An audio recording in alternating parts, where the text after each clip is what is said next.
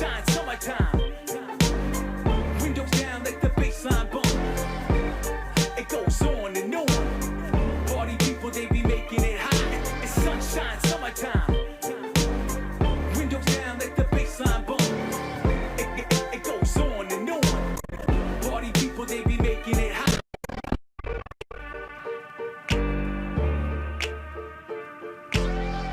Ladies and gentlemen, the winner of the FIFA E-World Cup, Mo Alba!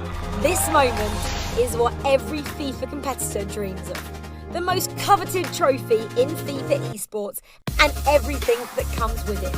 I did your celebration when I won. Maybe you can do a picture like that? So how do you get there? Here's the breakdown. The best players compete in the FIFA Global Series, the world's most prestigious FIFA competition. Whether you're from North America, South America, Asia, Africa, Europe or Oceania, you can begin your journey by registering at FUTChampions.com and making a name for yourself in the FIFA Ultimate Team Division Rivals. By racking up W's, you'll be able to take the team of your dreams to compete in the FUT Champions Weekend League against other aspiring competitors. The top players from each region will be invited to compete in the regional qualifiers, and then from there, the top-ranked players will join winners from our partner leagues in the regional playoffs. And only the best will make it to the E-World Cup. Once there, it's all about who can handle the pressure.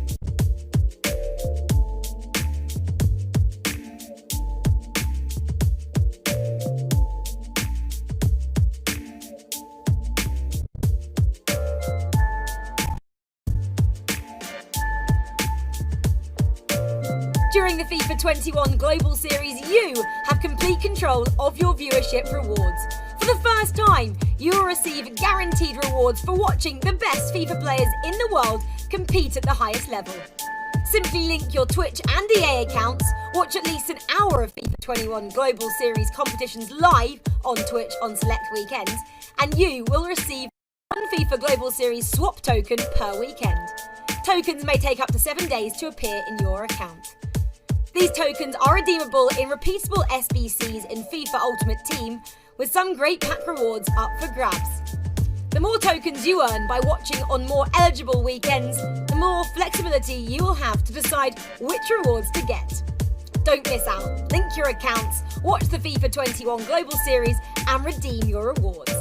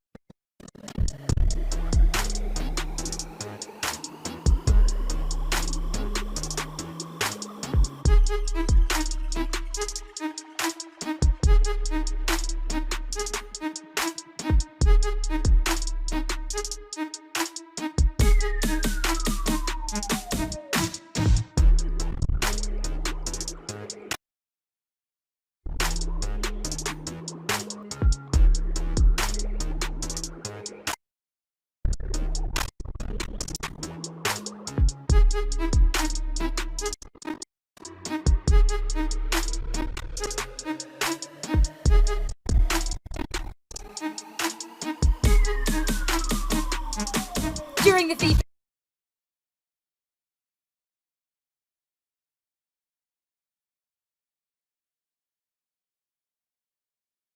players in the world compete at the highest level. Simply link your Twitch and EA accounts, watch at least an hour of FIFA 21 Global Series competition, and you will receive one FIFA Global Series swap token per weekend. Tokens may take up to 7 days to appear in your account.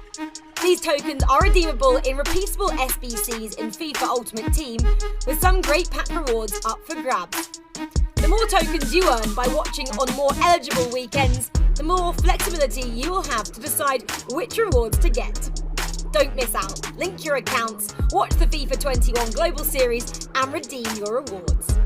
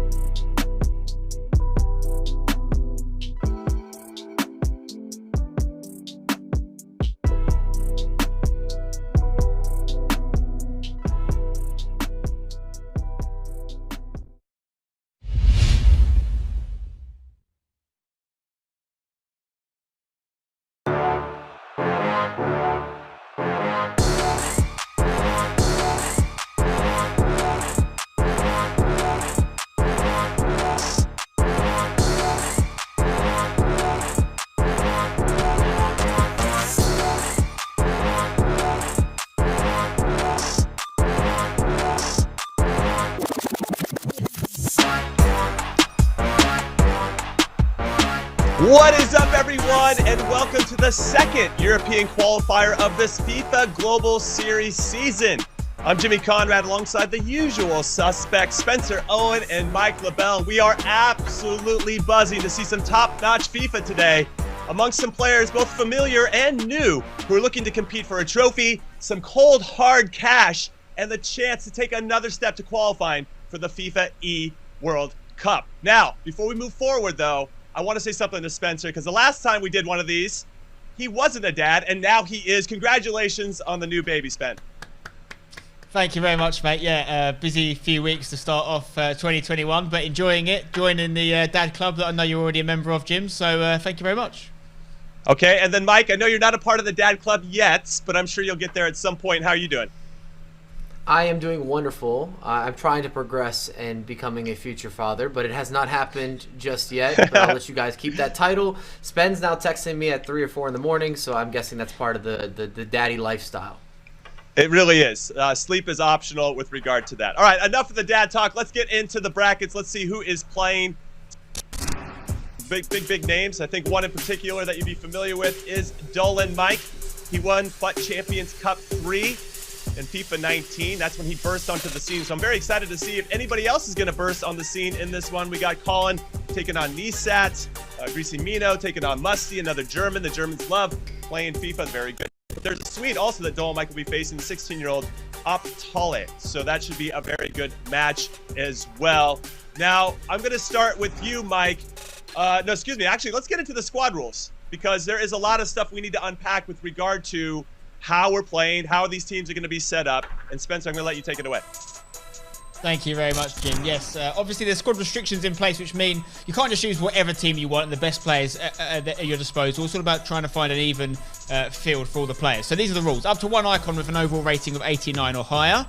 That's your premium material, as Mike would call it. Up to one icon with overall rating of up to 88. So you're still iconic, but it's just slightly less rated. Up to 2 non-icon players with an overall rating of 90 or higher, up to 2 non-icon players with an overall rating 87 to 89, and all other players must be 86 or lower. So you're looking for those little rough diamonds that maybe aren't the highest on rating, but perform for you on the pitch when it matters. The goalkeeper position is not really applied in this instance, so you can have any goalkeeper you want. If you don't have 2 icons or 2 players rated over 90, you may substitute a player item from a lower category, and this means you can use an extra non-icon player over 90 instead of an icon up to 88. Well, you should be. That was a very lengthy explanation, but we appreciate it. I'm going to add rough diamonds into the mix-up because we are talking about points. As you can see on screen, this is what it looks like. And this is very important for the progression of all these players and where they're going to stand towards the end of the year in the FIFA ecosystem. First place, 1,000 points. Second place, 900 points. Third place, 800 points, and so forth and so on. But you have to build up your allocation if you want to have a chance of being in the FIFA E World Cup.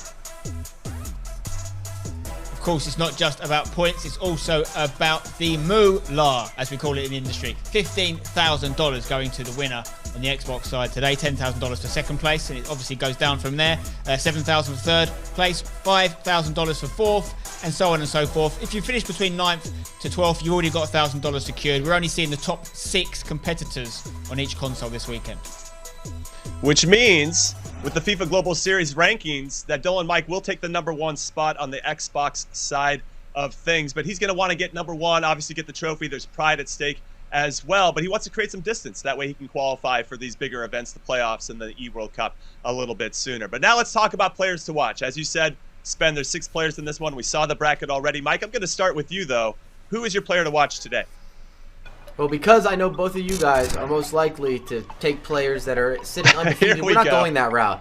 We're going with Mino, obviously representing Griezmann's esports organization. He's coming off being a champion last year, towards the end of last year, and I feel that he's ready to build on that, and that he's not necessarily talked about enough internationally for the success story that he's had and how he's really grown into being a competitor that is ready to be a champion or to build on those championships. And this is a great opportunity. These are the final 6 competitors. Making it here is a massive accomplishment, but this can be your legacy you can build on. My question is, did Mike go with Mino because he wanted to, or because he just was the last person to submit who he's going for, and me and Jimmy had all taken the top dogs? Because I'd gone with Optale. Now, this isn't a name, I'll be honest, I was that familiar with until we looked at who qualified for this tournament, and I'm sure that's the case for a lot of people in the scene. He's 16 years old. It's his first time competing in the FIFA Global Series, but he is one of a plethora of high-quality Swedish FIFA players. I've got a stat for you guys. You're not going to believe this. Did you know 1 in 3 Swedish people are FIFA professionals? Okay, that stat is made up. It's not true. I just created it, but it feels like it should be. Everyone in Sweden's great at FIFA. It's another one off the conveyor belt. The factory line is strong. Is Optale going to put himself on the map here for Gothenburg? I guess we're going to have to wait and see because he's taking on NEO's Dolan Mike. As I mentioned before, he won FUT Champions Cup 3 not too long ago, about a year and a half ago in Bucharest. Really burst onto the scene. I think this is another good opportunity for maybe another player to do the same, but they're going to have to get past the guy that did it first. He has actually been playing lights out. Mino, that's Mike's player, he's been having these Mino Cups at lead-ups to these types of events, and Dolan Mike's been winning the Mino Cup, and not only that, he's been helping his squad and his partner, Gorilla for NEO, win a lot of FIFA E-Club World Cup qualifiers to make sure they get into that event as well. And he actually tweeted out that he won 3 out of 3 deciders in that competition, and he's got ice in his veins, so I really feel like he is one to watch, and obviously the heavy favorite in this one. Mike, do you agree with me on this? I think Dolan Mike is the bigger name, if that's what you want to build from your point of perspective, of course.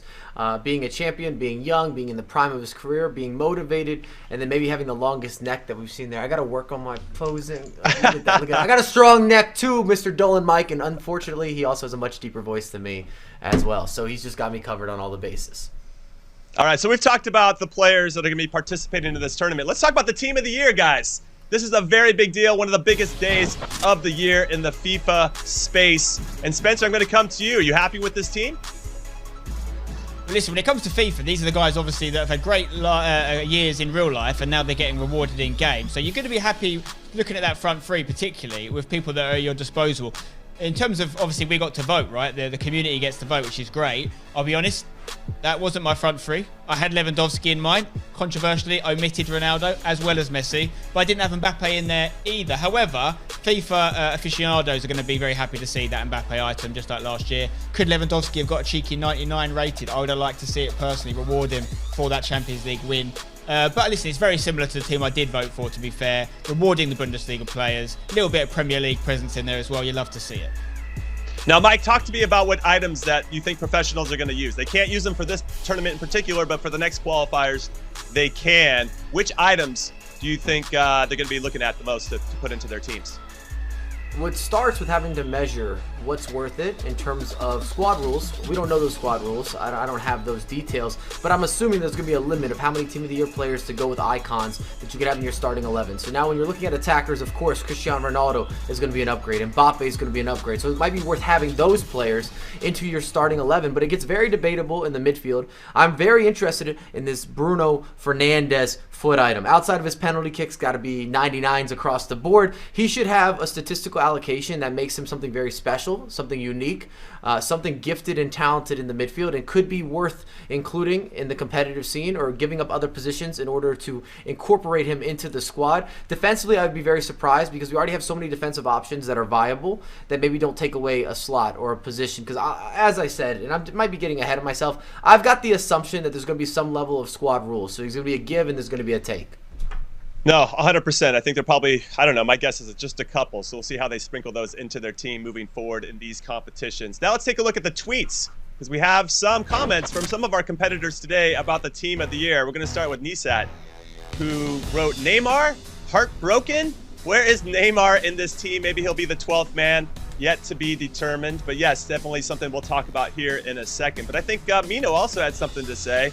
Mbappe, 3 questions.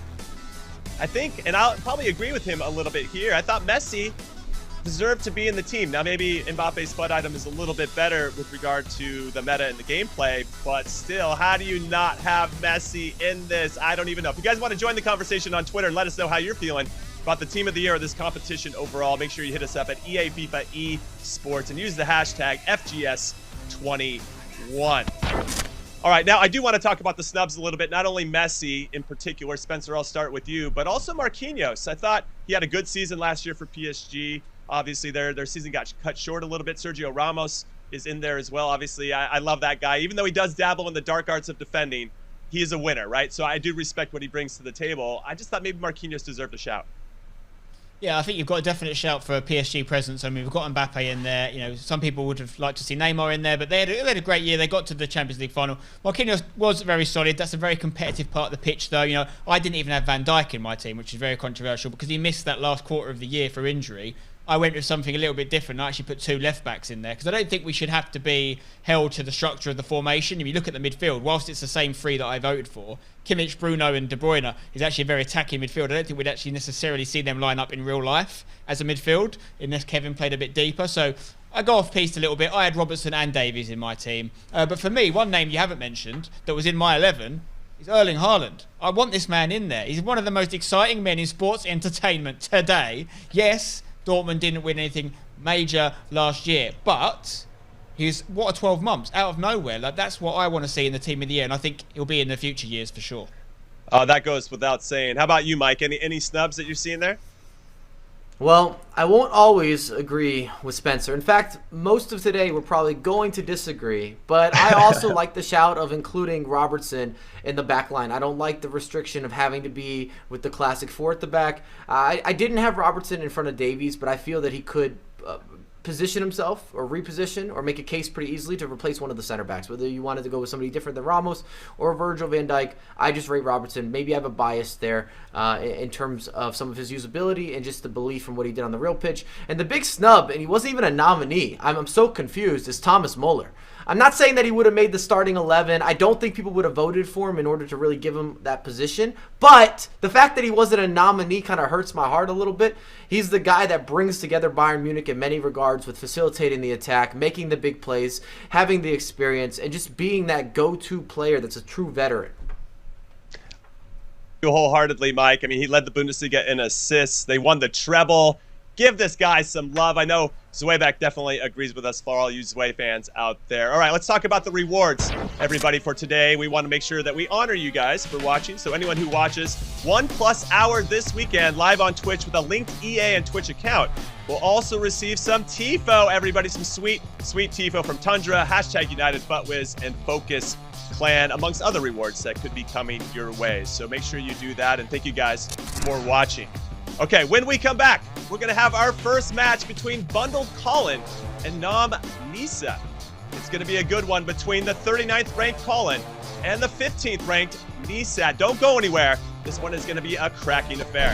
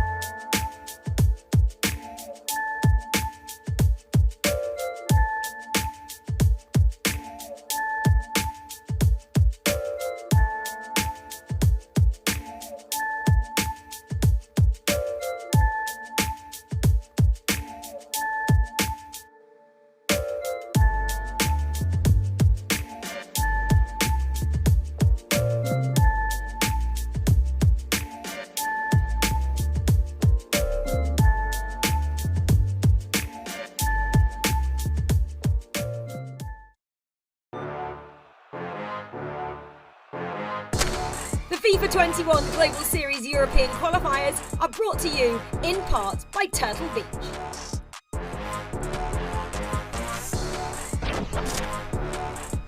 Just like Rachel Stringer just said, the FIFA 21 Global Series European qualifiers are brought to you in part by Turtle Beach.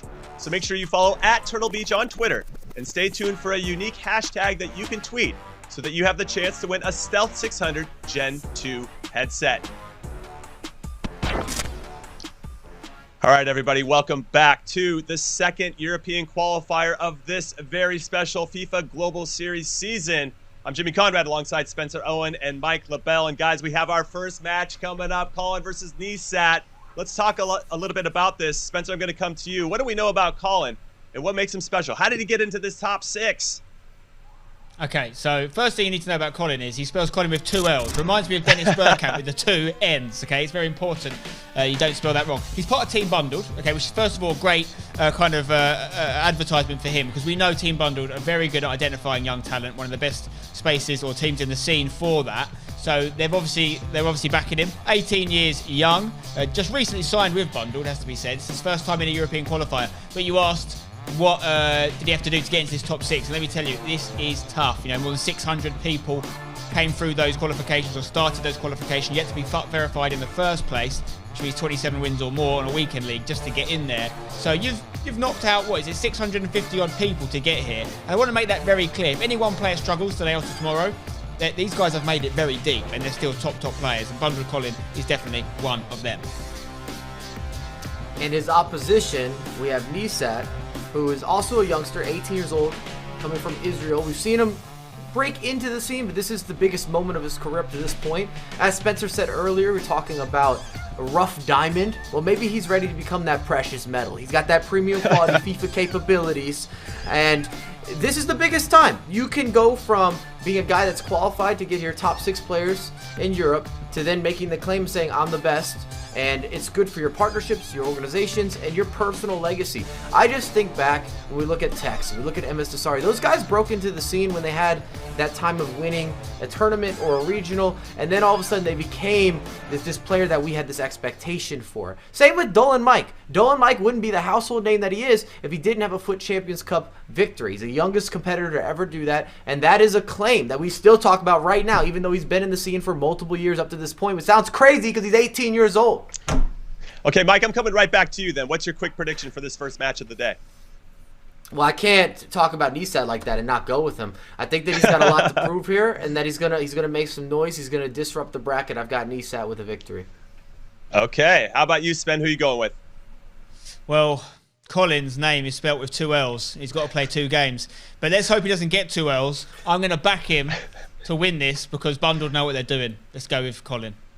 All right. And also, my first car was called Colin, so that's also. There you go. There's a lot of reasons to go for it, but we have a split decision between these 2 guys. Now it's time to throw casters of this first, Brandon Smith and Ago Rosenmeyer. Take it away, guys.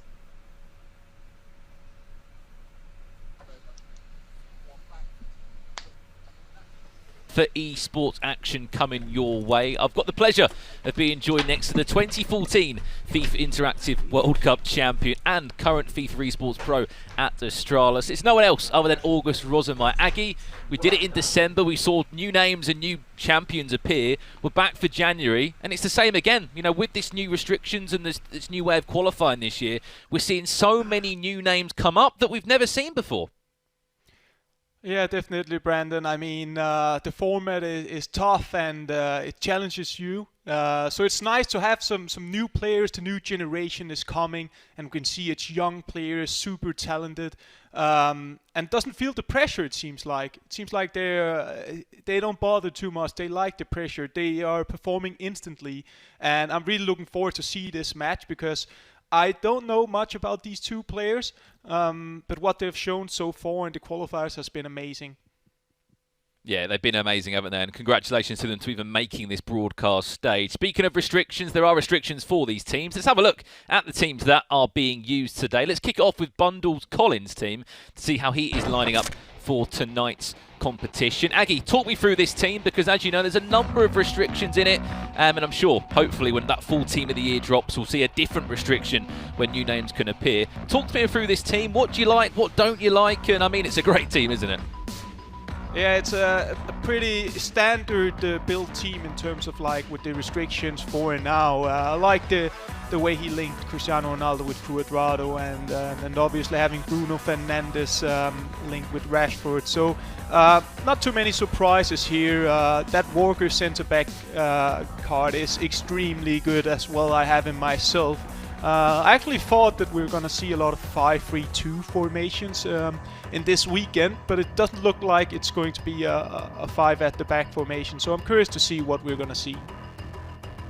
Yeah, and on the other side of that, we got, of course, non-esports Nisat's side. Again, an interesting one. He's loving these Champions League items in there. Zakaria gets the nod. Klosterman Of course, Alphonso Davies, soon to be that Team of the Year, Alphonso Davies, when it is released into the game. Later out in at right back. Aggie, talk to me through this team. A lot of Bundesliga players in it. Yeah, that's interesting, especially the Zakaria CDM card down as a centre back. I'm not sure if he's gonna switch him up with Vieira maybe in game. I also feel like it's very interesting with the right back card. I think it's a Limer foot freeze card, which is interesting. But that's for the chemistry, obviously. And then I'd love to see the two Ronaldos as the strikers, probably for Nisat. Yeah, and amazing. Those options on the bench as well, the likes of Kleber and the headliner James Tavernier on the bench for all of these players. A number of restrictions have to be followed. Let's not forget that for these guys to use in the tournament. But here they are on your screen, of course, respectively. Colin out in the Netherlands and Noms Nisat out in Israel. I mean, just a quick word on both of these competitors, Aga, as we said. Two new names. We've seen Nisat qualify for an event back in FIFA 20. That was FUT Champions Cup. Number 5, I believe. But new names appearing. It's not really a surprise, is it? Is esports is getting bigger for FIFA. There's more tournaments. There's more prize money on the line. And naturally, more people want to get involved and more people want to play. Yeah, I agree with you, Brandon. It's pretty obvious to me that FIFA esports is getting bigger and bigger, and therefore we will have more and more competition. So it's going to be interesting to see these two young players showing off their talent, because this is the biggest stage you can get to and the biggest scene. Of course, we don't know who is Nisat from right to left in this one. Of course, speaking of Nom Esports, they've had a couple of big names on their books, Israeli and FIFA players, that is. Roy Feldman comes to mind, one of those big names. Here comes Bundle Colin now looking to take the deadlock in this one, and he will, near enough, get so close, just wide off that right-hand post, and Petacek able to say goodbye to that one. It will be a goal kick. But speaking of Nom Nisat, a player you probably know quite well, Aga, does play for Astralis. It's Roy Feldman, another Israeli player that's come through the ranks in recent years, and as I said, he actually had a spell at Nom Esports. I think it was back in FIFA 19, FIFA 20, when he went on like a mad playoff run. Yeah, definitely. Roy is a pioneer in Israel and probably showed the way for a lot of the players we are seeing going forward in the FIFA Global Series. And before, we just have a huge chant for Nom Nisat, but you have to convert it. And I'm pretty sure it's going to be interesting to see the new patch here. How does it affect the players? They can't really perform the step overs as much because it's been nerfed a little bit, so they have to find other solutions, Brandon. Yeah, and again, if you are at home thinking it's a little bit laggy, the gameplay, of course, this is a full remote broadcast. I'm at home, Aga's at home. These pro players are at home in their retrospective countries. So we are going to get that sorted for you again. If it is a little bit choppy and laggy, we'll keep you up to date with everything as it does go in. But bear with us, guys. This is a remote FIFA 21 Global Series season. Qualifiers taking place all over the world. I'm sure you've been following them closely, whether it's in East Asia, North America, and of course this is qualifier number 2 in Europe. You are watching. We've got a weekend full of FIFA for you. Of course, today we'll have the Xbox players, tomorrow we'll have our PlayStation players, and I think one thing that we will touch upon, Aga, is how difficult and how hard it is to qualify for these tournaments, because you look across the board for today and tomorrow, there's only one name that has re-qualified, and of course that's Adriman over at Dux Gaming. Other than that, I mean, there's players that have come close. Dylan Mike came so close in qualifier 1 to making it to the broadcast. This time round, he's made it to the broadcast. But I don't think we'll see many people that will be a repeated qualifier, Aga, just because of how tough it is this year. Look, there's only 6 names that get to the broadcast itself. Out of, we're talking 1,000 on the PlayStation 4 and 700-800 on the Xbox. So really really difficult. Could be a chance here. Back to goal for Bundle Colin. It's Neymar. Interchanging very, very well. We'll get that gameplay sorted for you as soon as we can. But just on that, Aga, it's very difficult, isn't it, to qualify this year, especially for those broadcasts? Yeah, definitely, Brandon. I mean, with so much talent in every region in the FIFA Global Series, it's always going to be very, very hard. You have to win very, very many games against very good players. You need the margins. You need to hit the form. You need to peak at the right time.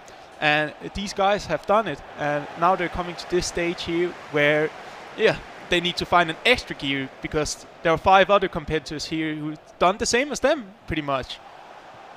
Yeah, exactly that. And of course, you are just tuning in tonight. This is qualifier number 2 in Europe. It's a 2-legged game of FIFA.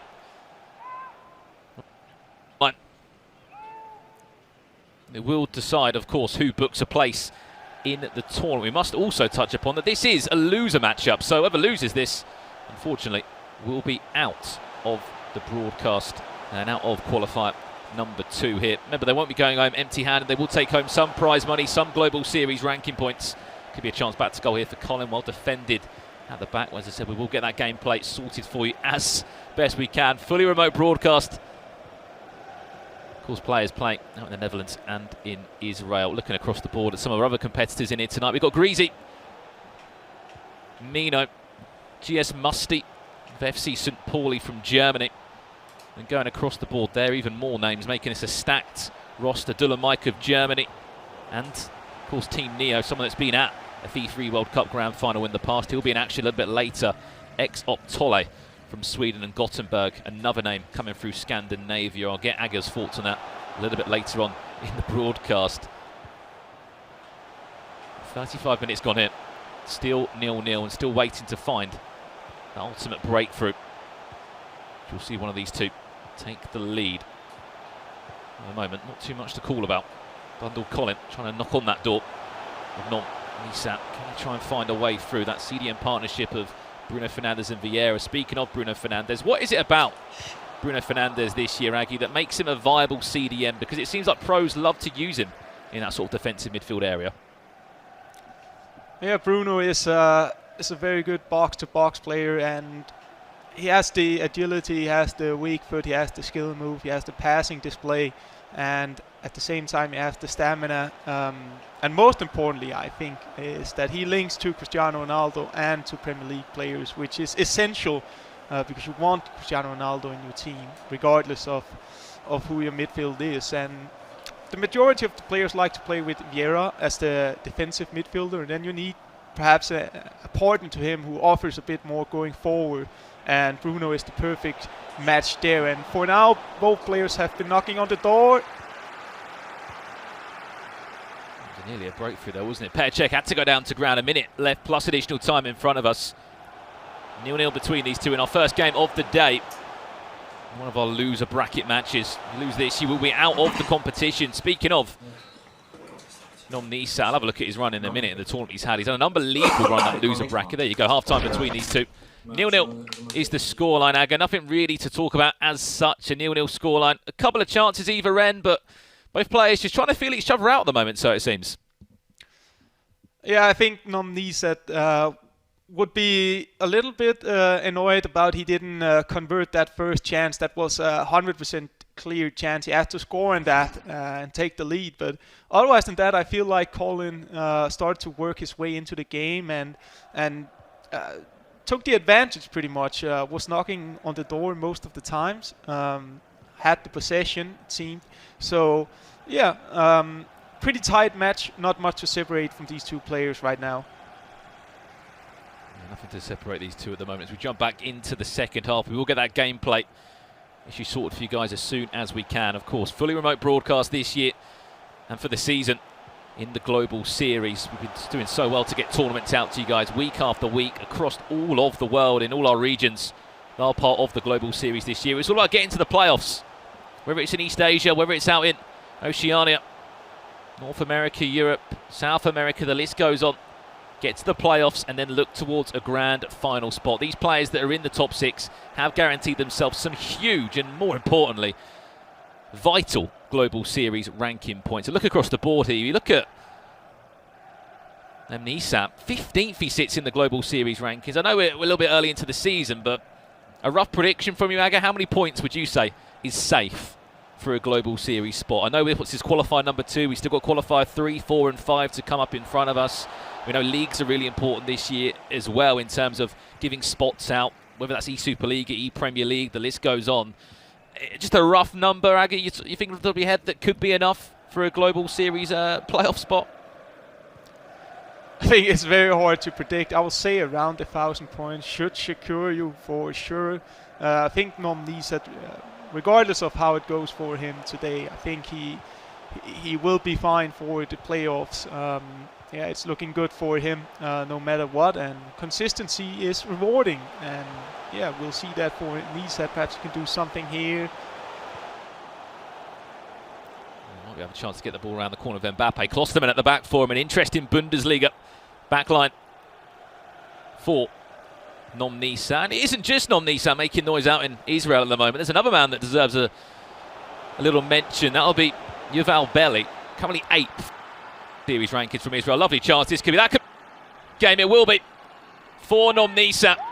It's Neymar that makes his name heard in the global series. You saw that tweet for him that Jimmy and the rest of the guys were showing. A player that he would have wanted in that team of the year. He's in his team, funny enough. And finally, Aga, we have a breakthrough. 63 minutes on the clock. Nom Nisan leads by a goal to 0 here in Europe. And this time he's clinical and doing the exact right thing when he gets the free one with a through ball. He makes the ball roll and dribbles past the goalkeeper, and it's a 100% goal. Nice execution from Nom Nisan. We do finally have a breakthrough in our first game of the day today. Said on social media he was a little bit disappointed that Neymar didn't make the frame in that starting 11 for Team of the Year. Speaking of Bruno Fernandes as well, another chance could be on here actually for Cristiano Ronaldo. Trying to just tease that back line of bundled Colin. Looking for that cut back into the likes of Marcus Rashford, into Bruno Fernandes. Vieira there will try and link up in a triangle as best they can. I'm sure a number of you would have seen the price tag on that Team of the Year, Cristiano Ronaldo. 7-8 million depending on your console, maybe a bit more, maybe a little bit less, as more people get their hands on him and he becomes more desirable for so many players. Aga, if you could pick one of those 3 Team of the Year forwards, probably going to guess it's going to be Mbappe or Ronaldo. Is it Ronaldo that takes your money? I'll go with Cristiano Ronaldo for sure. Just follow this nice defending by Colin. We can see in Nom Nisan is really trying with all his repertoire, with the manual bridge, the bridge, elasticos, shooting feints. He has a lot of way to open up the defense, and perhaps he can do it again here. He's just offside.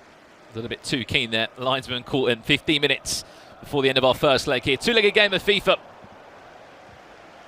You've got to win to stay in the tournament. You lose, you will be on your way out of the competition. It could be fine a second for Neymar. He's in a lot of space. He was the man that did break the deadlock for him. 63 minutes on the clock. Neymar still looking to find a way through. Remember, he's got R9 in that box, who's a very good option. Not many players have that luxury of having R9 in the team. He costs you so many coins, and I don't think he's in your team, Aga, is he? No, he's not on my team. But yeah, as you said, Brandon, Team of the Year Cristiano Ronaldo. I'm not sure if I will be able to afford him, but I will sell my entire club almost just to get him. I think his card will be amazing, and definitely a player we're going to see when the restrictions allow you to play with him. Yeah, just a couple of minutes left of our first game here. We will try and get that gameplay issue sorted for you guys to make it a little bit of a smoother viewing experience for everybody at home. Thank you very much to everyone that has tuned in this evening. As we said, we've got a weekend full of FIFA esports action here in Europe. Matches on the Xbox today, plenty of them.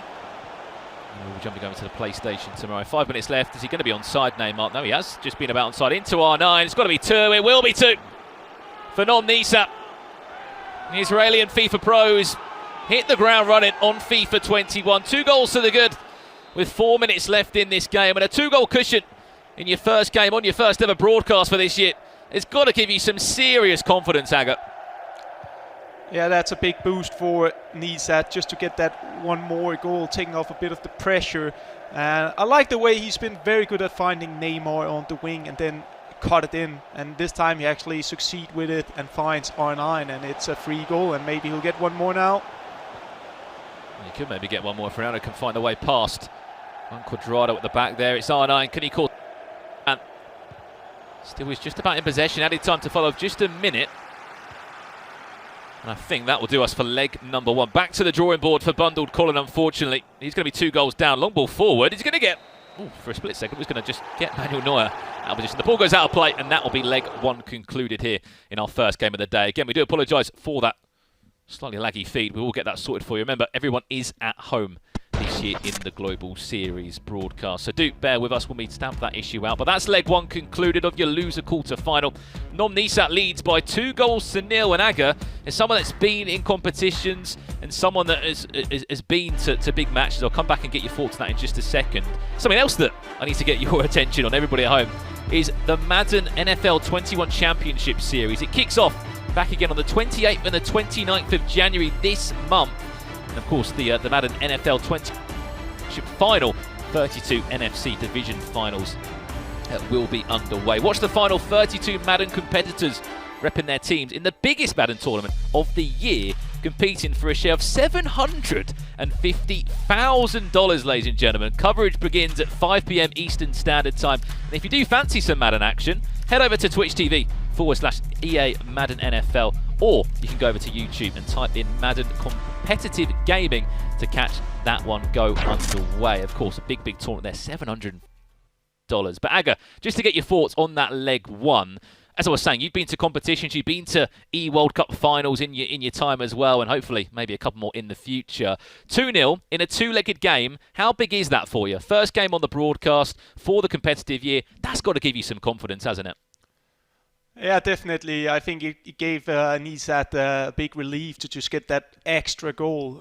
Means that Colin have to work even harder to get back. It's definitely not over yet. A lot of things can still happen.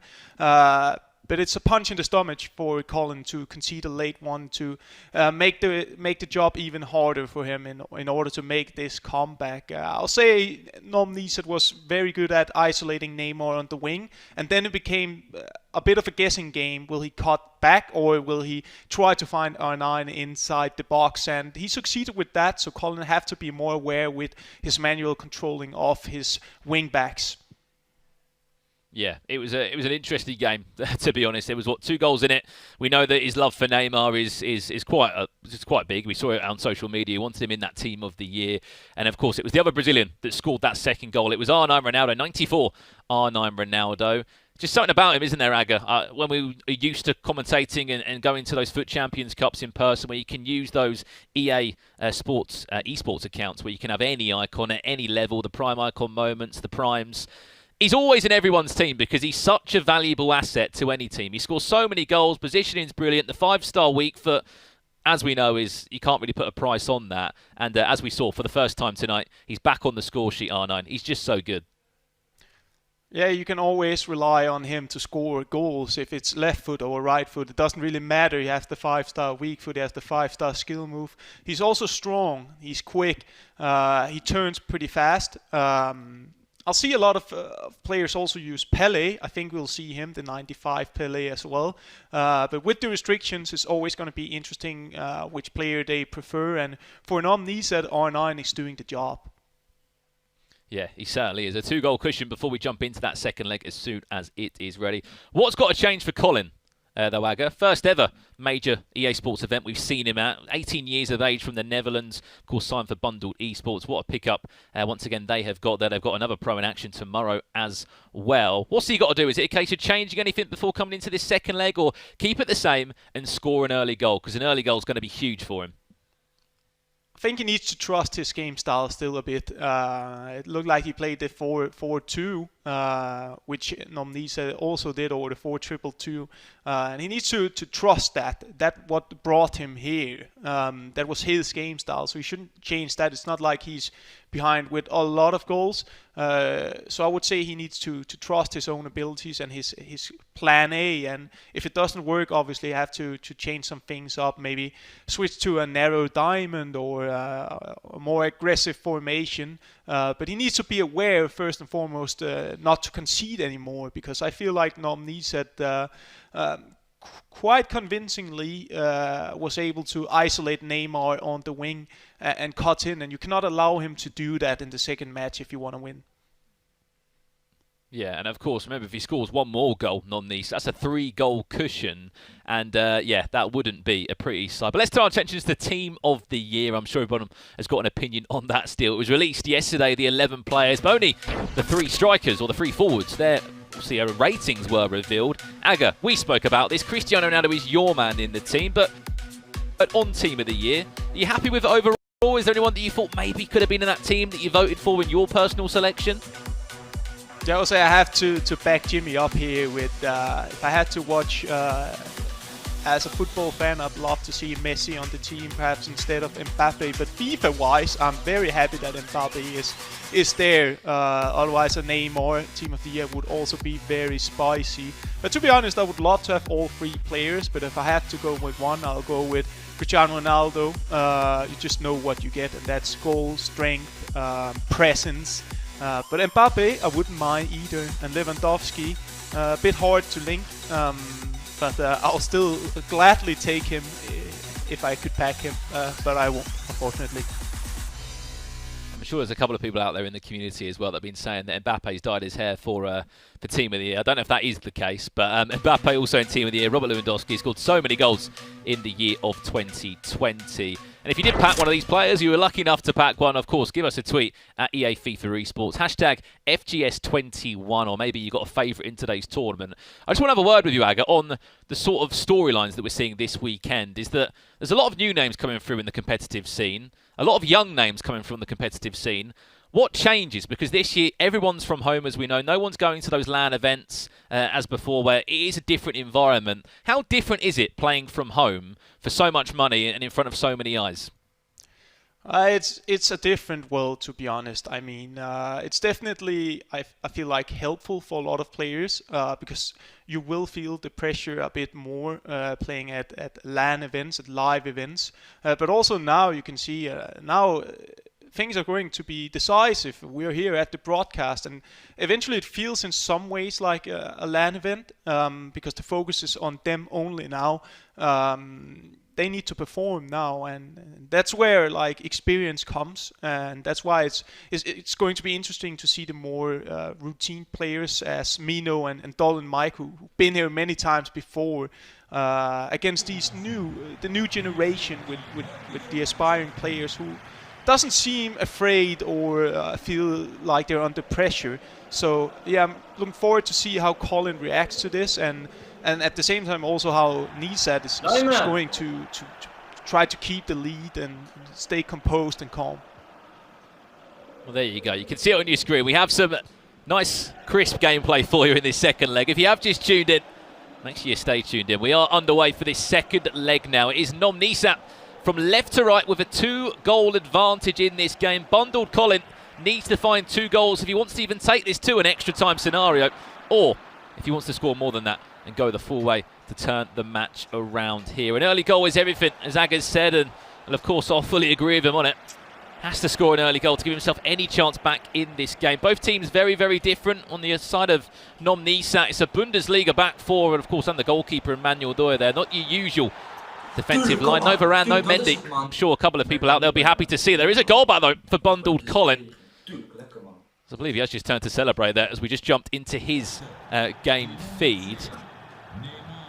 And there you go. I think that is a goal back for him. What an early goal it was, Aga. What do we say? He had to score an early goal. That's exactly what he provided us.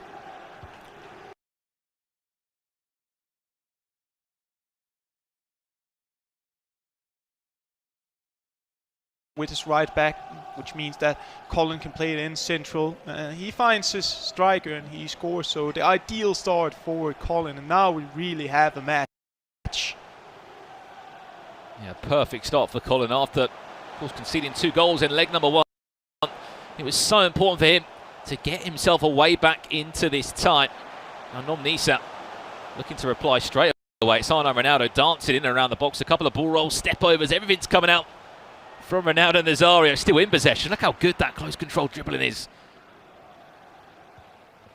from the icon that everybody wants in their team. A word on Nom Nisat, I should say.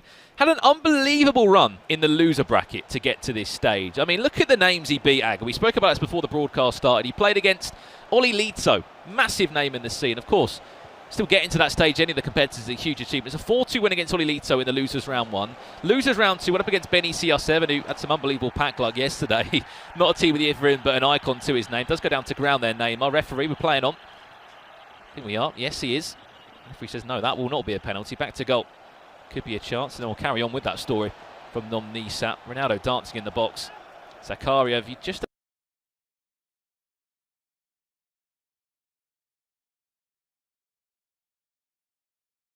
unbelievable run through to even get. It's something that he should be super, super proud of as shot comes in. Easy day in the end for Manuel Neuer. He had a great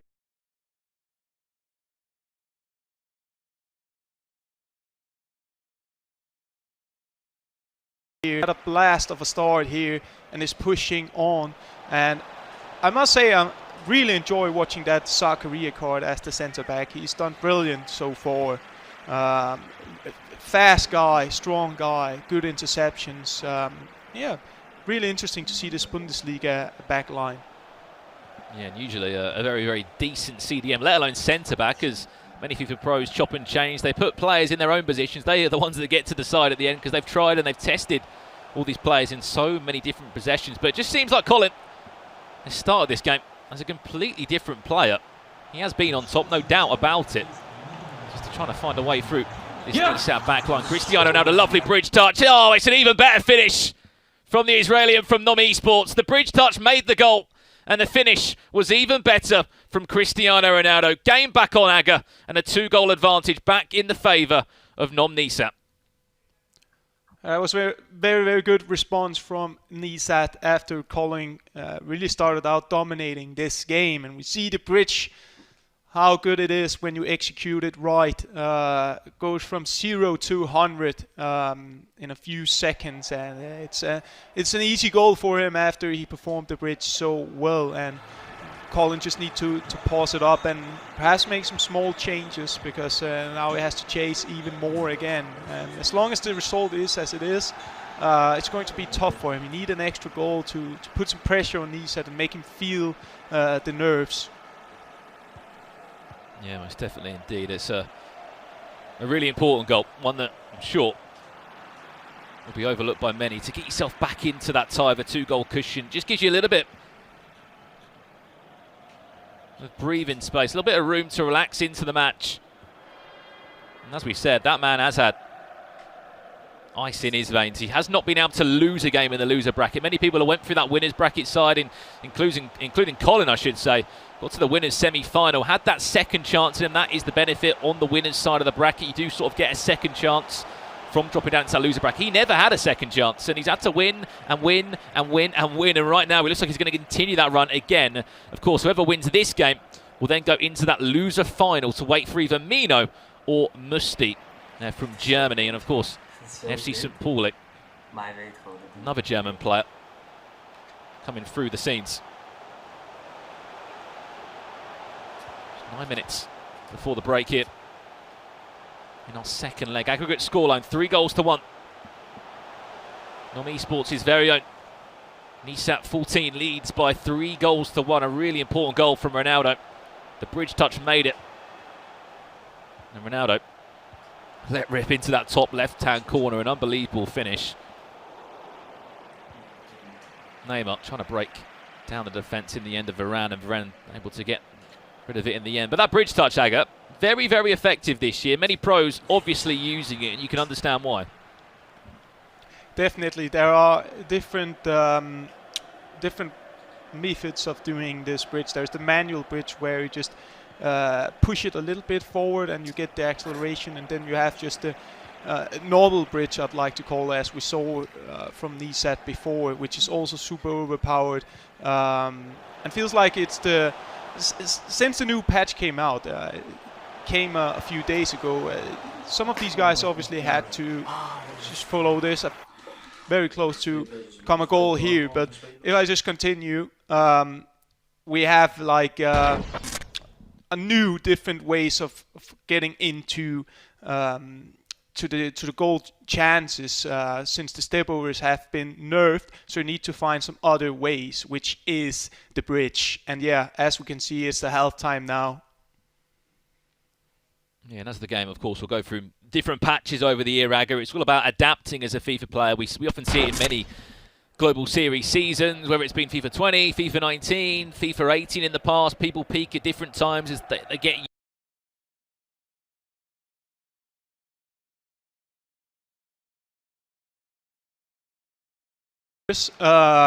like to perform, I think was essential to do. But after that, I really like the bridge, and obviously I also really enjoy the ball wall scoop, as we have seen a lot, especially from Nisat.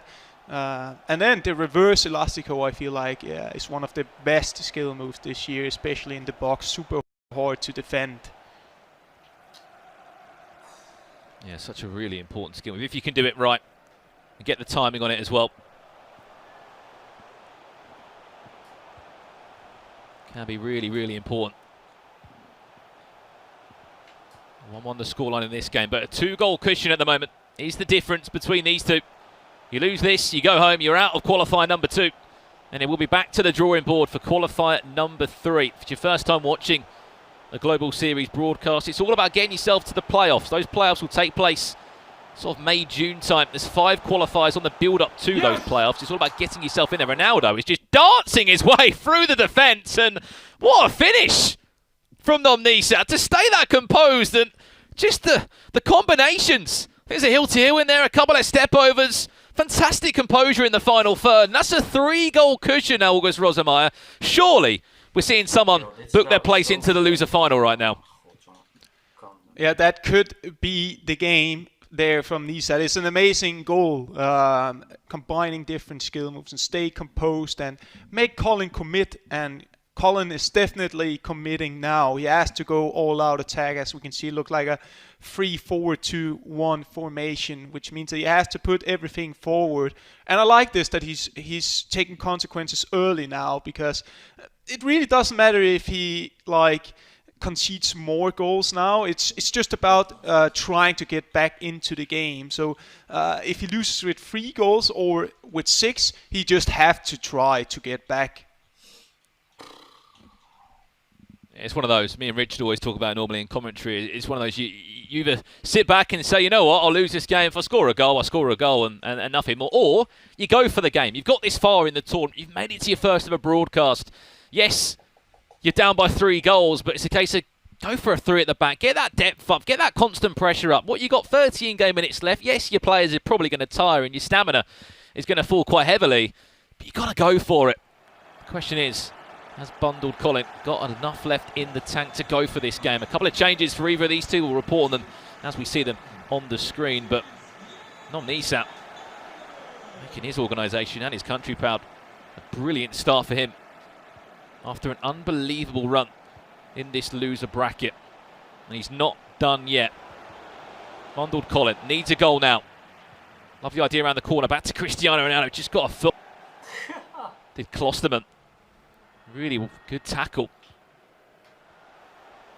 It's a case now for Nisat. See out the game. There you go. The depth's going to be so high. There's going to be gaps that will appear in behind Neymar. Did he need that extra ball roll? I don't think he did. It just put him off balance, and the pass was not great into the path of Cristiano Ronaldo, who, in all honesty, could have seen out the game there, Aga. Yeah, he could have. This is the consequence you have to accept, Bundle Colin, that there's going to be gaps, there's going to be space for the counter-attacks. You have to take risks now with his centre-backs, and Nisat will try to take advantage of that. But on the other hand, Colin needs a goal soon in order to try to turn this game around, because Nisat, he's been great offensively, but what impressed me the most has been his defensive. Been really, really, really structured, solid. Haven't really made any mistakes.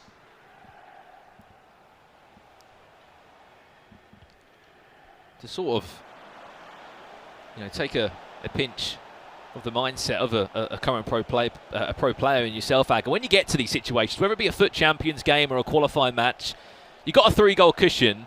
What changes in you on the winning? It's a case of you're not going to time waste because you're not breaking any rules and such, but at the same time, you don't really need to score many more goals. It's a case of trying to keep possession, but keep possession in the right way. Yeah, exactly. And then you shouldn't be too defensive minded unless it's the last 10 minutes, in my opinion. You should still make your opponent feel that you have to defend. You still got to make your opponent focus on not conceding. And there, I think we got a goal. I couldn't really see it here on the stream. I think Nisat just sealed out the game, Brandon. Yeah, I think he did with that celebration there. with 2 fingers in the air again. That completely just jumped for us there. Nom Nisat, I believe, just booked himself another goal, which means he will be booking himself a place in that loser bracket grand final. He's just been focused throughout this whole matchup, and fair play to him. His first ever tournament of the FIFA 21 year. He qualified for a FUT Champions Cup late FIFA 20. It's not just him. There's a couple of players from Israel that have really been making a name for themselves. As I said, he might not have made the broadcast yet, but someone else that deserves a mention is Yuval Belli, currently 8th on the Xbox ranking, 658 Global Series ranking points to his name. He literally gets like 1 or 2 games off broadcast events. But there you go, you can see it's a 5-goal cushion now, Aga. And again, what a performance. A performance to remember. Yeah, it's been solid from Nisat, controlled. He's been calm and collected. And yeah, Colin had to try and still have to try. But that would eventually be the consequence if he couldn't get some goals in. There would be some space for Nisat to attack, and he's been doing that. And I think overall it's pretty deserved that Nisat is going through to the next round. He's been the better player in these 2 legs. Yeah, he has been. He's been more clinical when he is needed to be. Also, one more. Why not? Round it out with another goal. There you go. Bundle Colin, goalkeeper off the line. But we have to talk about this. Anyone, and I repeat, anyone that makes it to the final 6 to get on a broadcast, wherever that is around all the regions. I know different regions have different spots as well. In South America, it's the top 4. You know, if you get that far, it's absolutely remarkable. So a huge congratulations for even making it this far. Of course, this is our loser quarterfinal in the bracket. The winner goes through, so technically the loser semi-final, I should say. Neymar, little juggle. Why not a little cheeky chip? Neymar into R9. He's just dancing now and enjoying himself, and why shouldn't he be? Nisat, seconds of real life time, minutes of in-game FIFA time, away from booking a place in that loser semi-final. Congratulations to him. What a run he's had in the loser bracket. First ever outing in a Global Series tournament this year on FIFA 20. He can dance around Petr Cech. Why won't he? R9 into the back of the net. And it's one of those. It's not going to mean too much for him, Aga, but a performance that he should be very proud of. Definitely, like, talking a bit about the mental game as well. I mean, he concedes very early, so he only have a 1-goal lead. And instead of bowing to the pressure and having troubles, he just stays calm, get the goal, so we have a 2-goal lead, and after that he just seals out the game. That's champion material. Looking forward to see him play again. We also saw in the FUT Champions Cup 1 that Oli Bolly went all the way from the loser bracket and won the entire thing. Perhaps we could see it with Nisat here. Yeah, we certainly could indeed. What a run he's had, as I said. You know, went through that loser, the loser round in the qualification, taking out big names, the likes of Benny CR7, ex-Lenny, Oli Lito, and a lad Bundle Colin onto that list. Commiserations to Bundle Colin. He goes out of qualifier number 2. Into loser semi-final, though, on the other side for that man from Israel. Huge congratulations. What performance. And as we said, he came in 2-0 down. Bundle Colin started so well. That first 30 minutes in that second leg started the game so well. Created so many chances, Aga, and I'm sure we'll be looking back on that in a day or 2 time and thinking, just if I had that chance and I put it into the back of the net, could have been a 2-2 scoreline and it could have been a different game. Yeah, I feel like Colin started out the best of these 2 players in both of the legs, but just couldn't find the last pass, the last decisive angle to score. And maybe he just got readed by Nisat, who just adapted to how he attacked, how he defended, and found the place and the angles to seal out the game. Yeah, a really, really impressive performance. And again, for Bundle Colin, what does he take from this? Because he's made a broadcast. As I said, it's so difficult to make a top 6 across any region this year in the Global Series. He's not going to walk home empty-handed. He's got a lot of experience to go away with, Global Series points, and a little bit of prize money. So he has got something to walk away with this tournament, hasn't he, Aga? Definitely. I mean, it's a very good thing to build further on for Colin. I mean, he's in a good spot on the FIFA ranking, and he got the prize money, got a great experience here. Things look very good for him. He's a part of the generation coming up, and he can be very proud of his performance. Yeah, he should be very proud of that. Of course, as we said, calling out the tournament, but Nom-Nisa, I should say, books a place into that loser semi-final. We're going to throw it back to Jimmy, Spencer and Mike, who will be joined by that winner. It's time.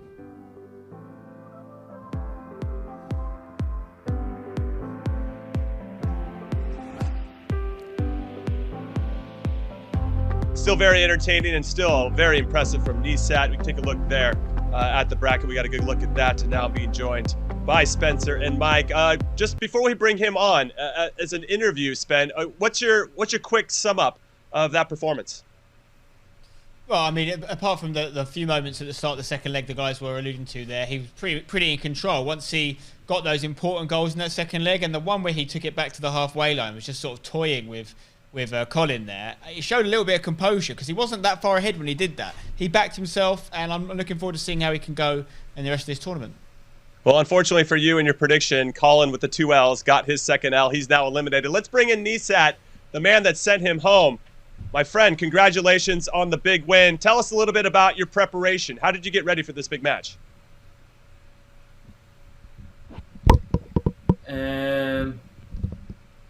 Work so hard for Nisat, can you hear us? Against,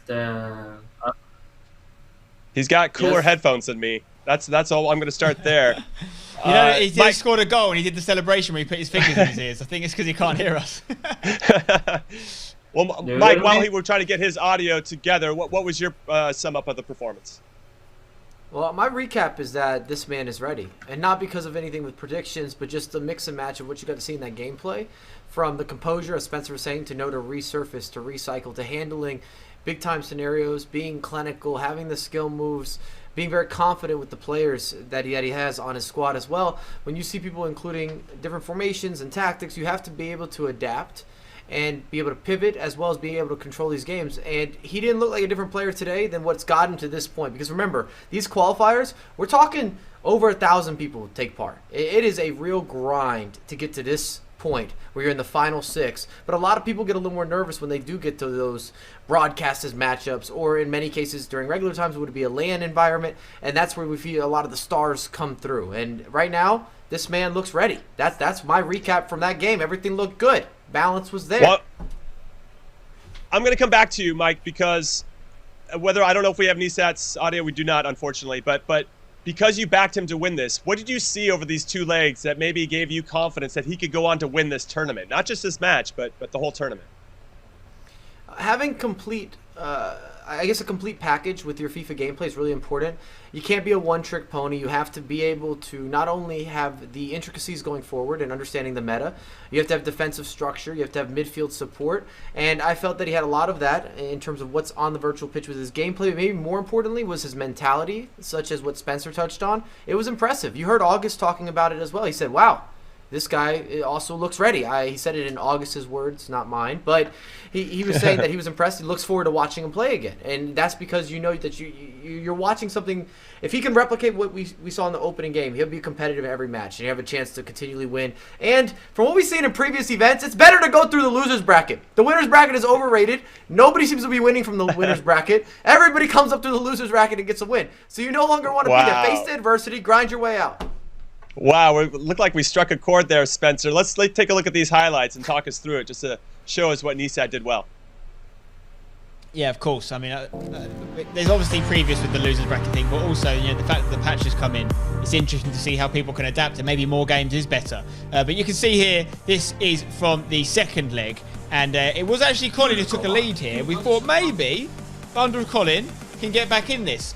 So it was a good start to the leg, but let's be honest, it wasn't a great finish, because once Nom-Nisa got going, he was unstoppable. Nice use of the bridge there, took him through for the goal, and that's Colin there looking a bit devastated. This was the goal I was referring to. He walked it back to the halfway line with Vieira, and he kind of baited in the 2 midfielders, turned back round 180 degrees, and opened it up for himself, very composed, then takes this goal. I mean, lots of composure there. So that was a really impressive moment. And you couple that with the mentality that Mike was talking about, his celebrations when he was scoring, putting out all this stuff towards the end. Like, this is the moves of a player who's playing with confidence.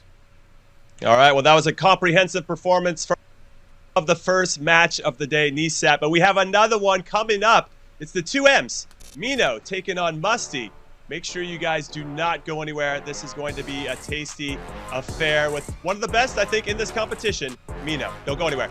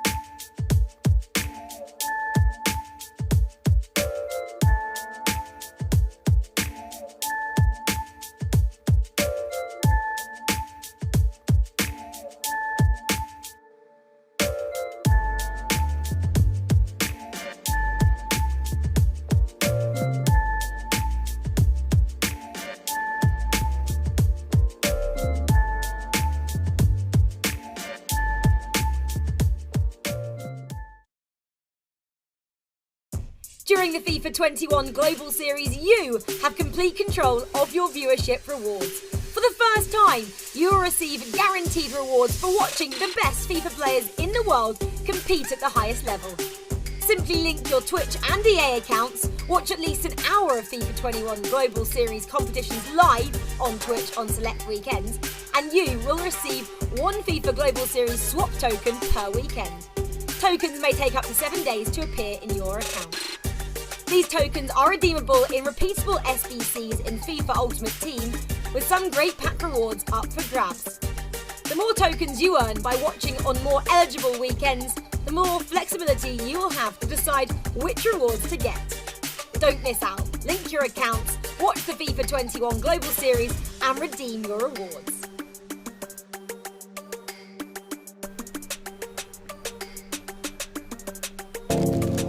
All right, everybody, welcome back. Before we move forward in the second European qualifier, let's talk a little about the man who won the North American qualifier, the first one of the season, Mike. Extra was so impressive. It was the most dominant final that I've seen up to this point. Maybe the most comprehensive and impressive FIFA performance I've actually seen up to this point in the FIFA 21 competitive year, which is a really big statement. But if you saw Extra, he was unbelievable. He had everything. He has your very classic gamer setup too. Lights off, hat on, focused on the game, didn't sleep a lot. I was there commentating on everything, and I was so impressed. We all talked about, I don't know who could have stood in front of him and been able to beat that version of Extra. And he got better throughout the tournament, and of course, he came through the losers bracket. All right, we'll see if he can do it again. The next regional qualifier is in early February, then March, April, May. Those are the 5 that you guys can see. It's on twitch.tv/e. I highly suggest that you watch to see more world-class FIFA being played all over the world. Very excited about that. And actually hear the upcoming broadcasts around the world, like I just mentioned. As you can see, a lot of it's going down early February. South America is happening mid-February. We'll be coming at you as well for our third qualifier of the European region in February 20th and 21st. But yes, so many big matches and tournaments and events coming up as all of these players globally try to get into or take that step towards qualifying for the FIFA E World Cup, which is very exciting. Obviously, the prestigious tournament. At the end of all of this grinding, we have something there for these players to win. And let's say Mo Abba is the guy. He's been holding on to this crown for 2 years now, so he's been sitting on that throne for some time. We'll see if he can repeat as champion. But let's get into this match. Mino versus Musty. Spencer, I'm going to come to you first. What are you liking between these two competitors? Well, as we mentioned already, Mino is definitely coming in with a decent amount of experience. Whether that's going to help him or not, it remains to be seen. It's a French versus German matchup. We've got Greasy Mino representing an actual footballer in Griezmann and his esports organisation. We've got FC St. Pauli, the German football club, being represented by ex-Musty19. So, listen, I don't care how much you know about FIFA. I don't think there's any such thing as favourites this year, particularly at this point in time with a brand new patch. Anyone can win, Jim, and we need to see these guys play before we know more about how they're going to handle the new version of the game. All right, well, before we take any steps further in this matchup, let's go to our first player profile of the day. It's about Greasy Mino and get a temperature about how he's feeling ahead of this big event.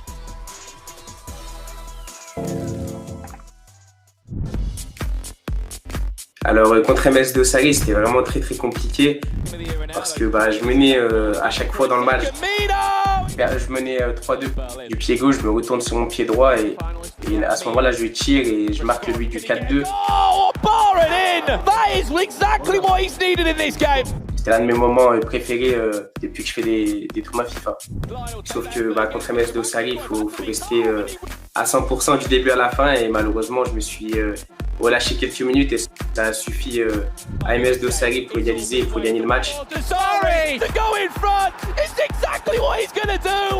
Depuis ce match, j'ai appris que quand on n'était pas bien dans un match, il fallait faire une petite pause, donc une petite pause de 30 secondes histoire de boire de l'eau, histoire de se relâcher un peu et de vraiment se reconcentrer à fond. Bonjour, je m'appelle Amin Bougenmi, j'ai 22 ans et je suis joueur pro pour l'équipe Crazy ou Sport. An early goal would certainly do that. Mbappe, scoop turn into the finish.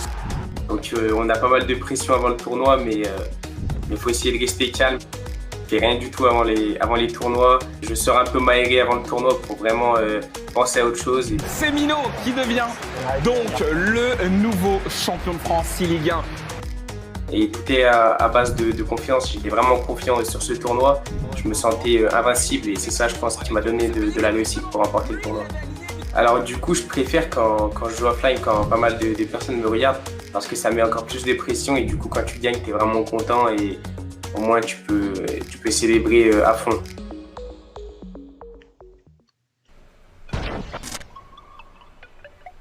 For more of these amazing player profiles, full matches between the pros and master classes, make sure you go to youtube.com/EAFIFA esports to make that all happen. Hit that subscribe button, leave some comments, hit some likes. You guys know the deal when you head over to YouTube. All right, Jimmy Conrad alongside Spencer Owen and Mike LaBelle. We're headed into our second match between Mino and Musty.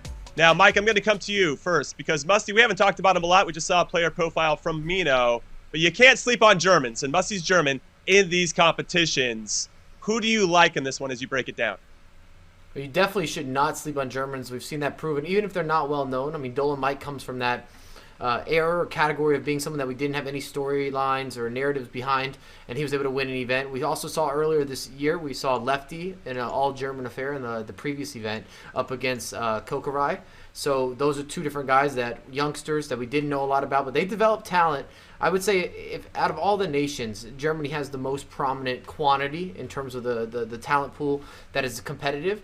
But with all that being said, I really feel that this is Mino's year. I think the new patch is also going to play into his favor as it slows down some of the skills. He's one of those very patient players. It's a classic French way of playing FIFA where they out-control you. He's got a lot of structure in his gameplay, and it works at the competitive level. Okay, so you like Mino in this one. That's your prediction? I like Mino. Yeah, that's my long recap to saying yes. Okay, and Spencer, how about you? What's sum it up for us. Give us your prediction at the end of it. I mean, yeah, I will give you a prediction if you want me to, Jim. But as I was mentioning before, I honestly think like this year, particularly more than any other year, it's a freak year. We all know why. You know, we're not doing the tournaments in the way that we would be doing them if the world wasn't in this position it was. And because of that, it's great that we've been able to adapt. But the form book has been ripped up. That's just a fact. When you combine that with the fact that there's a brand new patch, brand new version of the game out there now, these guys have had almost no time to practice on it.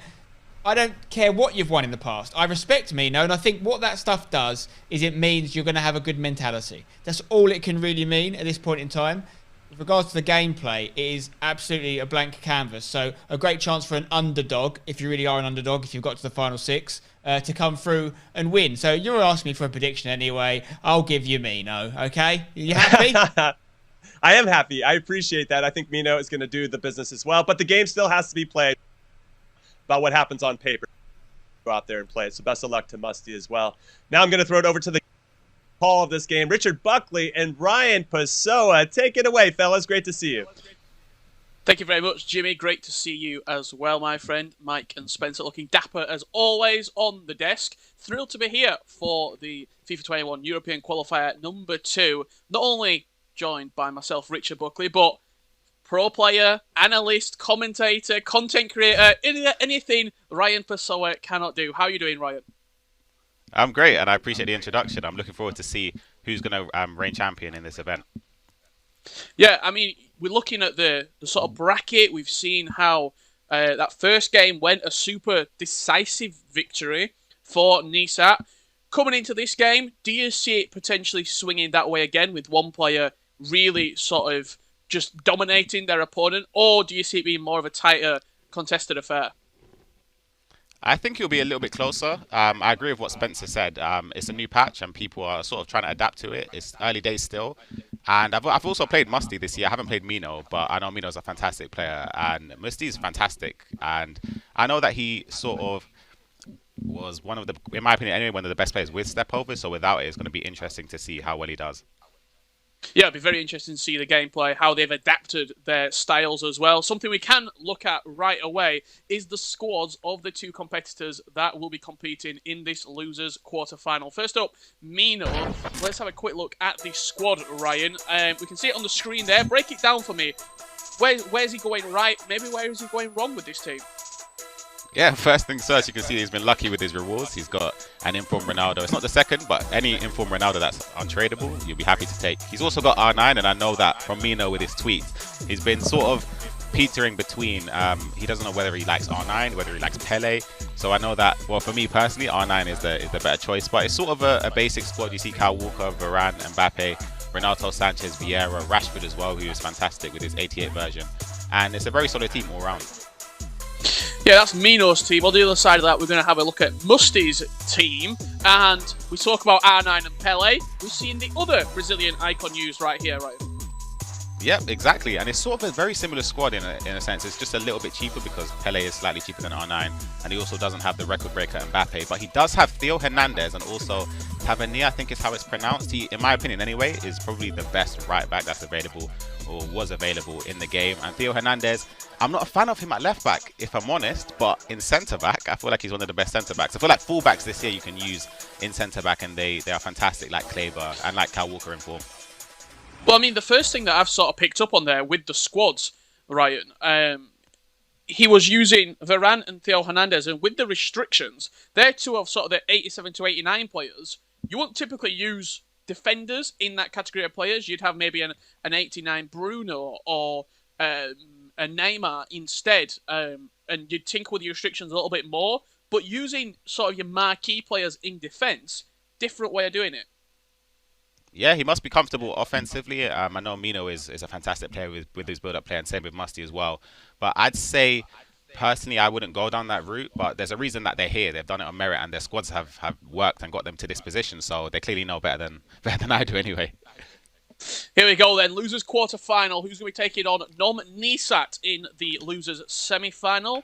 It's going to be Mino kicking from left to right. In the white, representing Greasy Esports, and from right to left, it's going to be Musty, the German, representing FC St. Pauli. We've got to get right into it, Ryan. The patch dropped just in the previous couple of days. I think it was on Tuesday.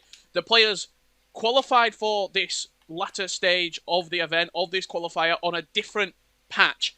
How quickly can you adjust to such big gameplay changes?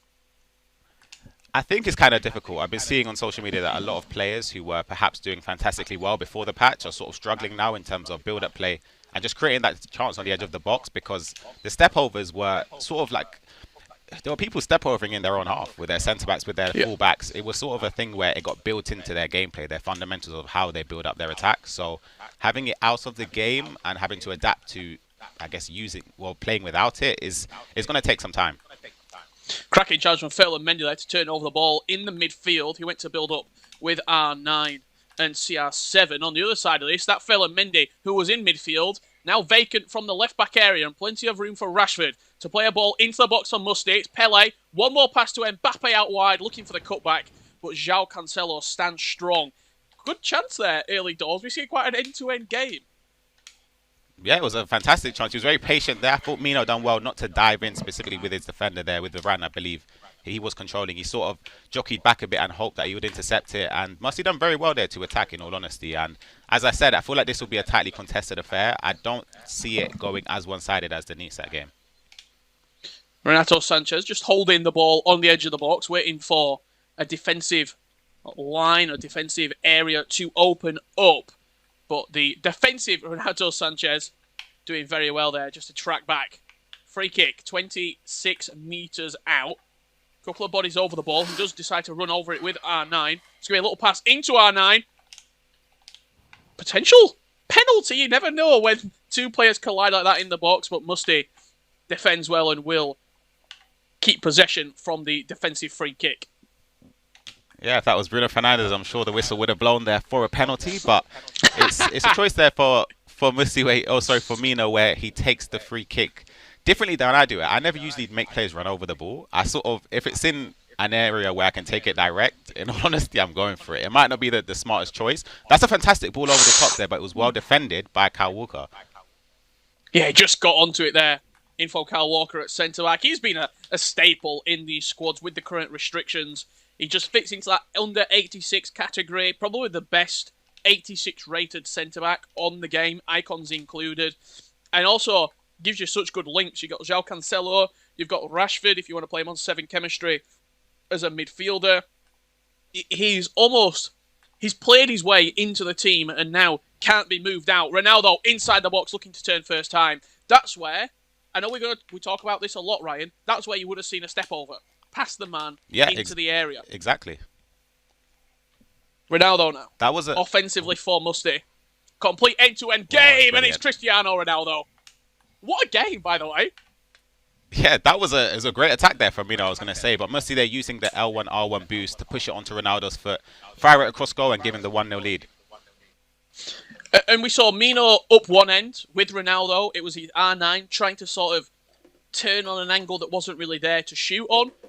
Up the other end, 6-7 seconds later, I didn't have time to finish my sentence, and Musty bridge touch into the space, smash past the goalkeeper. Yep, exactly, and you're going to be seeing that a lot more. It's a lot. Well, I'd say the bridge anyway. It's not necessarily a skill move, but it's a move that a lot of people do have it into their repertoire of attacking, and it's something that's going to be more and more important. You have to know the angles on when to bridge touch and when to use the L1RB boost. L1R1 or LBRB boost, which he used there. And it's sort of a thing where, because step overs aren't as effective as they were, you need to rely on other options to just push and get that speed boost into the area. Yeah, no, I saw a few players, especially sort of players who stream their games as well, or watching #Tom, who we're going to see in action tomorrow. Last weekend, or watching his weekend league, and he was saying, with the patch that he knew were coming, he knew step overs were going to sort of get taken out and nerfed quite dramatically, so they weren't as meta as previously. You're almost trying to untrain yourself and untrain your brain in doing those certain things. Pele here on the edge of the box. We'll get Ryan's perspective of that just after this attack here from Musty. Patrick Vieira looking to build up. Just inside the box now, Pele. Into Ronaldo, Cristiano, another directional nutmeg in the direction of the goal. And block will send us out for the first pause of the game, 37 minutes in. He's very tricky on the edge of the box. I'll give credit to him there. It's very hard to defend against him because he's very unpredictable.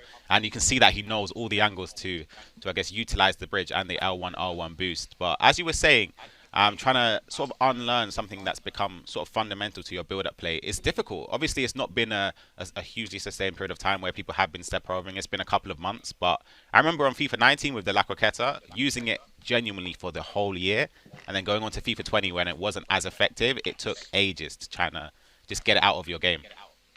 Yeah, I mean, also with the crosses on FIFA 19, it was such a big part of scoring goals. One of the most famous ones I remember, Tex, E-Premier League, out wide, scooped it open, back post cross, Dominic Calvert-Lewin.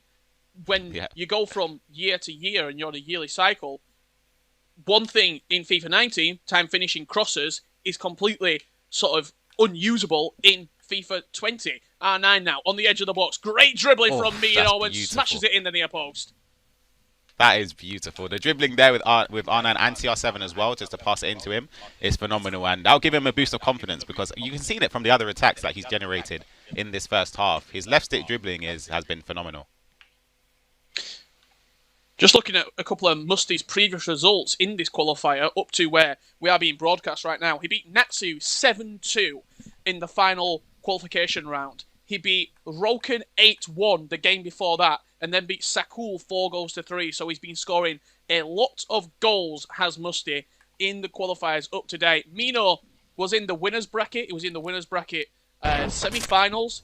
He lost 7-0 to Dull and Mike, putting him in this position now where he matches up against Musty. Half-time in leg number 1, 1 apiece. It was Musty taking the lead early doors, but Mino answered back. He took that pause on the 37th minute, Ryan. We unfortunately, we didn't get to see his perspective. When you're pausing that early, are you thinking, I've got to change something right now because I'm going to get smashed? If not, or we saw him in the promo earlier talking about taking 30 seconds, having a drink of water, calming himself down. Yeah, obviously we weren't able to see his viewpoint. I'm not sure if he changed anything tactically, but as you said, he mentioned it himself. Just the mentality side of the game is very important, and he might have noticed something where he was rushing his attacks, rushing his passes, maybe lunging in a bit. So he just took 30 seconds, paused it, sat back in his chair, took a deep breath, and came out of the pause a different player, and he managed to get a goal to equalise. We did see a change there at half-time. It was Rafael Varane being brought off for Kleiber. The squad showdown, 86 rated Kleiber. That's Pele with a finesse shot on the edge of the box.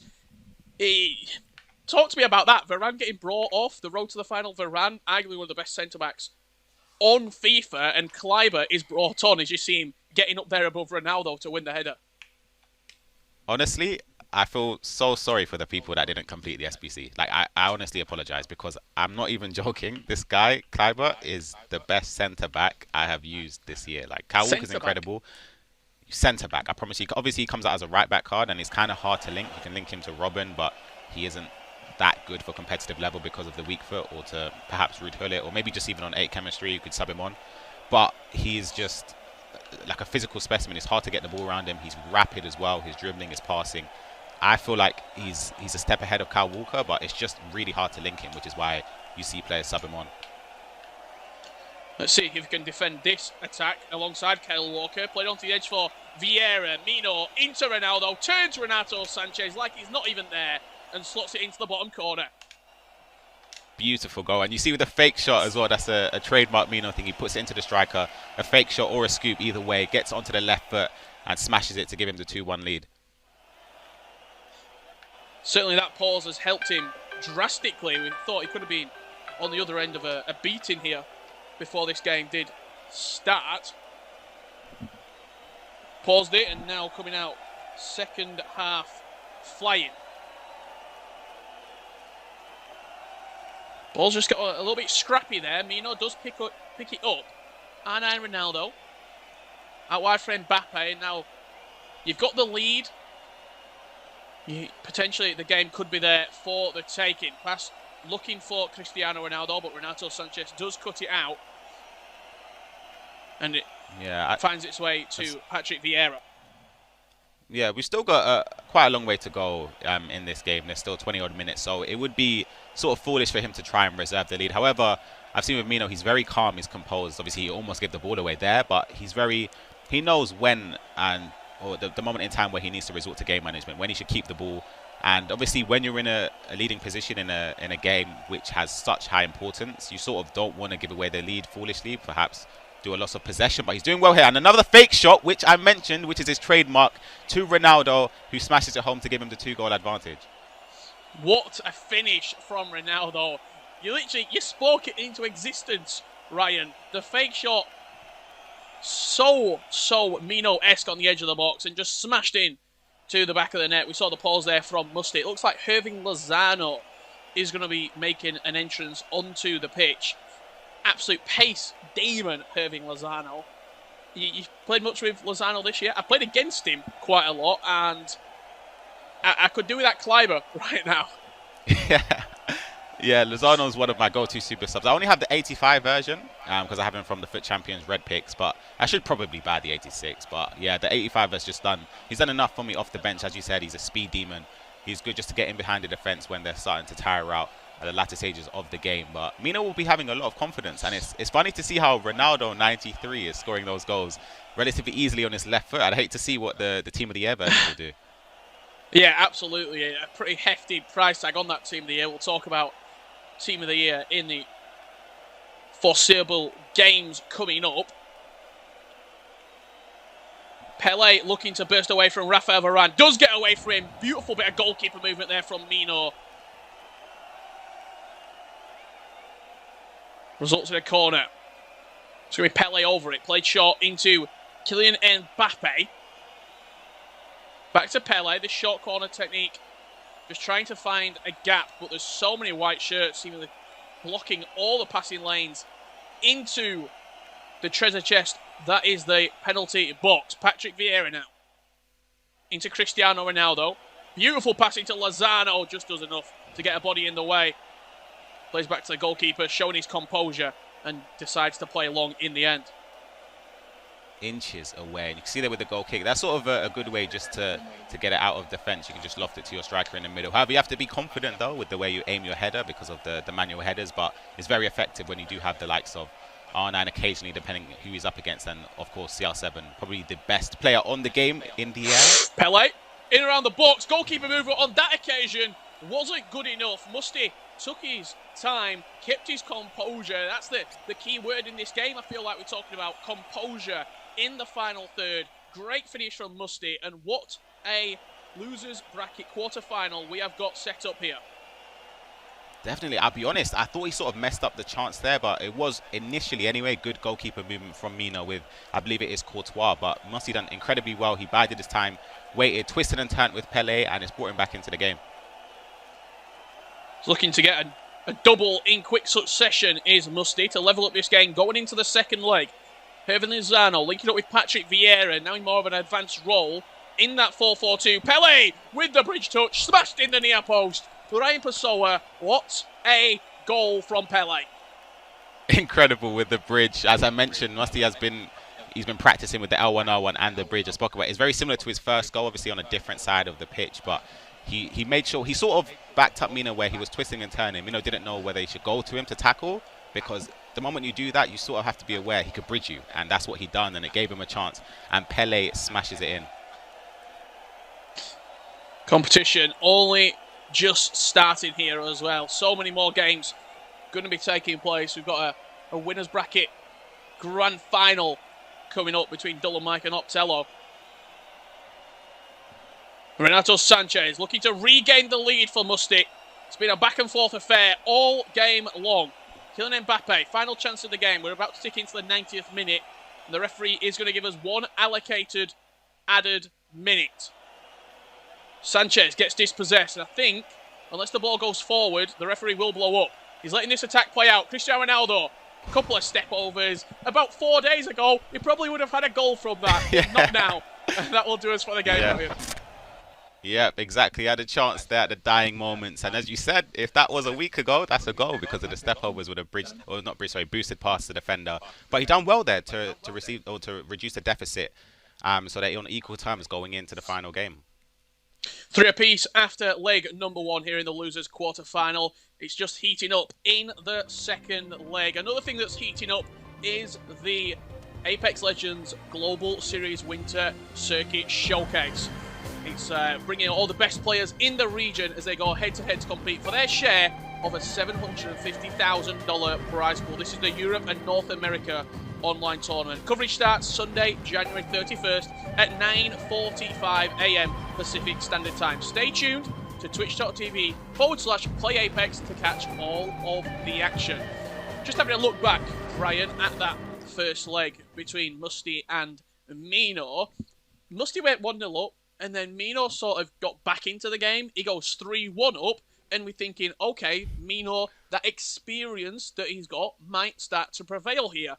But Musty almost showing a little bit of arrogance, saying, you're not getting rid of me that easily. 2 goals in quick succession. What a first leg. It was an amazing first leg. I honestly, initially I thought Musty sort of had him on ropes, but as we spoke about anyway, the pause sort of brought Mino back into it on the mental side of things, which ended up helping him on the gameplay side of things as well. And when he went 3-1 up, I sort of thought, all right, whoever gets the next goal here, if there is another goal in this leg, is sort of going to be very important to who's going to end up winning. Because if Mino goes 4-1 up, then surely he resorts to game management in terms of keeping the ball and possession. But Musty done fantastically well with the bridge and other attacking movements to equalise the game at 3-3. About a week ago today, I'm going to take you back in time. Myself and Brandon were commentating the South America Global Series Qualifier 2. On the Xbox side of the bracket, PH Zin went back-to-back tournaments. He won Qualifier 1 and he won Qualifier 2. And a big part of his success was always in the second legs. He was coming out and scoring sort of 3 goals in the first half of the second leg. How much different is it playing a 2-legged game at home compared to playing a 2-legged game at a LAN event? Because I feel like we're seeing tight first legs and then huge sort of goal swings in the second leg, specifically from home. Yeah, we also saw that in Cup 1, and it's sort of similar in a way to like Tex in previous years, where you'd be thinking you're playing in first leg, you're 2-0 up, you're thinking, oh, really, what's going on here? You're 2-0 up, you're cruising, second leg, half-time, you're 5-0 down, what's going on? But it's sort of a thing where some people, they sort of use the first leg or the first half of the first leg just to understand their opponent, their little intricacies around the box and how they play, and sort of suss out their weaknesses. And it sort of helps you build confidence as well, because some players where they perform, I guess, a lot better when the pressures die down a bit. So maybe they might feel, I guess, more comfortable in a weird way when they're losing, or if they're not winning, because when they're winning, they feel like the pressure's mounting on top. They feel sort of a need to see out the game. However, when you're losing, it's sort of like there's nothing to lose, if that makes any sense. But yeah, I'm hoping that in the next leg we'll be seeing something similar to the first leg in terms of goals. And something we just want to talk about there, you to spend that time working out players' intricacies and sort of patterns in and around the box. But some things, I don't want to say indefensible, but for example, that bridge touch, if the attacking player times that correctly, sometimes you can't do anything. You just got to say, okay, he's beat me. He's beat me in the attack. Do you think that bridge touch, I can see it being the game-winning move in this game? It's either going to be a fake shot from Mino or a bridge touch from Musty. Both players have their weapons. Yep, exactly. And sort of the negative for Mino in that situation, when you're defending the bridge, you sort of, because of the way his defense was positioned and he was only controlling Cal Walker, there was nowhere else. Well, there was 2 places where Musty could have gone. He could sort of step over or bull roll scoop to the right side, which Mino sort of, it looked like he was trying to defend, because maybe the bridge is too obvious in that sense. He didn't think he would do it because he's been defending it well. However, he bridged, and it sort of animates your defender, so it's hard to defend. Sometimes you could even read it, and it still goes past you. So I think it'll be a key moment in these legs. Musty started the first leg on fire, going 1-0 up in a very short amount of time. How is he going to start this second leg? He's in possession here, on the edge of the box. Cristiano Ronaldo looking to bring others into the game. At half-time, I'm going to pick your brains regarding the Team of the Year, whether we should be potentially looking at Ronaldo or Mbappe if we could only pick one. So, if you've got any questions in the chat for Team of the Year, we'll get a quick one into Ryan. Pele here. This is a very good opportunity. Kyle Walker is the defender chasing back. Pele on his right foot. What a save from Courtois at his near post. Incredible save. I thought Pele was definitely going to score there. And it's credit to Mino, where it's very interesting the way he does his goalkeeper movement. He doesn't necessarily push them to one side specifically, but he moves the goalkeeper back. And it's like, that's the first time I've honestly seen that. I usually see people push the goalkeeper to either left or right to try and, I guess, guess where the opponent will shoot. But moving him back, it seems to be working. It didn't work for I believe it was the second goal Musty scored, but it's worked for other opportunities. Well, if you think about it, you're moving the goalkeeper backwards. It's sort of, if you're the attacking player, you're going, what is he doing? Like, where's the goalkeeper? Usually you wait for a big sidestep to the left or to the right, and then you shoot the opposite side. Ronaldo on the edge of the box, just crowded out by orange shirts. Musty certainly started this second leg the better of the two players. Pele really looking to be the catalyst to a Musty victory here. And again, an early pause cued by Mino in this matchup. He did it in the first leg after around 37 minutes. He's cued it after 14 minutes in this second leg. Clearly not happy with something that he's seeing on the pitch. And it could be this moment right here. Pele, Elastico, sees his man and sends him to the shops and smashes it in the bottom left corner. Oof, that is incredible. The way he stopped him there as well. You sort of, he done the Elastico. I thought he would have done a reverse Elastico. So Mino done well in a sense to kind of defend it or try and block the shot off that he could do, but he took another touch, slams it home, and in all honesty, it's given him the deserved lead. From what we've seen in the start of this game, he's been very efficient going forward, and you saw with the Mino pause, I believe, is this his point of view, or is this? It is, yes. It could be. I believe so. Yeah, so his point of view, he's changed to a 4-2-3-1, which is very interesting. Yeah, also a couple of players sort of being tinkered around there as well. I think R9, CR7 potentially changing position. Mbappe now occupying this left cam area, but Musty instantly winning the ball back from the kickoff as well. And you do get goals back straight away from kickoff, but if you lose the ball, you play yourself in a lot of danger. Ronaldo looking to get the bounce back there off the Varane block. But it's important to protect the ball if you're not going to attack from kickoff, right? Absolutely, and it's sort of scary in terms of Firmino's perspective, because every time Musty attacks, it feels like he's going to score. It's weird. And I have a question for you, Rich, actually. Would you rather be in a position where you're winning by a goal, like you'll be able to see it out, or would you rather be in a position where you want to come back into the game? Obviously, it seems a bit obvious you'd want to be in the lead, but I'm talking about after perhaps the first leg. Yeah, I'll answer that question just after Ronaldo potentially gets a lucky bounce to Rashford off the post. Mino knocking at the door, but everyone has gone out right now. João Cancelo moving the ball into Patrick Vieira.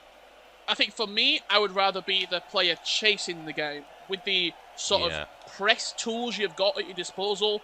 Not only constant pressure, you can adjust your team tactics with the depth and the width, but also the power of the D-pad directional team press. I feel like you're in much better position to chase the game rather to be playing the position of possession and trying to hold on to a lead. But there is positives to that because you can counter-attack. That's also very true. That is very, very true. And you saw that anyway from Nisak when he took the lead, where his opponent Colin had to push players forward to try and lower the deficit, and it was just getting picked apart slowly and slowly and slowly, and it ended up being a game which got away from him. But we're seeing here, Musti, I don't know, for me personally in this game, I don't think he should try and keep possession of the ball too much because it's still early on. Mino is very experienced. He's been in situations where he needs to score, and I believe he'll back himself to do so. This could be another goal here for Musti. Ronaldo inside the box. He's been very tricky in these areas. Mbappe, a couple of step overs, waiting for the movement around him. But Mino's been a little bit sloppy in his defensive third, trying to pass out into the midfielders. Again, Vieira wasting the ball, but a big tackle, a manual tackle as well from Kyle Walker to win the ball back and maybe just settle the nerves right now for Mino. Yeah, Mino is a confidence player, which he spoke about in the video that we saw before. But I'd say for him, as you can see, as you said anyway, he's panicking a little bit where he's giving possession away very easily. And that's something that would frustrate me if I'm playing, where if I'm giving away the possession without my opponent necessarily pressing me, the picture we see with Pele, oh my gosh, it's just gone wide. Ooh, Pele's been deadly throughout this game so far. That would have potentially set this game away from Mino. 2-goal deficit with around 45 minutes left to play. Couple of inches being the only difference between 4-3 and 5-3 right now. João Cancelo quite advanced high up the pitch for Mino. Certainly those fullbacks are getting high in the attack. Patrick Vieira now into Marcus Rashford. Vieira again into Rashford. Vieira, R9, moving, grooving. Van der Sar, great save.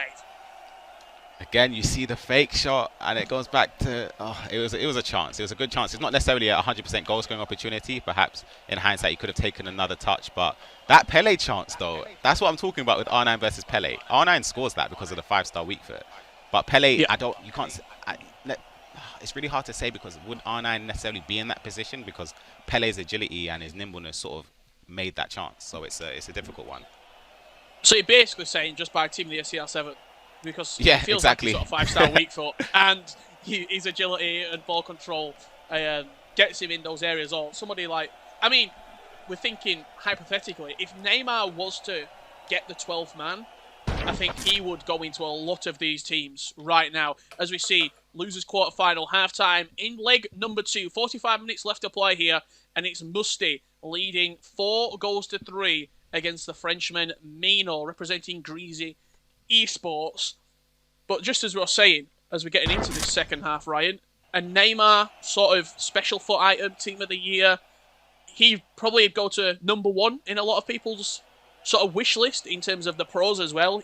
Surely he's up there with R9 and Pele. Absolutely. Neymar's base gold version is still one of the best cards on the game. So just imagine him with higher shoot. He sort of lacks shot power and obviously a little bit of pace. So if that gets boosted, obviously the team of the year boosts aren't as massive as in previous years, but just giving Neymar even a +4 in pace would do, and the shot power as well, and the finishing would be, in my opinion, would make him one of the best players on the game, if not the best player. And you also mentioned about CR7 as well. In all honesty, I don't know who I prefer out of CR7, Team of the Year, or Mbappe. Wow. Speaking of CR7, inside the box right now for Musty, getting tackled by Renato Sanchez. I mean, you look side by side, I feel like Mbappe's probably got more in terms of like stats upgrades over his regular. Probably because also he's not had a performance-based live foot item upgrade. He's not had a Team of the Week yet. Ronaldo's had 2.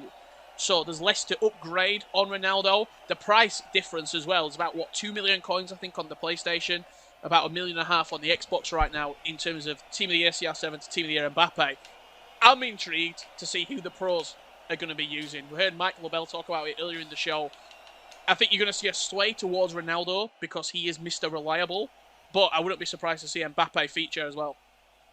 Yeah, of course. And as you said, I've not used either of the cards yet, and we won't be able to use them in tournaments until the tournaments begin in February anyway. But it's a weird one because, as you say, the 94 CR7 second in form versus the Team of the Year. Obviously, there are good stat improvements, but it's not dramatic. However, from Mbappe's base card compared to the Team of the Year card, there are huge upgrades. And as you mentioned, CR7 is Mr. Reliable, but I backed the 94 one anyway. So it's like that Mbappe boost or Neymar if he wins the 12th man. You probably might notice it a little bit more. And it's a weird one because Messi is usually one of my favorite players in FIFA, and he didn't get it. Mbappe won the voting over him. And the 12th man, in all honesty, I love Messi, but I'd still have to vote Neymar, just for preference in FIFA.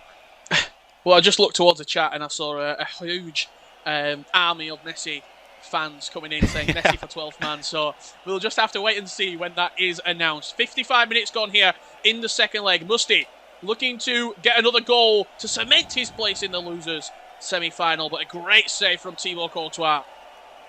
As the ball cannons away to Ferland Mendian. It's going to be Kylian Mbappe up the other end. Quick turnaround here from Mino after just surviving with his goalkeeper. Can he add insult to injury? Renato Sanchez on the edge of the box. Runners, I think that's Patrick Vieira, furthest man forward right now. Does fall to Vieira, not the player you want to be fake shotting with inside the box. Ronaldo running into Kleiber. Fantastic defending as well, and it was a good block there from Kleiber. But the play at the edge of the box with Renato was impressive as well. He sort of waited for the runners. There was a lot of players running into the box, and we saw that he did switch to a 4-4-2, so he's also got that extra striker in the box compared to the attacking midfielder.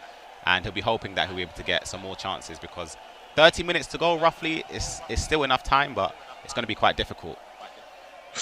Yeah, absolutely. I feel like the level of defending in this second leg has ramped up a little bit.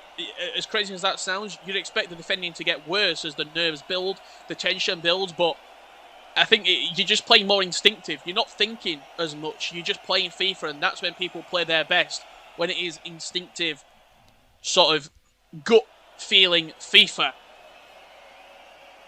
It's a bit risky possession, but he's done very well there, Musty, to play out of it, and now finds the ball to Cristiano Ronaldo. No real movement around the ball, but he's holding the possession very effectively right now, and just seeing that time tick down.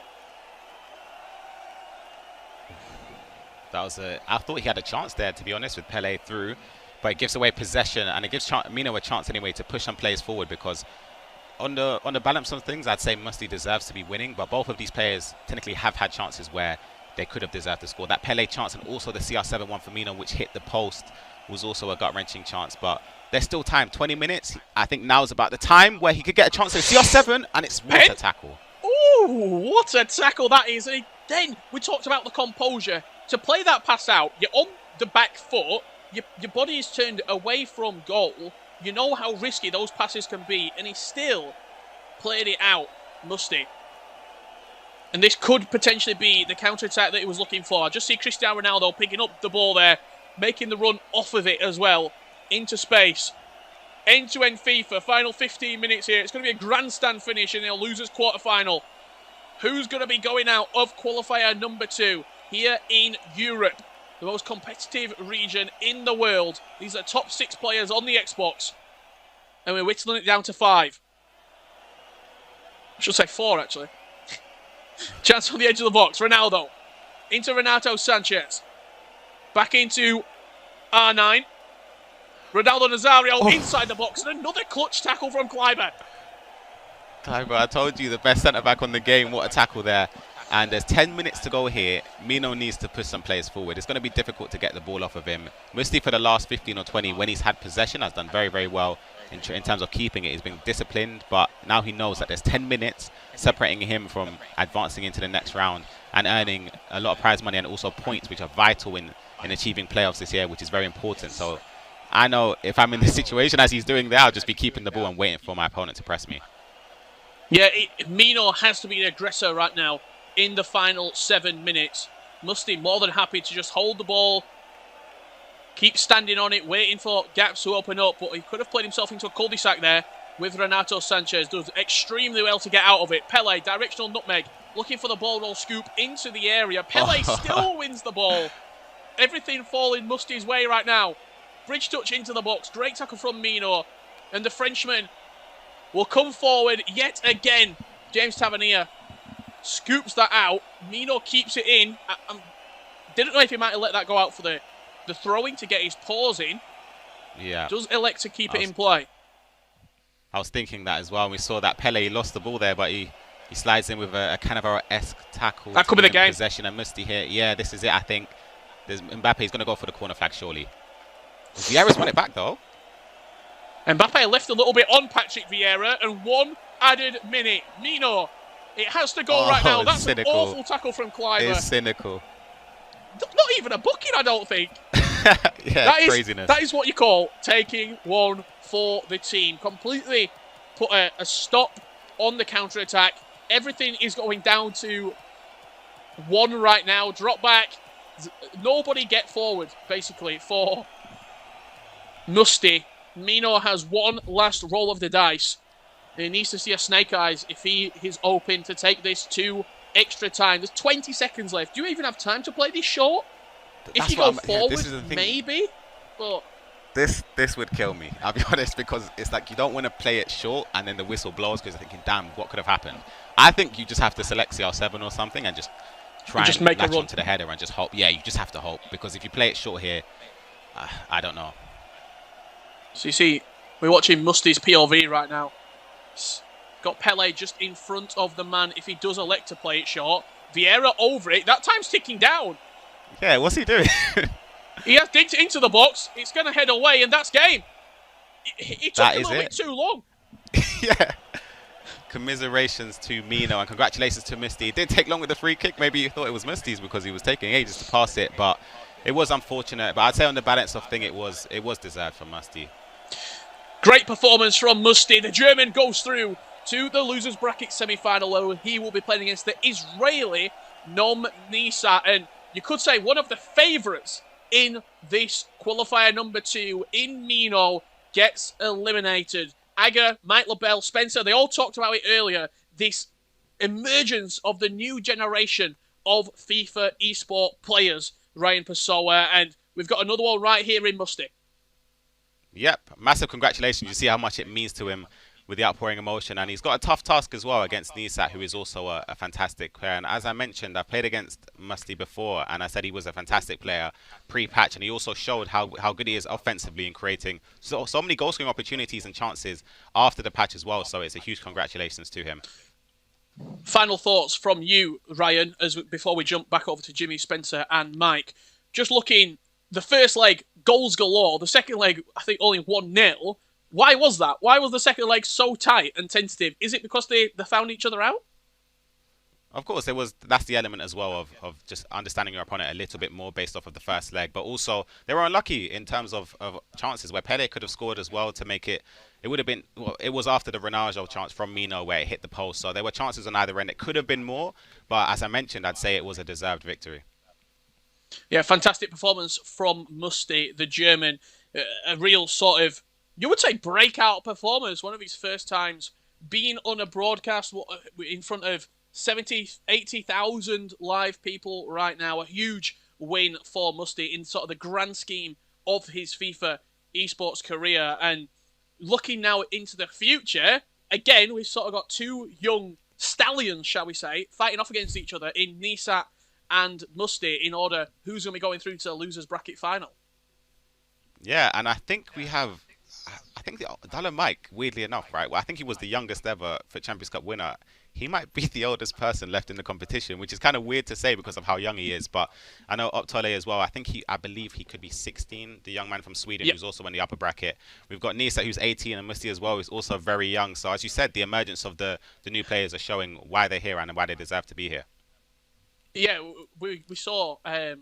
Nightwatch told me before this event started that the oldest player in it was Mino, and he's just been eliminated from the competition. So really, this young emergence of FIFA talent is coming through, and I think look no further than Anders, what he's doing right now. I would say that we've seen so much young talent, and it's sort of, you're playing FIFA, if you're, we'll go back in time, right, you're 16 years old, and you see another player who's 16, 17, that gives you so much confidence in playing, because I always say this, FIFA is, everybody knows at the top level how to play FIFA. They all know the mechanics, they all know the meta, they all know what it takes to win. But it's that mental edge that you can get sometimes, whether that's from competing in 1,000 events and you are battle-hardened, or from competing in no events and you just go in with such confidence in yourself. Absolutely, and as you mentioned, there's two sides of it, where you could be a seasoned veteran where you qualify for so many events, are used to being in front of the camera and reaching latter stages of tournaments, or you can be just a young person without experience but fearless, where you back yourself, you're not afraid to do skills, similar to when I speak about Tex again, where he came onto the scene in Barcelona, where he's doing sombrero flicks, rainbow flicks, and no one else is doing those sort of things because he was comfortable in it. It's the way he played casually, and he sort of brought that into the competitive side of his game as well. And as I said, it's very commendable to the young players that are competing, that are reaching latter stages and winning tournaments. And that's it from me and Ryan here. 6 is now 4 in EU qualifier number 2, and a player and a man who's got plenty of experience in life, Jimmy Conrad, to break it all down. Oh, wow. Thanks for that, Richard Buckley. I think that's some shade. I think he's calling me old there, Spencer. But I appreciate it. Good call and good conversation between you and Ryan. And congratulations to Musty. I mean, Mina was in control, Spencer. He was up 3-1, and then he let it go. He gave up those 2 late goals to make it 3-3 after leg 1, and then couldn't get it going and ended up losing, as we saw in leg 2. And I liken it back to the player profile that we saw of Mino, because he did the same thing against Emma Sassari, and you think he'd learn from that, right? You got a lead, and then all of a sudden he kind of relaxes, then he lets the opponent get back in the game, and then eventually loses. Let's start with Mino first. What does this mean for him moving forward? Because as we've discussed, he's the oldest player in this competition. Yeah, it's crazy, isn't it, that the scene these days at 22 can be old, in this scene. And he's talking about Dallin Mike potentially being the oldest player left now. Is still 18 himself. That's absolute madness. It shows you how young the kind of the most formed players are at the minute. For me, I think it's really important with these tournaments, particularly this year, that we keep perspective, though. He's still gone very deep in a tournament. He's gone deeper than, I don't want to throw any shade towards anyone, but like one big name, for example, that's not here is Tex. We all love Tex, but he's not at this event for the second event in a row. Yet he's the one that always comes to mind when you think of a dominant player. So rather than, I think in these broadcasts, it could be easy to think, a player's come in early and lost, like they've had a bad tournament. But he's outperformed hundreds and hundreds of people, including huge names. So he has to remember that. At the same time, of course, he will be disappointed with the manner of that defeat. What speaks volumes is during the commentary, both Ryan and Richard were talking about how the fact that they agreed that in some ways they'd actually rather be losing a game, which is a crazy thing to say, and it defies the logic of any sort of football coach. But you can understand the way that FIFA 21 works, the ability to press, it can actually be better rather than taking a lead too early to come back into it. And look what we saw there. We saw Mino got that lead early. He got that 3-1. The minute that his opponent took the lead, look at the second leg. It was a much different affair. From that 3-0 in the first leg that saw loads of goals, it was completely flipped on its head with just 1 goal, and that victory was seen out. So I think it's an old adage I used to think as a West Ham fan. If we ever went 1-0 up early in a game, I'd be worried. Which sounds ridiculous. But I think the nature sometimes, if you get a lead too early, depending on your mentality, is to sit back a little bit. And if you sit back too early, you invite a load of pressure for the rest of the game, and it can be difficult to find your rhythm. I think that's what happened to Mino there. He lost the lead too early, and he's out.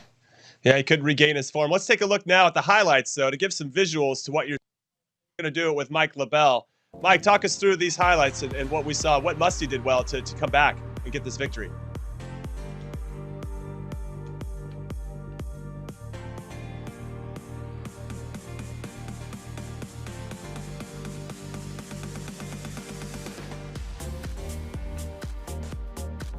All right, so Spencer, why don't you talk us through this, because it seems like issues with Mike, but some great visuals there. Let's talk about the second leg between Musty and Mino.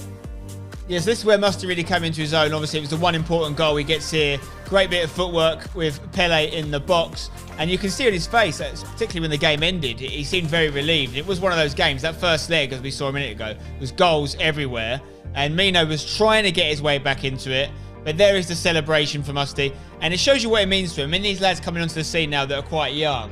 You know, this is, in some cases, their first big victory, certainly in an event like this, in this sort of broadcast. So it's great to see. You know, we talk about Mino losing, but we've got to talk about Musty winning. We've got to talk about the upside that comes with every downside. So well done to him. And he goes on in the tournament. And we have to talk about another German having success when the broadcast is on, when the camera is on, the red light is on. The Germans seem to step up and perform. We'll see if Dolomite can do it in a little bit. But first, we want to get to a call of action. We want to hear from you guys on Twitter. Make sure you hit us up at EA FIFA Esports. Tag FGS. So here's your question for me. Do you think a German will win this tournament yet again? They are on top of the leaderboard in the Xbox with all three. The top spots are all German. We'll see. I think Dolomite will probably be on top no matter what happens in this one overall. But anyway, Dolomite is coming up. We're going to see the winners final. Don't go anywhere. He's taking on Optole. Should be a good one.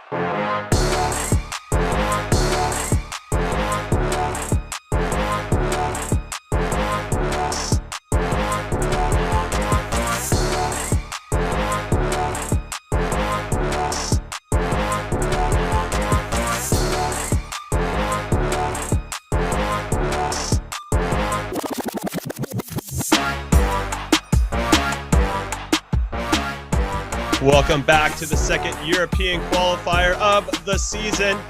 Here are the upcoming ones, so make sure you circle these on your calendar. Next month, it's happening the end of February, somewhere the end of February, then March, a month after that, April, and then we do the July. It's all popping off, and then the FIFA E World Cup will be after that, of course. But yes, so many events to contend for, of course, and points and prizes and trophies and money, and it's all popping off.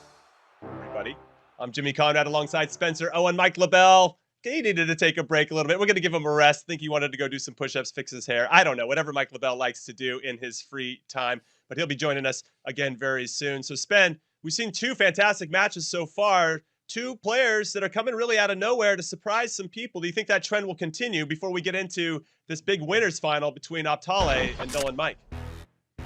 I mean, for me, the only trend that you can kind of draw from this year so far is just to expect the unexpected, Jim. Anyone can win, you know. I'll probably sound a bit like a broken record, but I'll say it again. The guys that have got this far into this top six are all great players. So anyone can beat anyone. And, you know, we're going to see the winners final first. Optole is still, I would suggest, even though the whole field is very young now, at 16 years old, being a Swede as well, when we know what Sweden can produce at this minute, arguably, pound for pound, definitely the best nation in FIFA esports for me, if you look at population size.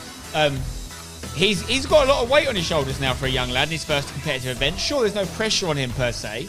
There's no one, you know, expecting him to win. but we know what Sweden can do. And he's going up against Dylan Mike, who's clearly the most established name in this scene left in the tournament now. And as you mentioned, he will be the leader on the leaderboard after this. But will he be the winner of this event? What can Optole do here? And even if he loses, you know, he gets another go in that losers final, where he'll be playing, whoever loses will be playing the winner of Nisa versus Musty. So listen, you're going to make me do predictions all day. I know you are, mate, and I'm probably going to keep getting them wrong. I'm going to tap the brakes. I'm going to tap the brakes before we get into this match. And this is the one I've been really excited to see, and I know everybody in the chat is feeling the same way. We have a player profile on Dolan Mike who's been absolutely lights out headed into this tournament. Let's hear what he had to say.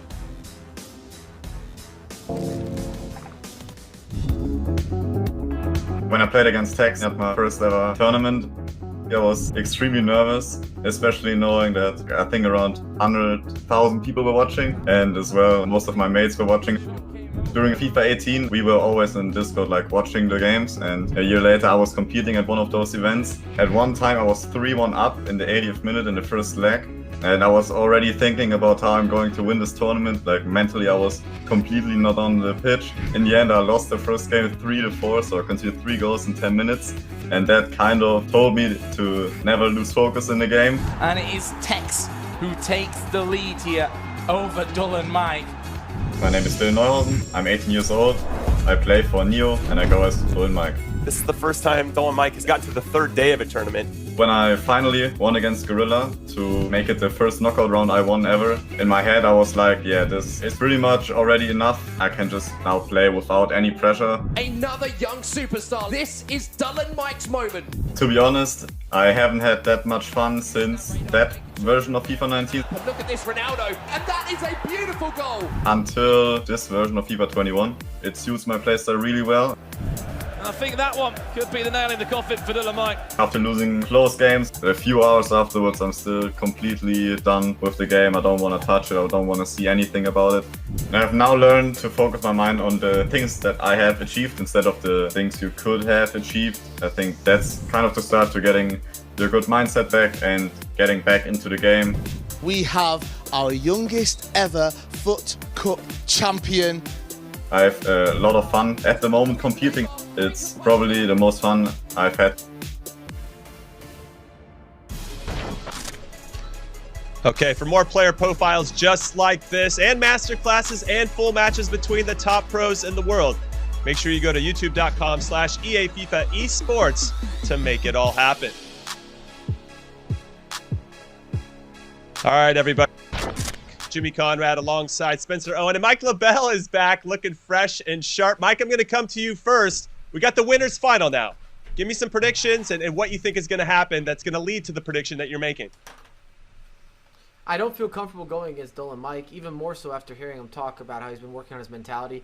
If there was any critique, is after he's had such success and became this player that we expect to see in finals or semifinals, or always making a run in tournament, which frankly he's been doing. He has had a few losses that have been very close games towards the end, and it's not about you losing that game, but more so the future mindset that often brings towards your next matchups, your future games in the competitive scene, where you say, oh, I'm going to do this again, or maybe my confidence isn't there anymore the same way, or my self-assurance, or you can't get past bad beats, bad results. I'm guilty of this. I'm sure you are in many cases, Jimmy. Maybe actually not as much because you're getting beat early on. Maybe Spencer's more aware of this. But I'm just saying, when you lose a game and it's a close game, you feel like you should have won. You go into your next game throughout the weekend league, and then you carry that same mindset, and you struggle in the future games because you're still stuck thinking about the one that's in the past. Okay. All right. So did you give me a prediction? I'm listening to all this. Did I hear a prediction? I got Dolan Mike. Okay.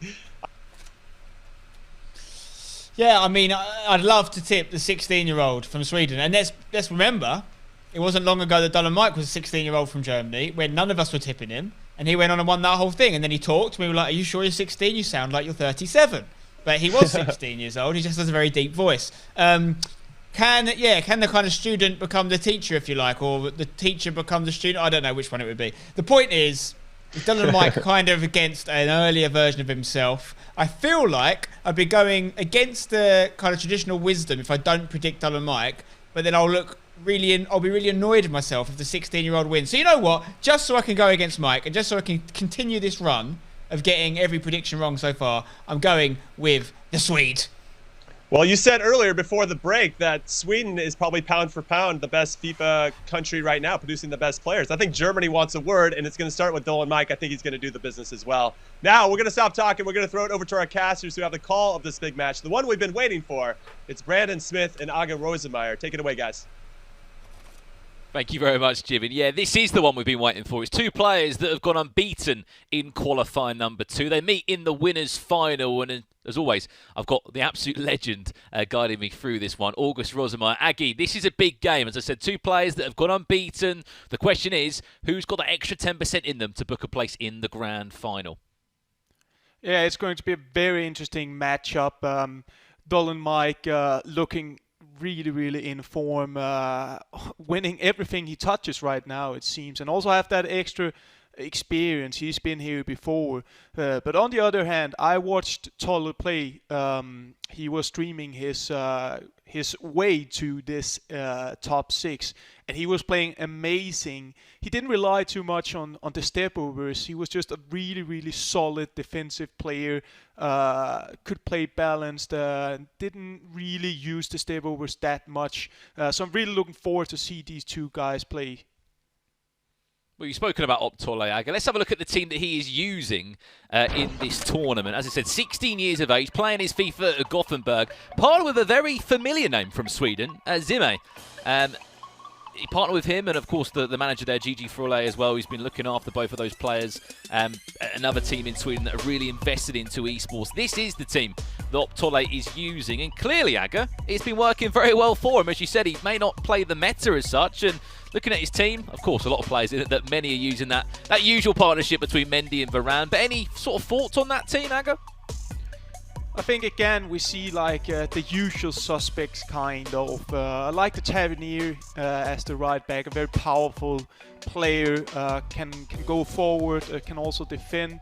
And then of course, yeah, the usual suspect with R9 and Vieira. I like the Red Ederson as well. I have him on my team also. Wasn't lucky enough to get him in the player picks, but I bought him. So nice and solid team. Yeah, very solid team indeed. Of course, as you said, that Tavernier item getting upgraded as we see Rangers do better and better. And you're probably thinking, what is the key to success for this man? Dolan Mike, as Aga said, he's winning everything as it seems. Online at the moment, little tournaments to these huge ones here in qualifier number 2. This is his team. Players out of position, but it's been glued together. It comes at 100 chemistry. It's an interesting one. Yeah, I think that Dolan Mike is rocking this 5-3-2 formation in-game as well, actually. It's a flexible team. You have Acuna as the wing-back, can play several positions, can be used as a CM as well. So you can always push him up and put Theo Hernandez out on the left back. Yes, Kessie road to the final. Some interesting choices, but Dolan Mike has always been like this. He finds his own players that suit his game style. Yeah, and it's just it's sort of Spencer, Mike and Jimmy were saying about how people can go on these incredible journeys in competitive FIFA. I remember it like it was yesterday, and we saw Dolan Mike arrive in Bucharest for a FUT Champions Cup. This name that played in a tournament, I think 2 months before that. Next thing you know, 48 hours later it was, after a 2-3 day tournament, he was a champion. The first ever champion to go and do it at his age. The youngest ever FUT Champions Cup winner. Of course, that was a couple of years ago. Now look at him, and now we're looking at another player come through in Optole, and we're officially underway in our winners' final here. Whoever wins books a place in the grand final, guarantees themselves a solid chunk of prize money and global series points. The winner will drop down to the loser bracket for the first time in the losers' final. As you said, well, they'll either be matching up against one of those two in that losers semi-final game. We're underway here. Optole, 16 years of age, his breakout tournament, as you said, Aga, and let's see how both of these two teams do play. But just interested to see from Dolan Mike. As you said, you've got the likes of Kessie in there from AC Milan. You've got Theo Hernandez, also another viable option in at fullback, the Frenchman of AC Milan in there. And it's just a different team. I think one thing that I picked up on is, as Richie was touching upon, we've been lucky to commentate on a lot of South American qualifiers and tournaments. Not so many players having R9 over there. I don't know if it comes down to the price of the forward. A lot of love for so it seems over in different regions. But in Europe, it's all about R9, and I know I keep sounding like I'm a broken record here, but we'll see over the duration of these 2 legs why he is just so good. Speaking of your defence, Aga, who are your 2 current centre-backs? Are you on the Varane train, or are you sort of mixing up and playing your own way? Right now I'm playing with Varane, and that was very close. We have Walker and Varane right now rocking the centre back. I think it's interesting to see the 2 formations here, because Tolle is playing the 4-2-3-1. I'm quite sure, not sure which variation of it is, but it's the 4-2-3-1. While Dolan Mike is playing the 5-3-2, which is kind of new meta thing after the new patch came out, and I feel like this game suits Mike very good, as he also said himself. And there you go, that's the best start possible, Aga, to jump in there. Bruno Fernandes, not just that centre midfielder that can go into CDM, someone that can actually get on the score sheet. You may have said a new meta, Aga. Whatever it is for Dolan Mike, it seems to be working for him. A player that came so close to make it onto the broadcast for qualifier number 1. Looking at that bracket now in front of me, he made it to the winners' quarter-final side. Lost to Lefty. As you would know, Lefty actually went on and won that tournament in the end, so he can, hold his hands up to Dolan Mike and say, I lost to the overall winner. Came into this one, looking at the Global Series points that this man's already got. He's 9th at the moment, his rankings, plus the incredible run he's on already. He's one of the few players that has hit the ground running on the Xbox from Europe. It's so difficult for some players to sort of translate over to a different sort of setting now. Obviously, all tournaments from home, everyone playing online. There isn't that travel aspect of going to a LAN event, which some players just naturally prefer. But Dolan Mike, one of the few, Aga, and he's kicked off in the most perfect way possible, up by a goal to nil with that goal from Bruno Fernandes, and he just looks like he's on a different planet at the moment. He's playing incredible well, and what I find very interesting with this 5-3-2 formation is the wing backs.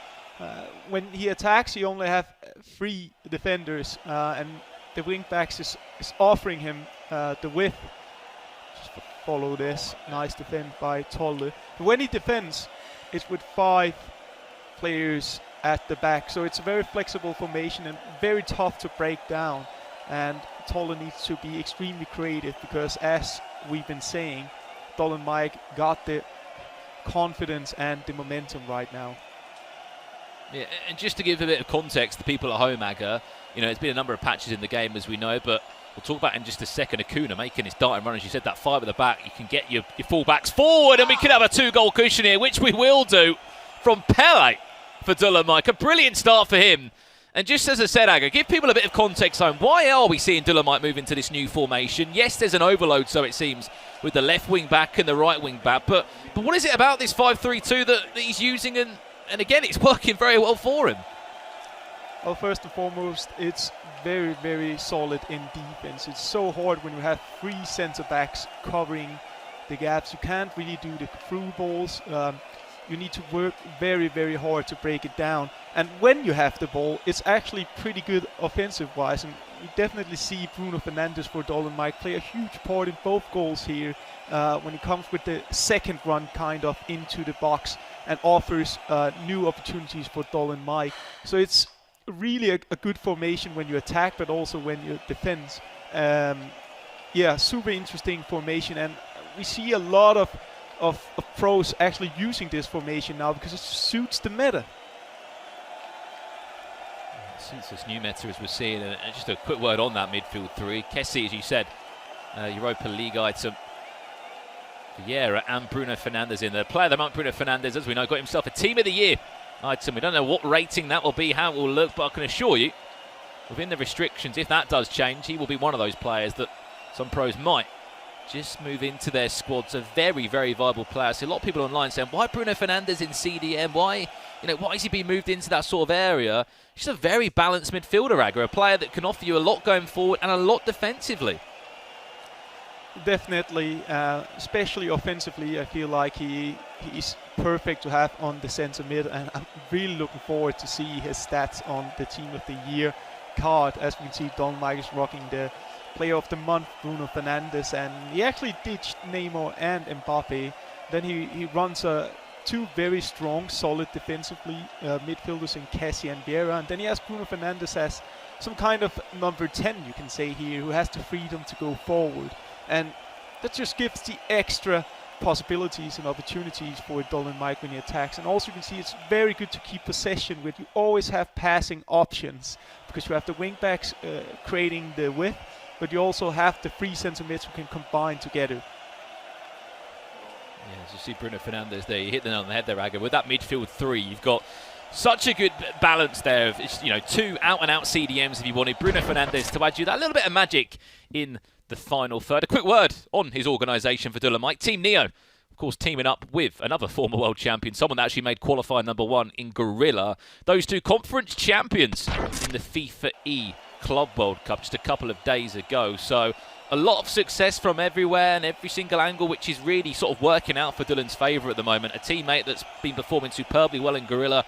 Just seems like a very good atmosphere and a vibe at the moment in that Team Neo camp. We're back underway for the second half in this first leg. 2-0 Dolomite leads. We've been hyping up Bruno Fernandes, not just because of what he can do defensively. He can actually score some goals. He scored the opening goal in this game within the first 10 in-game minutes. Optoli just hasn't really done too much, in all honesty, Aga. We haven't really seen him been able to create an attack. And look at that midfield, or should I say the defensive line of 5 players with that 5 at the back, which is so difficult to break down for Optoli. How does he break it down, Aga? Because obviously the obvious factor is he's got to try and pull one of those players out of position. He's got to get the ball into the likes of Neymar, into R9. As you can see now, one of those players has got to come out of position. Here's R9, and that is the chance that he's needed. 7 minutes into the restart, and it was a question. How can he break down this 5 at the back? He had to wait for one of those centre-back 3 to bite into a tackle, to move out of space. And R9 just about snatches that one into the back of the net. Game on here in leg #1. Yeah, a very nice goal, good passing and patience from Tolle, which is super important when you play against the back line, where there's many players behind the ball, and maybe he can convert another one here, see if he can find the space. Could have a chance, actually. L9 into Cristiano. Lovely bridge touch from the man who got himself a Team of the Year just yesterday.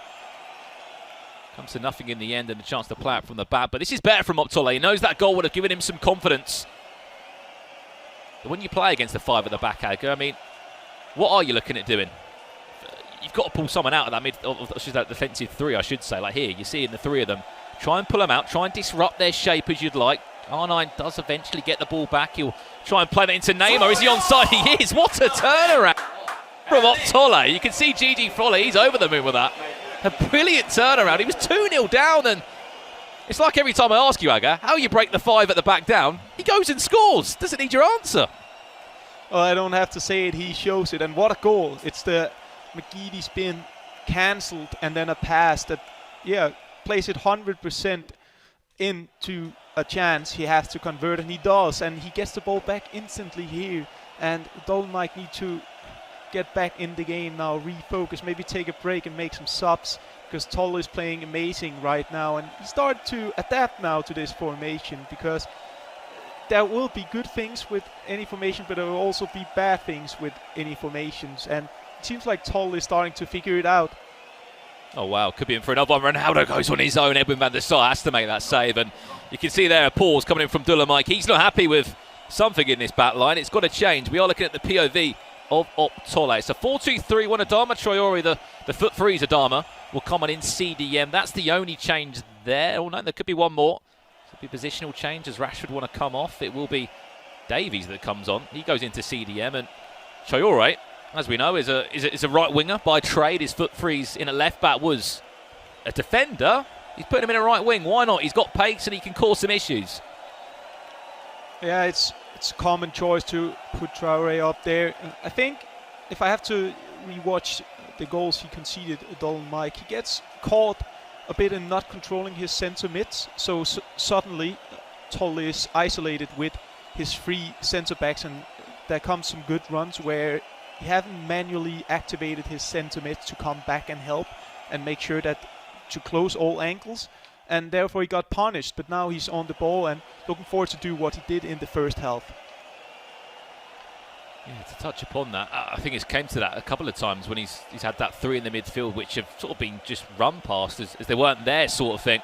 He's Adama Traore, who's also just been introduced for Dylan Mike. Has to run that one out of play. Can't really.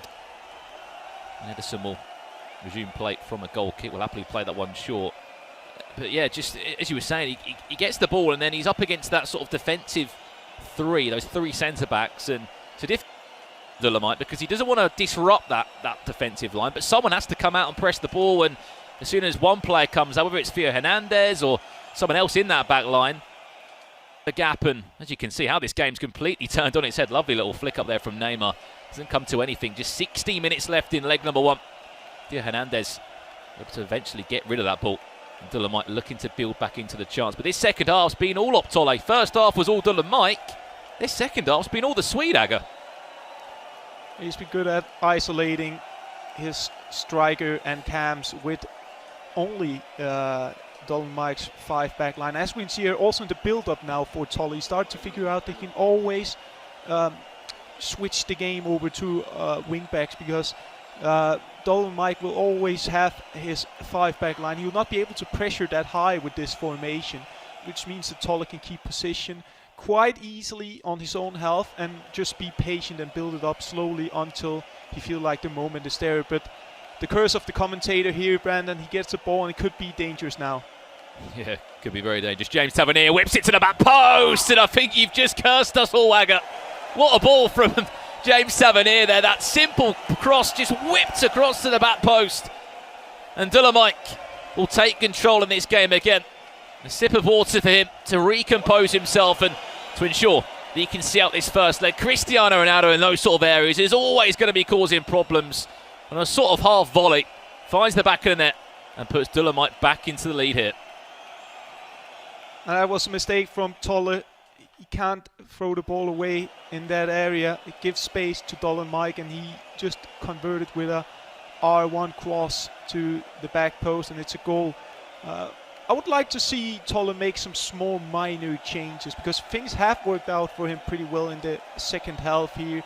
But I feel like he needs to be better at exploiting that Dylan Mike only have one player on the wings, like the wing backs, and he doesn't really convert that right now. Perhaps I would take my two cams who plays like kind of wingers in this 4-2-3-1 and make them stay forward, so Dylan Mike always have to be cautious with going forward with his wing backs. Certainly one of the advantages of using this 5 at the back formation, as you said, Aga, when you go forward it sort of becomes a 3 at the back where you've got your left wing back and your right wing back. They're adding some serious pace into the fold. This time it's Adama Traore who has been subbed on in that far left-hand side. He might pick up the ball from Alphonso Davies, who can also do a job in CDM. Looking up with Bruno Fernandes. Last chance of this first leg. Lovely ball out to Adama. Can he get the cross in? It's Adama against Adama. James Tavernier also able just to do enough there for Optole. And then Varane, added time of 1 minute. That should do us. Just get rid of the ball, Optole, and we'll all be done for leg number 1. There you go. There's the full-time whistle in leg 1 here. And a slight advantage from Dylan Mike, Aga. What a game it was. He went 2 goals up before half-time, and then Optole, we said we got to see more from this 16-year-old Swede with his breakout first ever FIFA tournament. He certainly did that for us. He scored 2 goals in about 15-20 in-game minutes, turned the game on its head. Dylan Mike made a couple of changes and left the game with a very, very small advantage heading into this second leg. Considering that Tolle was behind with 2-0 in the first half and didn't have a shot on goal, he was close at creating anything. I think the evolvement of the second half will be very, very good for Tolle. I think he will be happy with that, considering perhaps some small minor mistakes he made, which led to goals for Dylan Mike. We have to find something that he did from the second half into the second leg here, because he definitely figured out where there are opportunities against this 5-back line. And on the other hand, Dylan Mike will be very pleased with his offensive in this game, and he will continue to try kill the game. I think it's just been very refreshing as well from Dylan Mike to see him having so much success this year, but also playing in his own way. As you said, he's sort of expressing himself with the likes of Theo Hernandez. Don't get me wrong, he's a great player, and maybe a couple of pros have backed him in the past, but the likes of that Kessie in the midfield for him, it's nice to see a little bit of difference. Not always the Mendy and the Varane show that many of us are used to on Foot Champions, and I know, don't get me wrong, they're very effective and they're very good. That's why so many people use them. But Dylan Mike, as you said, sort of creating his own meta. This 5 at the back formation he wants to enjoy, and couple of interesting picks in that starting 11, Aga. Yeah, definitely. Kessie is a new one for me, but I can see what he offers to the team. It's a player that reminds me a bit of Yera. Perhaps he's a bit better on the ball and not as good defensively as Yera, but he seems like a pretty decent player to have. And if it worked for Dolan Mike, then why not use him? We also seen Dolan Mike in the past use a player we haven't seen before, like he had Nakajima back in FIFA 19, which suddenly become quite of a meta player. So Dolan Mike finds his own solutions, and that's really, really cool. I mean, a lot of the people and the players just use the meta, but Dolan Mike creates the meta. I think sometimes, yeah, as you said there, you feel like you've got to follow suit in some ways when you're in a scenario like a knockout tournament like this, and say if Kessie went and made the worst pass ever, or he made a mistake, or didn't track back, you'd be like, oh, if that was, if that was Bruno Fernandes, that wouldn't happen, or if that was a Vieira, that wouldn't happen. If that was Hullet, that wouldn't happen, and naturally you start playing the blame game. But if you can make your own meta, as you said, chance early on here, easy save for Edwin, so for Edison, I should say, not Edwin van der Sar, he's down in the other goal. It's great to see from FIFA players playing their own way with their own formations and that starting 11 that they want to use. If you have just tuned in, this is our second leg of our winners final. Whoever wins this will book a place in tonight's grand final for qualifier number 2. That includes securing at least $10,000 and of course all those global series ranking points on top of that as well. And look at the amount that Dolan Mike's already got. If he was to win tonight, he would be on a very, very healthy chunk of global series points. He's already 100. If he was to win tonight, Aga, he would have so many more. He'd have another 1,000 in his back pocket. I mean, that is a ridiculous number for 2 qualifiers. Only 2 qualifiers, you must say. He'd have 1,600 points. Yeah, Dolan Mike would make a statement that this year could be his for real. He's been really, really good since he came onto the scene, and now he wants to take that last step to be the best player in Europe and in the world potentially. And yeah, these 2 guys, they've really impressed me so far. I can definitely see the reason of why they haven't lost a single match yet in this competition. Yeah, they're the only 2 unbeaten players, as you said, Aga. Free kick 20 metres out here. This is from Dolan Mike. Bruno Fernandes goes on his own, and it'll be a routine day in the end there from Edison. But there's many players. As I think Spencer's alluded to a couple of times on the broadcast today, we've got, I think, about 700 or 800 players on the Xbox that have signed up for this tournament. If we were at a FUT Champions Cup, so top players, and we'd probably get to see them all at some point at a normal FUT Champions Cup. So there is credit to those people that do make a top 32. They will get global series points. They are going to be on that FIFA.gg global series rankings. It's just we get to see the cream of the crop, that top 6 from each console. Obviously, we'll be doing the exact same tomorrow on the PlayStation 4. Another stacked roster we have there and a stacked bracket, so make sure you tune back in tomorrow evening to see that one played out. What a ball this could be. João Cancelo all the way from right wing back. This is what you're going to get with a 5 at the back and overload on the wings. Pele back to goal. And an easy day in the end from Walker. I just think it's important to mention, Aga, that there are players out there that are still going on these great runs, but they're just one win away from making the broadcast. Yeah, definitely. People are trying their best to get here, but there can only be 6 per console, and it's extremely tough in such a competitive console and region as Europe to make it here. So just making it here is a huge achievement. And yeah, in the beginning of this match for now, Dolan Mike has been dominating a little bit, have had the better opportunities to create something, but Tolle has defended pretty well. He starts to work his way up now, and perhaps he can find some space, but again he has to recycle it, because if we look into the central area of the pitch right now, Dolan Mike has so many players. Have 3 at the back, 3 at the midfield, and you also have 2 strikers who can help him defensively. As we can see, he drags Pele down manually. Yeah, really good stuff. You see how hard it is to break down there for Tolle. We must give this guy some credit. 16 years of age, currently sits in a very healthy position on those rankings. 24th he sits in the world. 478 points already guaranteed. That would have come from a really good run in qualifier number 1, playing his FIFA esports at Gothenburg. Hopefully the Allsvenskan will get going again, and that's one of the biggest tournaments for all the Swedes out there. A tournament that's been running as part of one of those licensed virtual leagues. Of course, points and more importantly, places. Oh, hello, Kessie. Hello.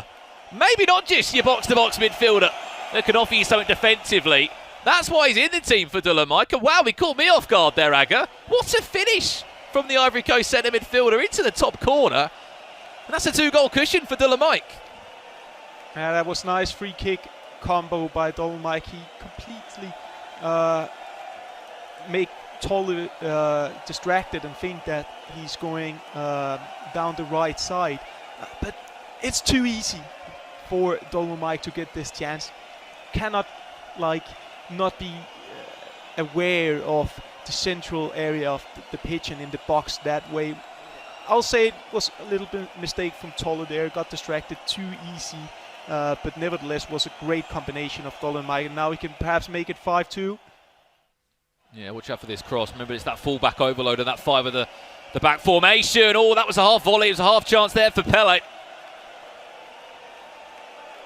Just alluding back to that, Kessie's not normally the man you want to be shooting with in and around the box, but as I said, just a point to prove that you can still score goals and he can still be very deadly in that midfield 3 that he's got. Kessie, Vieira and Bruno Fernandes making that 3 in that 5-3-2 formation. And a lot of success coming for Dolomite with the fullbacks. When they can get forward, you can see the runs that are being queued. Look at that run from João Cancelo on that sort of bottom of your screen. Now there he is again, just causing nightmares for the fullback of Furlong Mendy for Optole. He's got someone else to worry about. If the ball goes down the line, your fullback then becomes an option. Then you've got more options in the midfield if you want to cut it back inside. And you've also got 2 strikers that are always interchanging between that back 2. You can see them making their runs there. There's Bruno Fernandes, who's got the likes of Cristiano Ronaldo and Pele in front of him. 2 unbelievable finishes that can guarantee you goals. But for Optole, it's a little bit of a deja vu for me. It was a really tough first half in leg 1 for him, and again it's been another tough leg for him in... Oh, wow, Ronaldo, stop that. Nearly got it through the legs of Varane. Referee, are we done that for half-time in this second leg? Alluding to Aga, sort of the same scenario here. Not the strongest of first legs. He's just struggled to get going. Look, 0 shots. He's not been able to create a thing. Is that a case of Dolomite defending superbly well and keeping the ball, or Optole just not really doing enough? I think it's a combination of both. I definitely think Tolle should change some instructions on the 4-2-3-1. As I said, maybe let his cam stay forward, because as we can see right now, and as we saw in the entire first half, Cancelo and Acuna was just running down the wings all the time. I had so much space. Perhaps this could be good for Tolle. Have to recycle the play. Maybe he can find a way into the box now. Lovely heel to heel, and Neymar trying to just... Oh, is that going to be a penalty? Oh, he goes down to ground. Ref, for a split second, I don't know where we were playing that advantage for a minute there. I thought that could have been a penalty. Now penalties, how soft they can be at times on FIFA 21, but as you said, Aga, he's got to start well in this second half. He did it in the first leg. He scored 2 goals in quick succession. We've got to see that again from Tolle. Otherwise, he will be going down into that loser grand final. He will still stay in the tournament. Whoever loses this game will still stay in the tournament. It's just if you win it, it's a fast track to the grand final. You can put your feet up and relax for an hour or 2, because you would have guaranteed yourself $10,000 and a spot in European Qualifier number 2's grand final. This is a good chance. Cristiano Ronaldo, lots of space on this left-hand side. Goes for that bridge touch for him, a little La Croqueta. Just trying to open up a pocket of space. Is he going to go for a direct cross? I don't think he will. Vieira back to R9. Couple of step overs once again. Varane just comes out and does enough for Dolomite. There's more tackles like that. He keeps doing tackles like that, Dolomite. He will be home and dry in that sort of area there. 3 centre-halves, making it so difficult for Optole to break down. But Dolomite's been so sort of composed, Aga. He's not dived into tackles. You know how important it is that he doesn't disrupt that 5 of the back formation for him. And he's on for another chance here with Pele. Goes out for a corner. And there we have the pause. I believe it's Tolle who needs to change something up. And I feel like it's a good timing for him, because Dolomite is knocking on the door. I feel like both players has been very good in offense in terms of showing their skill moves, repertoire. Both of the players using the cancel croqueta, which allows you to get into new angles, but also the cancel McGeady spin. They've been superior at doing that for now. And here, small mistake from Dolomite. Don't think it was on purpose, and it could be dangerous with the through ball. Could be an overload. This could be a really good chance. Arnold, has he got the legs to get past João Cancelo? João Cancelo just about gets a leg or something on that to just push it away from Ronaldo Nazario there. What a chance it was from the counter-attack. But as you said, such a sloppy mistake from Dolomite. You don't play short like that from a corner and give your opponent possession back straight. Well, this could be another running race. Look at Acuna there. Is he onside? All the way from left wing back. It's a cheeky chip from the Argentine. And that is what that formation can do. I've banged on about it for the last 2 legs here. Pacey fullbacks on a counter-attack, Aga. 9 times out of 10, they're just waiting on the halfway line to burst forward and to cause issues. Acuna, wowee, 91 pace, a cheeky chip, and that's a 3-goal cushion. Dolomite, for me, is on his way to a grand final. It definitely looked like that, and as we're seeing in the entire game, I feel like especially here in the second leg, let's just follow this. Neymar can't heel to heel his pass way. Actually, can't heel to heel his way past Varane, I should say. Really struggle with it. I can't understand how frustrating it must be to go against his 5 at the back. Still chance. Can't get the shot away for Optole. I'm sure it's a really frustrating second half here. Now down by 3 goals on that aggregate scoreline. But Dolomite, we've been speaking about this guy in lengths of how confident he's been. E-Club World Cup, conference champions alongside teammate in Gorilla. That's a goal back. That's a really important goal from Arno Ronaldo. Makes that only a 2-goal cushion now between these two. Into a pause, he'll go straight away Optole. A big goal for him to score. Lovely interchange in the box. And Arno finding the back of the net. We are looking at the POV of Optole now. I mean, what is he changing? It looks like a 4-2-4, Aga. Yeah, he's going to a 4-2-4. Let me just praise that goal, because that was an amazing goal with the first time passes in the box. It was really, really a good goal, and that could give him a little bit of hope to get back into this match. And now we just need to risk everything. I feel like the 4-2-4 could be good against the 5-3-2, especially because Dolomite have his wing backs to attack that much, and he's really converted that into great chances and goals. But now Toller will have 4 strikers just waiting, so he can't take too many risks now anymore with his fullbacks. Yeah, it's a little bit like an overload against an overload now. Before, Dolomite could get away with those fullbacks on the left wing back or the right wing back. Now, there isn't really the opportunity to go forward as much as he'd like to, even though Tavernier is going to say, you know what, I'll still go forward. There is going to be a huge gap now on that right-hand side with the 4-2-4 to exploit that. The key thing is here for Dolomite, do not lose possession. That's what he'll be trying to do. Does so well with the ball. Lovely ball back to Alphonso Davies. A direct shot comes in from Bruno Fernandes. Doesn't cause any issues. Is he going to get the ball back? No, possession will now change hands, and time might not be on his side. But can this attacking formation be the difference? That's a lovely ball into R9. Can he get around the corner? He's got defenders chasing him down. Lovely scoop turn. Back inside from R9. Has to be difficult, but Varane has had R9 in his back pocket all game long. Very, very nice defending from Dolomite here. Toller's really trying first with the ball roll scoop and then the cancel McGeady spin. On the other hand here, he could seal it out now. Could be game over. Tavernier, look how far forward he is. The Rangers fullback, can he find the ball across? No, he can't. That would have been the chance to really solidify the tie and say that is job done. I will be in a grand final. We're back to the drawing board. It's another long through ball, but Rafael Varane, he's really earned his money today. Wowee, he's been absolutely superb up against R9, which is no easy job at all. Beating him in running races, when he's had to come out of that sort of defensive 5 and stick a leg in, win the ball he has. And for me, he's probably been the man of the match for Dolomite in this second game. Honestly, he's been superb, Aga. Yeah, I feel like Varane has been really, really good at just coming in the last second and stopping R9 for getting that shot. But maybe that's also the small disadvantage with R9, that his stamina isn't that great. So when you make the through balls at the end of the game, he's most likely to be caught compared to, for instance, an Mbappe or Pele.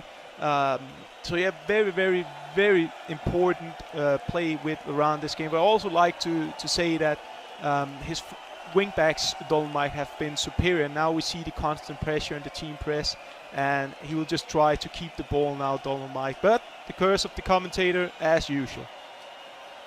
Yeah, the curse of the commentators. It's haunted us a couple of times in this this commentary, Aga, but he's about 16 game minutes away, Dolomite, from guaranteeing himself a grand final spot, which you have to say, this has been coming for a while. In the last months and weeks, he's been playing in so many tournaments against fellow pros, whether it's the Mino Cups or FIFA E-Club World Cup qualifiers also. Been playing some really top FIFA You feel like this has been coming to a head for a while. Chance for Optole, maybe again. Who else is there? It's this time Theo Hernandez, another French player along that back line. But that'll be $10,000 in Dylan Mike's back pocket, and he can put his feet on now, so to speak, for about an hour and a half. He'll be waiting to see if Optole can join him again. Oh my God, is that just... I thought that swerved for a minute there from a Adama Traore. Bit of curve on that one, bit of swaz. Goes out for a goal kick in the end, but a really professional performance from Dylan Mike Aga over the 2 legs, and he will be, even if a goal does come in now, I'm very confident in saying that, there you go, that should do us. He will be in a grand final. That's $10,000 in his back pocket, some serious Global Series ranking points, and just a player that's in good form at the moment, Aga. Really, really impressive performance there from Dylan Mike. Yeah, really, really good performance, as you say, Brandon, from Dylan Mike. And I feel like that Tolle played really, really well as well. Especially Tolle's offensive was on a very high level. So this was not just an easy match for Dylan Mike. He had his trouble going on in this match, but he solved it. And perhaps that's the momentum and experience that Dylan Mike have that gave him the edge in this game. Yeah, it was a real tough one in the end. And again, Optole, he still is in the tournament. Let's not forget that. He is in the tournament, be in that losers final, waiting patiently for another chance to maybe match up against Dylan Mike in that grand final again. Dylan Mike does enough, but we've got to talk about Aga. 5-3-2. Is that the formation? We're going to see a lot more from pros in the coming weeks or months. Yeah, definitely. I can say that instantly that it's something we're going to see. It's also already... became quite of the new meta, I'll say. I see a lot of professional and competitive players using this formation now. And I think this game was a prime example of showcasing the formation, how good it is when you attack, because of the wing backs going forward, but especially also defensively, where you have the 3 centre backs just covering all the angles. Yeah, a really impressive performance from Dylan Mike. Taking the words from yourself, Aggie, you said he's creating his own meta. He booked himself a spot in today's grand final for the European Qualifier number 2, and that's us done for our winners match. We're going to throw it back over to Jimmy, Spencer and Mike to break down all the action. But there you go, Dylan Mike, he's in another grand final. Brandon and Aga, that was a really professional performance from Dylan Mike. Goal so far of the tournament, fellas, with Acuna getting that cheeky chip to really seal the deal and really kind of put it better than you, Optole. Not to say that Optole had his moments, you know, there's some where I thought, all right, the kid can play, but ultimately proved his work. I think now he's only 1 match away from getting the 1,000 FIFA Global Series points and $15,000. Pretty good about this. Spencer, I'm going to come to you first. Talk to us about that performance. I'm not going to lie, Jim. When he went 2-0 down, Optole, I was like, I've obviously predicted him to win, so I was feeling a little bit sorry for myself. When I saw the 2-0, I was ready to rub it in all of your faces. I couldn't wait. And obviously, Dylan Mike has come back out on top, and that's a sign of a champion. One thing I will say is if we do see Tolle work his way back into a grand final against Dylan Mike, he showed enough for me in that first leg that makes me think, let's not count him out yet. Mike's already talked about how the lower bracket can often produce a winner. Maybe the 16-year-old storyline is still there, but you've got to give kudos to Dylan Mike. You know, a consummate performance, particularly in the second leg, and very impressive. All right, Mike, let's... There's some good goals scored by both competitors. We just Mike came out on top. And we saw variety with how he went forward, and really what totally struggled was being able to counteract or adapt to the 5 at the back. Because with that 5 at the back, he was just had wingers open at all times, or fullbacks open at all times, and it gives you the outlets. It makes for your counterattacks.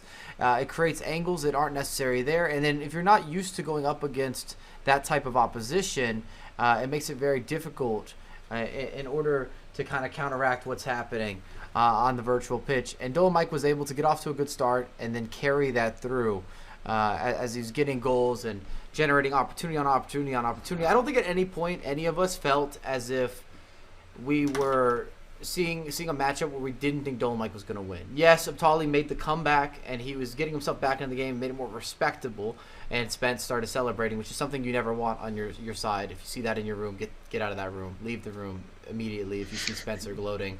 But I feel as if Dylan Mike has really mastered this game in many ways, and you're seeing that with the success that he's having online in some of these little self-ran tournaments, and then also you're seeing the success here, still undefeated, the only undefeated competitor. He sits in the grand final, and you have to have a certain level of confidence to play an unusual or an unorthodox formation. We keep complimenting him for creating the meta, this is another way that he's done so with the 5 at the back. Clearly unlocked something. So let's take a look now at the highlights so you guys can see some, for all you visual learners out there, what it looks like when Dolan Mike absolutely dominates. Spencer, what this first leg here? Yes, this first leg obviously started really well for Dolan Mike. Goes 2-0 up, and you're starting to think could be a long day at the office for Optola, the young Swede. But then we saw a bit of a surprising comeback, and it was a comeback that was a confident one. When he got it back to 2-2, you can see Dolan Mike there, not happy with himself. He was putting out some skills, Optola. I thought he was the real deal. But that was a lovely little goal towards the end of the first leg to put Dolan Mike back in charge, going into that second leg on top. I'm not even sure Mike, who's what yelling about the there, second Spencer. Okay, because this free kick is sick.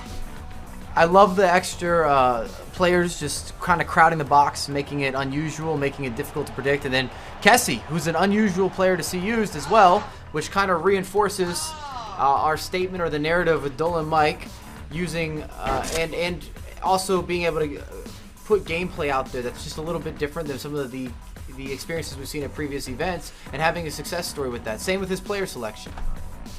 All right, here we're taking bracket. Dolan Mike now into the grand final. Excuse me. And Optola now waiting in the losers semifinal. Nisat and Musty. That will be a good one. And I kind of curious as to what Spencer said. He's going to respond to losing to Dolan Mike and suffering his first loss throughout this competition. So very, especially at a young age, I think he'll. And you got the players who will be coming in with 2 straight wins if they get to face him. So a lot to play for in this one. Spencer, how you feeling? Just like maybe some early this loser semifinal. Yeah, I mean, obviously, when we watched the Musty versus Mino game, we saw a lot more in terms of goals, in terms of action, in terms of 3-0 in the first leg. Musty comes out. I feel like we've seen a bit more of his hand, and it's a good hand. It's a lovely looking hand. I think he's got a very good chance here. It's hard because we've seen 2 players just then who have won every single game in this tournament, and obviously we've seen Optola drop one right now. What we don't know is how big the gap is between the 2 we're about to see in this loser semi and Optola, who's just lost his first match. Sometimes it's quite a sizable gap. We won't know until we see them match up against each other. But in terms of this game coming up, I think being a little bit led by that second fixture. But for me, Musty showed a lot of wherewithal to come back against Mino and do what he did, so I'm backing him. And momentum, Mike, let's talk about it. You have the whoever ends up playing Optola is going to have an advantage because he's off of a loss, a lot of time to think. That learning how to maybe shake up bad results, and then you have this other player coming back-to-back wins. I mean, back to your theory of coming. Well, especially if you start slow, which has kind of been part of that same narrative or theory, where we've seen a lot of players start off kind of slow and get a little bit better and a little bit better and a little bit better. So by the time they come up to the final, and they definitely have to reset the bracket, which is very difficult in its own sense of execution, their confidence is through the roof. They're playing the best FIFA they played all day, and often the guy that's sitting in the finals either been waiting for a long period of time, or sometimes, depending on the regional, he might not have even played FIFA that day yet, because it could be a 2-day event where the entire losers bracket was on day 2 and he was just waiting for whoever's going to come up. All right, well, that match is coming up next, everybody. Musty taking on Nisa. Going to be very good and cracking affair. Loser goes home. Winner goes on to take on Optola. Fantastic match. Don't go anywhere. We'll come right back.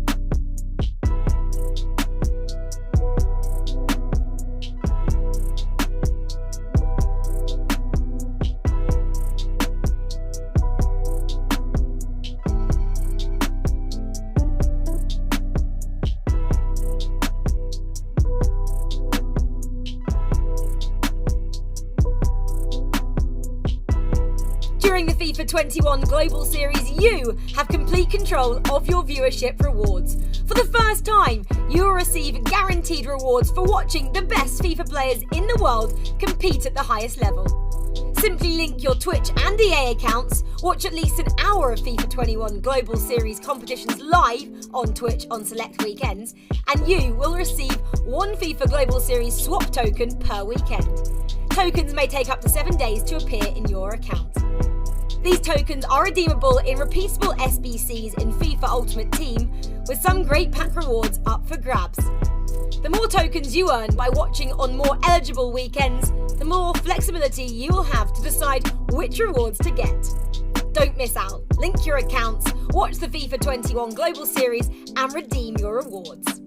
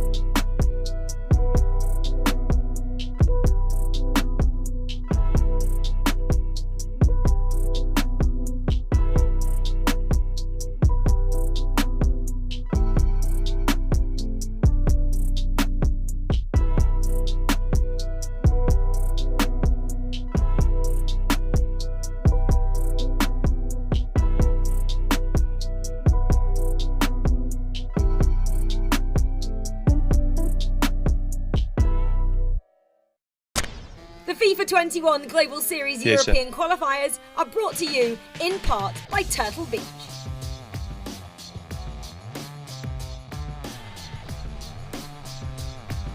All right, for everybody that we have a winner. Second qualifier in South America. It's PH Spencer. Pretty good performance from this. Really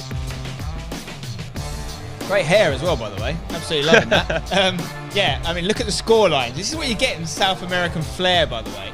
Lots of goals going in left, right, and centre. That's what we know. It's what Brazil offer. And look at the celebrations. You love to see it. They love their football over there. They love their FIFA. He's got a family show over there. So yeah, well done to him. That's a hugs. Yeah, that makes me want to go down to Brazil. I feel like there's a little bit more love there. No disrespect to my mom, and we're not as touchy. That okay. Anyway, that's in South America coming up. Regional Qualifier 3 next February, coming a couple weeks for you guys. We got one, and then of course the playoffs, the E World Cup. Make sure you guys watch it. It's awesome. The passion and enthusiasm is fantastic. There, I can't say enough about all the in that area and around the world. Okay, yeah, West Asia, North America, South America, Oceania, Europe, East Asia. Everybody's popping off. Everybody's trying to get those global series points, so they have a chance to qualify for the biggest in esports. So make sure you guys write all these down. Look at all those channels. They're all popping off, mainly on this channel, but some of them are on E-League TV, as you can see with North America. All right, everybody, welcome back. I'm Jimmy.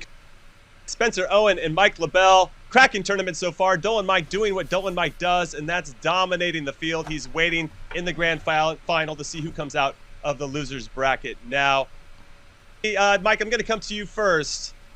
Is this Dolan Mike's tournament to lose? I mean, he looks so good. I mean, yeah, he had some moments.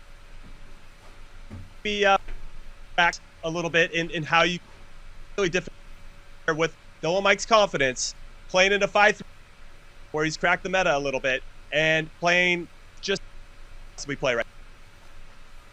Even if he doesn't want this additional pressure, Jimmy, undoubtedly this is his tournament to lose. You're sitting in the final. You've got the biggest name You've already been a champion prior. You put a lot of pressure on yourself. You're 18 years old, apparently, not young in these tournaments. He's the oldest competitor left, which is unbelievable. Kind of tells you how we're seeing the transition of FIFA esports and how fresh FIFA esports is in general. We're still in the infancy stage, I would say, with this competitive grind and the progression of all these different players, brands, names, and so forth and so on. But the simple answer is, of course, this is Dolan Mike. He's sitting pretty, only undefeated competitor, and you have all the experience to go with the accolades and the accomplishments, and he's been prepping for this. He should get the job done. Now I just added more pressure for him.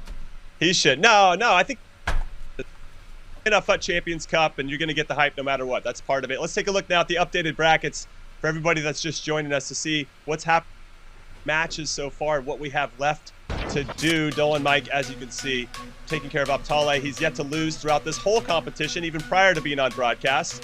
Then we have a Nisat, who has done very well to get past Mino. And then Musty beat Mino, excuse me. And Colin was the one that lost to Nisat. And now they're going to be... That's the match that's... And Abtale will... Unfortunately, he's... See how he copes. Hats. All right, Spence, why don't you talk us through some of the highlights we've seen so far? Yes, Jimmy, we've seen lots of great stuff. Some games offering lots of goals, some games a little bit tighter, a bit more strategic affairs. This was the first matchup that we saw today in the loser quarterfinal between Bundled Colin and Nisa from Nom. A little bit used to the bridge there from Nisa, and that was the kind of story of these two legs. He was slightly dominant over the Dutchman Colin. He finds space here where it looked like there was none originally, but a lot of movement, left, right, back again, inside. Some great celebrations from Nisa as well. Very happy to get through in that one. 7-1 in the end, but it was kind of last few goals were sort of, it was already over, wasn't it? Colin was struggling a little bit by that point. The second losers quarterfinal was an absolute slobber knocker. First leg was 3-all. Look at this. Love that bridge once again, but I like the movement before it. It seems to be you've got to find a way to stop people doing this in and around your box, because it is so effective this year. And it was just a 1-goal though in the second leg, and it went to Musti, and he was delighted to knock out the experienced French player, Mino. Big two players that look pretty good heading into, and I don't know if I can go against a German in these types of competitions. I'm Musti. Ryan Pessoa, who has this big match. Take it away, guys. Spencer and Mike, great work on the desk as always. Big game feel right now. Both of these two players have already won today. They're both feeling confident. They're both feeling fresh coming into this sort of pivotal match, Ryan. A huge sort of step up in prize money and also points allocated, guaranteeing yourself a top 3 finish. Where do we think this game is going to go? I'm going straight in. Musti against Nisa. Where are we thinking? It's a difficult one to call. Both of these players, they won in different circumstances, where Nisat was more resounding compared to Musti's win. But I'll be honest, I can't call that. It's near enough impossible. Either one, they both have fantastic plays going forward. Their build-up play in and around the box is fantastic. If I had to pick someone, I'd say Nisat. It could edge it, but like honestly, either one of them could win. Well, we look at the losers quarterfinals that they both played out. Nisat, it was such a dominant performance, especially in the second leg, where a few of them goals came towards the end of the game, winning 7-1 overall. On the other side of that, 4-3, super tight game in the first leg. Musti had to come back into the match. Do you read too much into that in the previous sort of hurdles that they've had to overcome to get to this stage? Or is it, as we've said many a times, every single game, it's a different environment, there's not much consistency in terms of you're playing online every single game, differences in connection and things like that will affect how the game does play? Yeah, as you said, there's a lot of factors that come into it. Of course, you're playing against a completely different opponent that you just played, so who's to say that they're going to play the same way or you're going to get the same chances against this opponent? And also connection, as you said, that also plays a part because the production is all online, or the tournament is played online, so it could differ person to person, player to player, so that comes into effect as well. But I say both of these players, they will have confidence from winning their previous rounds. As I mentioned before, one player did win it more resounding than the other, but as I said, it's completely different opponents, so anything can happen. Yeah, absolutely. Very sort of interesting scenario in which the players have been given here. But let's have a look at a set of rules that are set in stone, Ryan Pessoa. The squad rules: up to 1 icon with an overall rating 89 or higher, up to 1 icon with an overall rating of up to 88, up to 2 non-icon players with an overall rating of 90 or higher. You're allowed 2 non-icon players with an overall rating of 87 to 89. And all other players must have an overall rating of 86 or below. So the players like Kyle Walker and James Tavernier, Theo Hernandez become very usable. Goalkeepers do not apply towards the limits, and it also applies to your starting 11 and subs. If you do not have 2 icons or 2 players rated 90 plus, you may substitute a player from a lower category. Ryan Pessoa, I'm coming to you right now. With these squad restrictions, you do have to have a little play around to find out what players you want in the team and what players miss out. Definitely. Some players like to just have 1 icon where they'd use perhaps Ruud Gullit and then have the 3 90 players in attack, like Ruud Gullit with Ronaldo, CR7 Ronaldo that is, with Neymar and Mbappe. Or some players might like to use Vieira and then R9, or Vieira and Pele, Vieira, Eusebio. Just basically Vieira with any other attacker who is above 88 rating. And then they like to have anyone, it could be Mbappe, it could be CR7, but I'd say it's all personal preference really, but I'd say the 87 to 89 is sort of standard in a sense where it's sort of you either go with Bruno Fernandes as one of them with Varane, or Bruno Fernandes with Rashford. But I'd say Bruno Fernandes is most likely going to be a staple in most teams. We've heard what Ryan thinks of the squads right there. Let's have a look at some squads for this losers bracket semi-final. We're going to start with Nom Nisa, and Ryan, I'm going to ask you to take it away. What is standing out in Nom Nisa's squad? I love his defensive line, I'll be honest. It's very unique. That Zakaria in centre-back reminds me last year when he had that card, it was incredible. Next to Klosterman as well, that Lamar SBC. Alphonso Davies, in my opinion, undisputed best left-back in the game. But then, of course, he's got the expensive players in front with R9 Ronaldo, Vieira, as I mentioned as well, Rashford, CR7, Neymar, and Bruno Fernandes. And it's a fantastic squad. And on the other side of that, we've got Musty's team. We've already had a look at Musty's team. We had the opportunity to commentate his match earlier. Different defence. You saw Varane and Theo Hernandez in there as well. But one player that I want to get your eyes looking onto, Ryan, that road to the final, Renato Sanchez. Because if Lille have a good Europa League campaign, he might fall out of the requirements. How good is that Renato? Incredible. I remember when his in-form 82 overall came out, how good it was as well. So with the upgrade, of course, in all of the attributes, he's a lot better than the 82. And as you said, hopefully they do progress further in the Europa League. And I think they have Ajax, I believe it is. So yeah, in all honesty, I'm a Leo fan for that game. Yeah, I mean, you want him to win one game, so he gets or go through one round to get to the 86, but then maybe not go any further, so he falls under the 86 barrier, but doesn't have to go into the 87 to 89. Just going back to the squads, it's something that every player, you would say, has different opinions on. When we go to LAN events, when we used to, before the pandemic, pretty much 95, 97% of teams were exactly the same. Gullit, Vieira, holding the primes, R9, Ronaldo, Neymar, Mbappe, maybe a Cruyff in there as well. But when you're at home, you have to make sort of more important decisions where your coins are going to go. What is the thought process behind a pro player picking those players? Because we were talking off camera, Team of the Year CR7 or Team of the Year Neymar, Team of the Year Mbappe, I should say. Maybe Neymar to come in the 12th man. Huge implications, potentially for the rest of the season, if you make the wrong purchase. Of course, and it happens. You might not get along with a player. Like some people, as I always mention with R9, is hit and miss. Like, I hated R9 when I used him. I thought he was terrible in the game because he was slow. He wasn't responsive in terms of turning. And I preferred Pele. But then getting used to R9 and like the way he moves and stuff, he's clearly, in my opinion anyway, the best attacker that you could get, excluding Team of the Years because I haven't tried. But there's a lot that goes into it. And as you mentioned, the coins, of course, some players might not have a lot of disposable coins at their luxury compared to, obviously, other players who might have got luckier in packs, who might have just invested a bit more. And that's the thing with in LAN events, you're able to use all the players that are in the club. Well, we talked about Team of the Year there. Team of the Year Ronaldo, Team of the Year Mbappe, potentially a Neymar or a Messi 12th man. Let's have a look at the full 11 who are announced for Team of the Year. The attackers are out in packs right now. I just saw an 83 plus double attacker SBC out, which will be getting completed tonight for myself. Outside of the attackers, Ryan, the rest of the team there, from a pro perspective, are you looking towards a Van Dijk or a Ramos, or maybe prioritising the attacking positions more than the defenders? It's really difficult because of the restrictions. Like, they've been updated for future tournaments that come in February onwards anyway.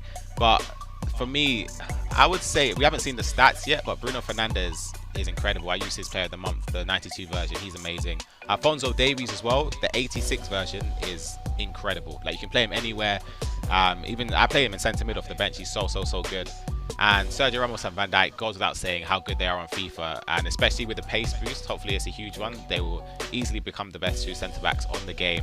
And Trent, his normal card isn't that great because he's a bit slow, but of course with a team of the year maybe boost, with the pace, he'll have the physical. Yeah, exactly. It'll be very useful. And Neuer, I hope he's good, but it's always hit and miss with goalkeepers. Some players like to use Pope, who saves everything for them, and some people could use Prime Yashin or whatever, and he doesn't save anything. So it's just personal preference with the goalkeeper.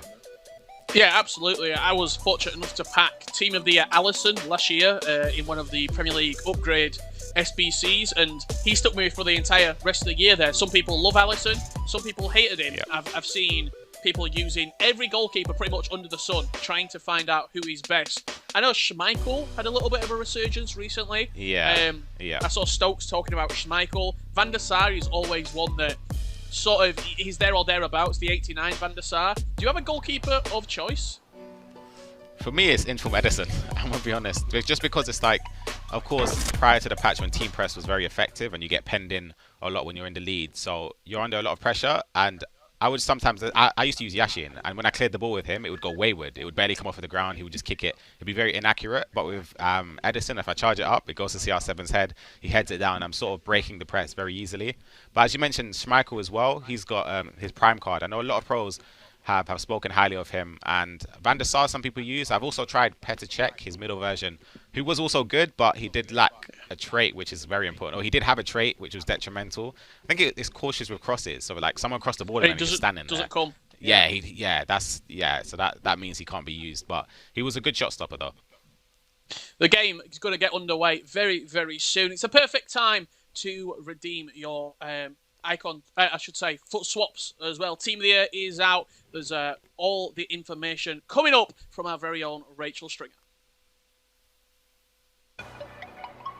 On Global Series, you have complete control of your viewership rewards. For the first time, you will receive guaranteed rewards for watching the best FIFA players in the world compete at the highest level. Simply link your Twitch and EA accounts, watch at least an hour of FIFA 21 Global Series competitions live on Twitch on select weekends, and you will receive one FIFA Global Series swap token per weekend. Tokens may take up to 7 days to appear in your account. These tokens are redeemable in repeatable SBCs in FIFA Ultimate Team, with some great pack rewards up for grabs. The more tokens you earn by watching on more eligible weekends, the more flexibility you will have to decide which rewards to get. Don't miss out. Link your accounts, watch the FIFA 21 Global Series, and redeem your rewards.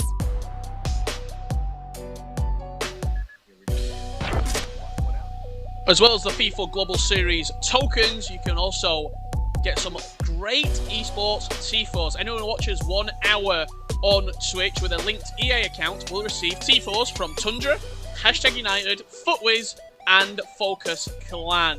You get to see some of your friends there on the game, Ryan. Jamodo, Lyrics, Tom, and the world champion as well. And former world champion Mo Alba and MS Desari. It's very sort of, if you were a player and you were playing FIFA and you saw yourself in the game, that has to be such a pinch me moment. Yeah, definitely, and I like them. I like the #Tom one as well, who we'll be seeing tomorrow compete on the PS side of things. But as you said, it's like a huge honor to have a Tifo in the game if you're a player. Yeah, absolutely. I'll never get over the MS Desire one from last year with the hands to the ears. Every time I saw someone who loaded up with that T4, I was like, this is gonna be a very, very tough game. Speaking of tough games, our losers bracket semi-final between Musty and Nisat. We've talked about the predictions of the game, where we potentially see it going. If you were going to say maybe for Musty, keys to success, what does he have to do in order to be successful against Nisat? What would you break that down to? Because in the first leg, it was him coming back into the game, showing great resiliency, and then the second leg sort of saw the game out. Do you think he has to have a better first leg? Because the second leg performance, defensively, we saw how good he was. Keeping a clean sheet in FIFA 21 is a very hard task. Yep, as you said, defensively he was superb in the second leg. I'd say for both of the players, they just have to keep being unpredictable in attack because, again, with Misty, we saw a lot of his goals where he sort of baited a bridge or baited like an L1 boost to the right, ended up cutting back in and going to the left. It was very unpredictable and it was hard to defend against. And also Nisat as well, he scored so many goals doing that where he sort of had his opponent, he had multiple options, and that's the key when you're attacking, is to sort of catch your opponent out, making sure you have different avenues to attack. So just to make sure it's sort of unpredictable, and I say both of these players will hopefully continue that on the attacking front. Yeah, there's some great attacking on display, and we get to have a quick look at it to refresh anybody who did miss their previous matches in the tournament. EA's European Qualifier number 2. This was in the quarterfinals where Nisat ran out with a huge victory over Bundled Colin. I'm going to give the floor to you, Ryan, to talk us through some of these goals that we saw right now. Yeah, and you see the first one was the bridge. We noticed that that'll be a staple of so many of the goals. But this guy I really like here with the elastico, the reverse elastico, the heel to heel with the finesse. You can see the smile, what it means to him. But he's very tricky on the offensive front. And as I say, the unpredictability of it is, for both of these players, will cause an entertaining affair. On the other side of that, Musty had to, as we said, come back into the game after trailing 3-2. Pele on the edge of the box, again, with that bridge touch into the space and then smashed into the near post. And in the second leg, it was more of a defensive performance. He got this goal early doors with Pele. Such an intricate bit of dribbling on the edge of the box. Do you think this game's going to come down to who can attack better or who can defend better? Because they both put up good attacking performances in the quarterfinal stages. I would say who can defend better. I'd always say defense wins championships, as cliche as it is, or as cliche as that sounds. But as we saw in the second leg, Musti sort of stifled Mino's attacks. Obviously, there was a chance with Ronaldo that did hit the post and other opportunities that were perhaps goal-scoring chances. But defensively, he improved a lot compared to the first leg, and it sort of kept him in the game, or kept him in the lead, in fact. And as I say, when you defend a lot better, it sort of, I guess it lowers your opponent's morale because you're sort of thinking, am I ever going to score? So it's very difficult.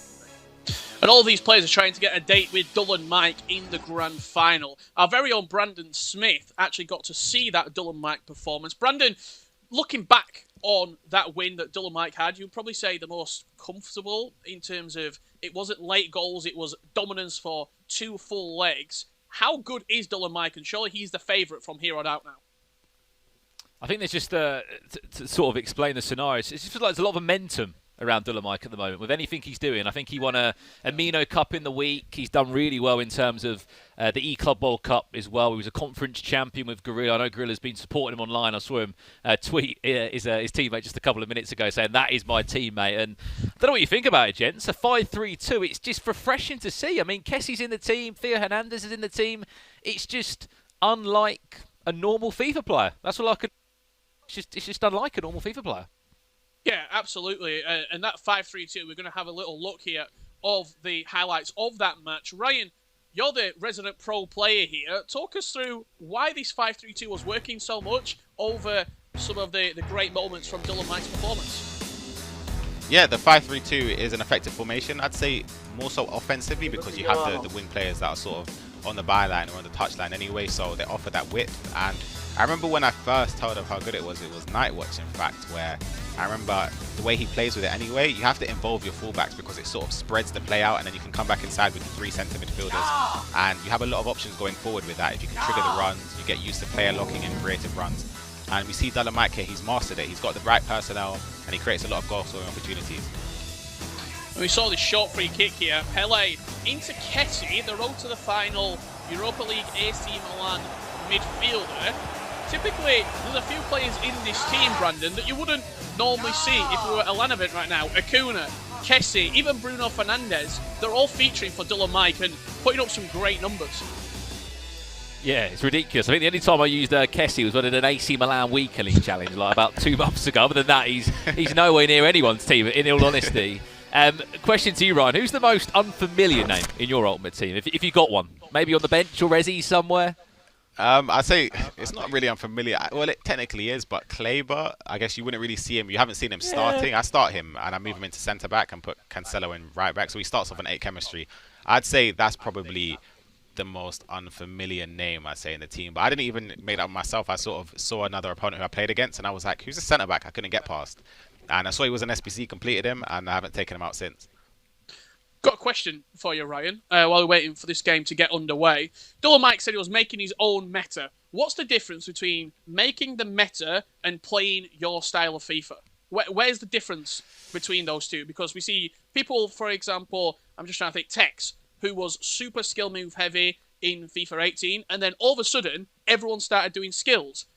What would take for Dolomite for this 5-3-2 to change from his playstyle to the meta and more people start playing it? Is it just through success, or is it what is it? I'd say, as you said, it's success mainly. The more so when you see someone doing something that's working, and you see his performances throughout. You mentioned Club World Cup. Also, there's other practice cups like the Joey Cup where he's been winning it continuously all the time. If he's not winning it anyway, he's reaching the latter stages every single time. And of course, ability goes into it, but he's been mastering the formation. And he's sort of learned it where he knows where the players are always going to be. He knows their movement. He knows the runs. And as you said, I'd say the meta is sort of formed on what's working best for someone that's probably the most successful person at this moment in time. So that's the way. I'd say if he wins this event, you might see a lot more players use the 5-3-2. But of course, it's all personal preference. Some people prefer to use 4-4-2, 4-2-3-1, 5 at the back. It's all personal preference, really. Yeah, absolutely. A question from me. Go on, Brandon. Sorry to jump in. I was going to say, a question from me to both of you guys is, spoke to Agra about it. Any predictions on how many points you think will get you a playoff spot this year? Because I know there's 5 qualifiers, as we know. There's so many spots up for grabs for virtual leagues. I mean, Dolomite wins this tournament, guys. He's on 1,600 points. We can forget about Dolomite. He's going to be at the playoffs. We know that. But just in general, I don't know if, Ryan, you got any sort of, just a prediction, a number. How many do you think would make playoffs in Europe? Let's talk about Europe. Yeah, it's very difficult to say. I'd say, in all honesty, just reaching top 6 sort of almost guarantees it, in a way. Unless you completely just have a terrible time on the rest of the 4 qualifiers. You should, I say top 6 in one event guarantees it, but obviously it's based on consistency. So you can finish top 64 in one qualifier and then finish top 12 or whatever, and that should give you enough points to sort of push on. And you sort of have to maintain that level for the next 3 qualifiers. But in my honest opinion anyway, all it takes is just one qualifier and just to have a very good run into it, whether it's top 12, top 9 or whatever, just to gather up the points. So in terms of an actual points, I don't know. Yeah, I really don't know. I'm on the same wavelength as Ryan in terms of, especially in Europe, we've not seen players making top 6 consistently. In South America, we were there last week, Brandon. In Xbox, 3 out of the same 4 players qualified in Qualifier 1 as Qualifier 2. So these players are dominating that region, so there's going to be a huge gap. In Europe especially, there's so much different players coming in, coming out, making latter stages, not making latter stages. I think it's going to be the top 6 guaranteed on every single qualifier, but it's going to be the players who have consistently got top 64, top 32, top 128 even on PlayStation with over 1,000 people trying to qualify. It's really going to break. It's going to be 1 or 2 points between each player. There's going to be a lot of players on the same amount of points as well. So we've said this before. It's not really been prevalent. It will come down to weekend league, Brandon. Yeah, God. It generally could do, which is ridiculous. I think the one thing we got to touch upon, that's to everyone at home right now. We're only seeing a snippet of these. Just because of, how it is this year, we can't physically get everybody on the broadcast in the nicest way. So we're looking at the top 6 on the PlayStation, top 6 on the Xbox. There's a couple of names out there that I'm seeing Olilito in that loser bracket. I'm seeing Benny CR7. The list goes on of these players that are 1 game away, lads. 1 game away from getting on. And they're doing it once or twice. I think there's an Israeli player as well in there called Yulal Belvi who bagged himself a ridiculous amount of points. We haven't seen him on the broadcast. So it's going to be a lot of silent players out there that might not be on the broadcast. They might not be winning qualifier 1, 2, 3, 4, 5. But, as you said, top 16 finishes regularly, top 32 finishes regularly. They'll be popping up at the playoffs, and then that's when we'll start, saying, hello, where have you been for the last couple of months? Oh, I've been doing well, but not top to get to a broadcast.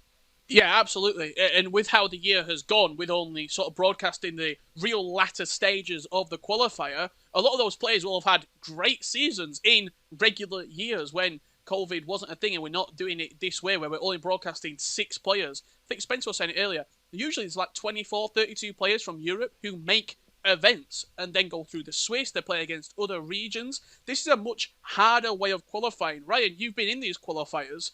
How tough is it as a player to get into not even like the top 32, but the top 6 in particular? Ridiculously hard. Honestly, it's so difficult for those at home who obviously might not compete in those qualifiers, but there's so many different factors you have to factor in when playing. Obviously, it's all online, so obviously connection, unfortunately, does play a part. But then also the mentality side of things, because we're used to playing Swiss format, where basically if you win, sometimes you can go 4-2, 5-2 on Xbox, and you're through. However, because it's a double elimination bracket, without Swiss, you lose one game, and it's backs against the wall. So you could lose early on, let's say.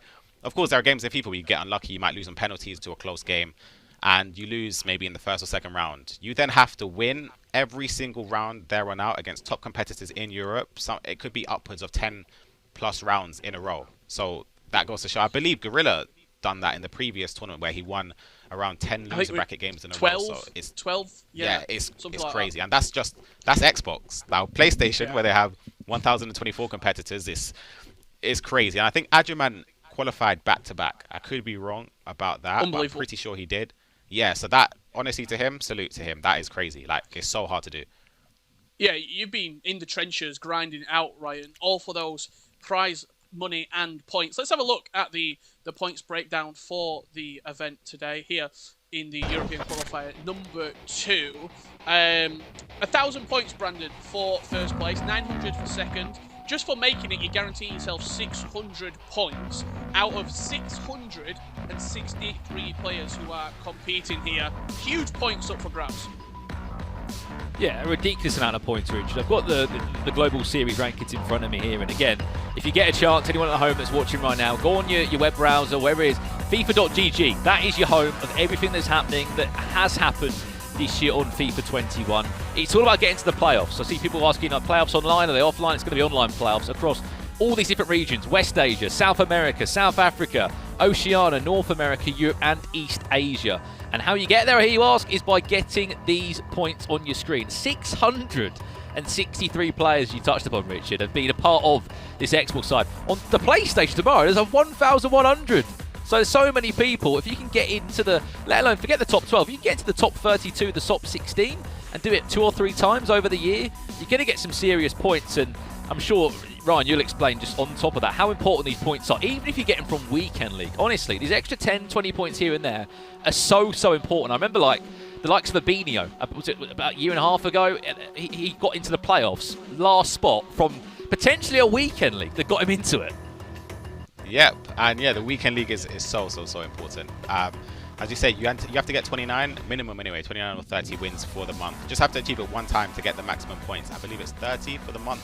So that's very important as well. And as you mentioned before, the leagues as well. So every league in each nation, I believe, I'm not sure the actual placement of the league of where you have to finish to get a spot in the playoffs, but that's also another avenue to get into it.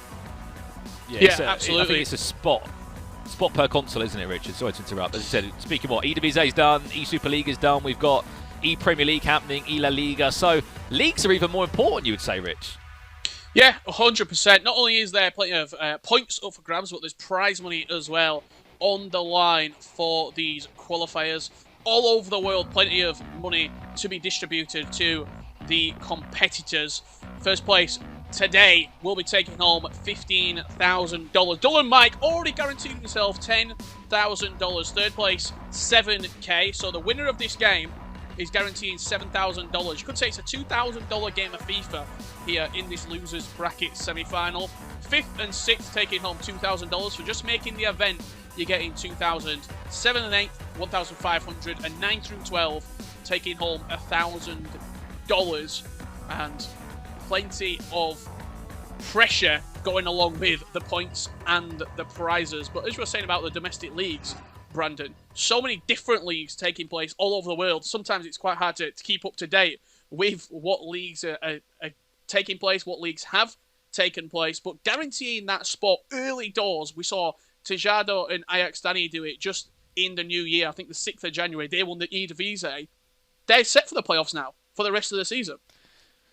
They are, and also some of the leagues, the big leagues, they've got 2 finals over the year. So potentially they've got, I believe, maybe potentially extra spots there, maybe 4 spots per league. I'm talking these are the major leagues. It could be EMLS we're talking about here. We saw, of course, Diddy Chris Lito win, so he's going to be with a great chance there of going through that North American route. But so many leagues taking place in this global series, and yes, there's $15,000 on the line for just today's tournament. But you've got to remember that's split as well in terms of each region's got their own prize pot. We're talking South America, North America. And overall, it's like a $3 million prize pot this year in competitive FIFA. It's been upped by about $1.5 million, I think, from EA. So credit to them. We're all online, but the prize money is going up. And there is so much competitive FIFA happening at the moment. I mean, Ryan, how difficult is it for you to schedule your days? You got E-Premier League coming up next month. You're with Manchester City. You've had E-Club World Cup, it seems, all the time at the moment. You're commentating, you're streaming. How are you balancing it all? Yeah, it's difficult. Some sleepless nights, but it's all worth it, to be honest. It's just about enjoying it. And now the patch has come out, it's sort of added that extra motivation to play, because prior to the patch anyway, I wasn't really an avid step over user, so I didn't really like it. I found myself conceding a lot of goals from it. So now that it's sort of, it's not gone entirely, but it's just nullified a little bit. It's not as effective. It sort of adds that slight enjoyment back. Of course, there are other factors that are a bit difficult to defend against, like the bridge and other aspects as well. But yeah, it's difficult, but yeah, I enjoy it. Yeah, and that's the main thing. As long as you're enjoying the gameplay, I know it's been, some people love it, some people not the biggest fan this year in FIFA 21, but I think after the patch, we're in a much better place now. I think the step overs, there was something about the step overs that I just couldn't connect with, in all honesty, and I think right now, we're seeing it in a better light, Ryan. I know you talk about the patch, we've talked about it in the commentary, we've talked about it to some length as well, but in terms of adjusting, how hard is it to adjust? I asked you this question earlier, but now you've got a little bit more time to expand on it, in terms of you got so reliant as players on learning step overs, really sort of getting to grips with how to play. In previous FIFAs as well, FIFA 19, you had to green time, you had to take first time shots, and then you have to forget that seemingly overnight, either post-patch or in FIFA 20, when those tactics and techniques that you learnt aren't maybe as effective now in FIFA 20 or year on year. Yeah, I can think of 2 key examples, more so because like the previous patch, or for this, I don't really notice it too much because I wasn't using step overs anyway, but for like FIFA 18, I remember you had to double tap shoot to do a driven shot. Whereas on FIFA 19, if you double tapped it, you were red timing the shot. So you had to time it properly. So then obviously I'd get in situations, I'd try and driven shot, but then I would red time it and spoon the shot. So that would be a problem. And also the La Croqueta as well, FIFA 19. I sort of implemented into my gameplay on the edge of the box, in the box. So that was pretty much a go-to. It was like a staple to use it. We saw with Marcuso, it was like one of the best with it. And going into FIFA 20, it got nerfed, so it wasn't as effective. But sometimes you'd be caught using it when you know it's not that effective, but it's sort of like muscle memory in a way. Yeah, absolutely. The muscle memory is very, very important. Thank you, Brandon Smith, for joining myself and Ryan in between the games here. You'll be joining us later for the grand final, I believe, and also the winners bracket final. Oh yeah, the grand final. I'm pretty sure it is. So plenty of games upcoming for yourself and Aga. Credit to the broadcast as always. Brandon Smith there joining us to talk all things FIFA 21. Ryan, getting very close to the game. We've talked predictions. We've talked everything regarding the game, and here we are. We're into the game. Apologies for the delay, but we are underway right now between Nisat and Musty. Here we go. I think it'll be a very interesting game. I'm hoping that we see a lot of goals because I believe the combined from both of them, they did score 11 goals if you combine it. Of course, Nisat scoring 7 against Colin. He could have even scored more, in fact. But I'd say it will be well, I hope anyway, it will be a high-scoring game. It's going to be Nom Nisat kicking from left to right in the white. Musty from right to left in that orange that we saw him only a couple of hours ago when he knocked out arguably the favourite behind Dull and Mike in Greasy Mino, 4-3. Nisat, 7-1 victory against Bundle Colin. If you are just joining us, it's the losers bracket semi-final.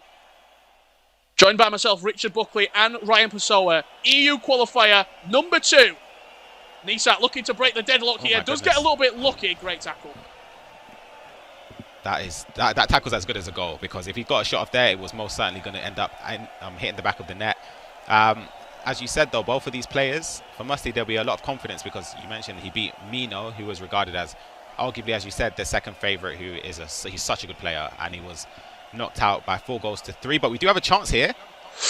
Ooh, lovely reverse elastico inside the box there. Just got enough bodies behind the ball, did Nisa. I think this game, in particular, Ryan, the small intricacies, I'm going to ask you to point them out when we can. In the dribbling, super cancels, reverse elasticos, just the small details that we might miss, they're going to be so important in this game. As you see Ronaldo bearing down on the defender, just like that, and smashed into the near post. What has he done there? What has he done? Wow.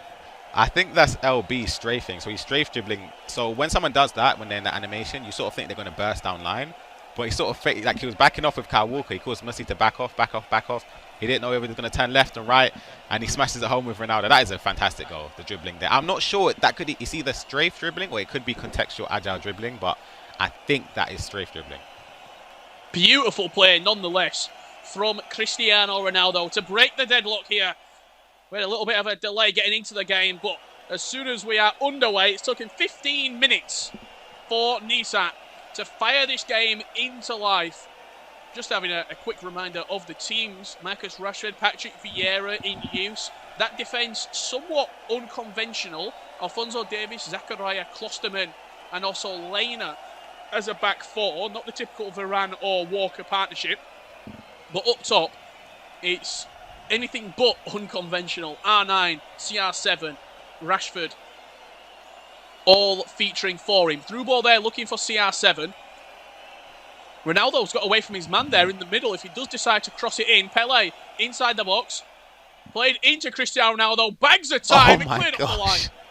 Chance still alive. Rashford out wide. Back into Patrick Vieira on the edge. Good tackle from Bruno Fernandes. The Frenchman does keep hold of the ball. And it's recycled back to Patrick Vieira, and Musty just taking the sting out of the attack a little bit. Going back to go forward. What a chance that was. Wow. That's a 99% goal scoring chance on any other day. But R9 Ronaldo is powering through here. Oh, wow. Talk about counter-attacking football. Nisa, under pressure, cleared it off his own line. And literally, 10, 15 seconds later, the ball broke in the midfield. One through ball for R9 Ronaldo, and he's in on goal. Talk to me about those deep through balls, because it's only in FIFA 21 that they seem to be so apparent. The through balls are crazy, and it's not. To be fair, of course, it's very prevalent this year, but they've been a thing for a number of years now. I know in the pro community it's regarded as like the ball, because I remember he used to, I forgot what FIFA it was. It might have been. I think it was last year, 20. Yeah, it could. Yeah, FIFA 20. It might have been then or 19, but he would have used those through balls and generate a lot of goal scoring opportunities from it. And it's a harsh goal to concede, I'll be honest. It's just because he was so close to scoring and it was blocked off of the line. He done everything well there, and as I said, give him that chance 9 more times out of 10, and he's going to score it at least like 9 other times. Yeah, absolutely. Hernandez here. We are doing a complete remote broadcast, so if there are any slight issues, everybody is around the world right now. Try and get everything ironed out as soon as possible. What you do need to know, Nisa 2-0 up here, the Israeli against Musty. Losers bracket semi-final. Winner of this guarantees a top 3 finish, $7,500, and a big jump up in prize money as well. Get to see Nisa there. Full concentration, leaning forward. You saw him when he scored earlier. It was a big smile from Nisa. I think you can tell that he really enjoys it sometimes when he's playing well and scoring goals and creatively flowing in the final third. Yeah, exactly, and he's by himself. You see other competitors are perhaps with family members as well. He's just chilling. I believe that's his bedroom. I like the wardrobe as well, but yeah, he's very chilled. I'm not sure what happened to the game, so apologies on that front, but he'll be taking a lot of confidence from it because he's 2 goals up and he's creating chances. He's defending well, even though, of course, the block is slightly lucky, to be honest, but he still was controlling Klosterman. It was just, as I say, it was one of those things where if that chance was against him again, he probably would end up conceding it. But yeah, 2 goals up early on definitely will fill him with confidence. Yeah, we'll get the game back as soon as possible between these two. Nisa leading 2-0. Just give you a little bit of story of the day. Optello in the losers bracket final after losing 5-3 against Dull & Mike. Dull & Mike is in the grand final, waiting for a rival and competitor to try and take away, you would say, his proposed trophy? I mean, is that looking too far ahead? But he's the favourite. A lot of people regard him as the best player right now in EU, especially on Xbox. I think Dull & Mike, it'll be full of confidence going into that grand final, looking at the other players that he's playing against right now, maybe being a little bit more nervous coming into these higher pressure money games. But if anything, what we've seen from Nisat, 2-0 up, cruising, 37 minutes in, now we're back underway, looking to make it 3-0. Yep, and you spoke about Dull & Mike. Now, whoever makes it into that grand final has to reset the bracket. Now, against Dull & Mike, winning one set of a best of two is very difficult. So doing it twice will be no easy task. And as you say, I believe he's currently the best player in Europe because, as I mentioned, he's been cruising through many practice tournaments and in the Club World Cup, and he's been performing fantastically well. And to have a teammate like Gorilla, like who's been somewhat reliant on Dull & Mike winning the coin tosses, like it just goes to show. And he's got a chance here, Musty. What a save! What a save! Pele looking on the rebound, just hits the side netting. And that will do us for half-time. Final play of the half. A great chance for Musty. Did he play that right? Did he do everything right, that looking at hindsight? I think he did. He borrowed the goalkeeper. I think it was a block there. I'll be honest. I think it's a block. But I have to give credit to Nisa there because he was moving the goalkeeper to try and close the angle. Because in that situation, there's not really much you can do. You could, I guess, try and shoot across goal in hindsight. But obviously, in the moment in time, the simple thing to do would to be borrow the goalkeeper, go around him and shoot. It was put off at a tight angle, and the rebound as well was so close. It's unfortunate. As I said, it could be 2-2, but it's just he shouldn't be downbeat or disheartened because of it. He just had to keep pushing on. And in the Mino game, he was also 1-0 down, albeit it's 2 goals now, but he's still in the game. Yeah, 2-0. He does trail Musty right now, but he's come back before. He's 3-1 down in the second half, and that substitution at half-time, Kleiber on for Varane. If you're going to make a sub at half-time, this is just me thinking out loud, surely you want Kleiber in your team, right? That's why he's making that sub. He's not looking at Varane, and he doesn't fill in with confidence. Do you not just pause it as soon as the game starts and bring him off? Very good question. As soon as you can, you get him on. Cristiano Ronaldo, no mistake on this time. Musty from kickoff, getting him back in the game. Half in the deficit. 2-1 Nisat leads. If Zachariah got a block on there, man, Musty, I'm leaving the game because, again, as I mentioned, the ball around the goalkeeper, the whole goal to aim at, it was still kind of close from Zachariah to blocking it. But yeah, 2-1. As I say, there's still a lot to play for. We've got this half plus the other leg as well. And you're mentioning the sub initially at the start. Now, I have that same mindset, and you're always asking yourself a question because maybe if you don't sub off Varane, and it's so difficult to say because you might concede a goal and you think, damn, if I had Kleber on the pitch because he's a bit faster and stronger, would I have conceded that? And it's just like you ask yourself so many questions. But honestly, it's come to the point where I would probably sub him on at the start. Yeah, absolutely. And I mean, look, at the end of the day, if you can get him in on chemistry, even on 7 chem, when you bring a sub on, it's 5 chemistry. So even if you bring him on if you start him on 7 or on 8, it's worthwhile doing. That 100%. Foul there inside the box, referee waving it away. Looks like a short corner potentially played, actually going into the back post. Ronaldo heads it back across. Oh, we're getting flashbacks to 11-man pro clubs right there, corner to the back stick. Nisat chance still not completed. Bruno Fernandes into Marcus Rashford, the 2 United boys linking up, and that's Cristiano Ronaldo. Picture perfect reverse elastico and smash past the goalkeeper. Yeah, that elastico, my goodness, fantastic work. We noticed there's been a lot of CR7 goals on his weak foot, and it goes to show how efficient he is in front of goal on either foot, how reliable he is. Well, most of the time anyway, but that's beautiful. Yeah, it's just when that stuff happens, right, when your players run into each other, you know it's just not your day. You just got to, in my opinion, if I'm in this position, 3-1, I'll take it. I'll bring me into the next game because, yeah, nothing's going for me. It's very interesting you say that because is that a mindset that I've often said on commentary, sometimes you've got to just consolidate. Sometimes the game's not going for you, you just take the loss, move on to the second leg. But I've had people message me on social media and say that's ridiculous, you shouldn't do that. But I feel as though it's not a bad idea. Sometimes it's better not to lose by a big margin as Ronaldo gets in front of his man, 4-1. If you're Musty, you can't let the game be finished after leg 1. I'm probably going even more defensive if I'm Musty right now and trying to see out, as crazy as this sounds, a 4-1 loss. Do you know what the craziest thing is, right? That goal, of course, is fantastically worked from Nisa, but it's so unlucky because his player's there, right? And it's like he's a toenail away from intercepting it. And, of course, he's conceded that, but then he's also missed two chances where he's gone around the goalkeeper. So it's like, of course, you have those games.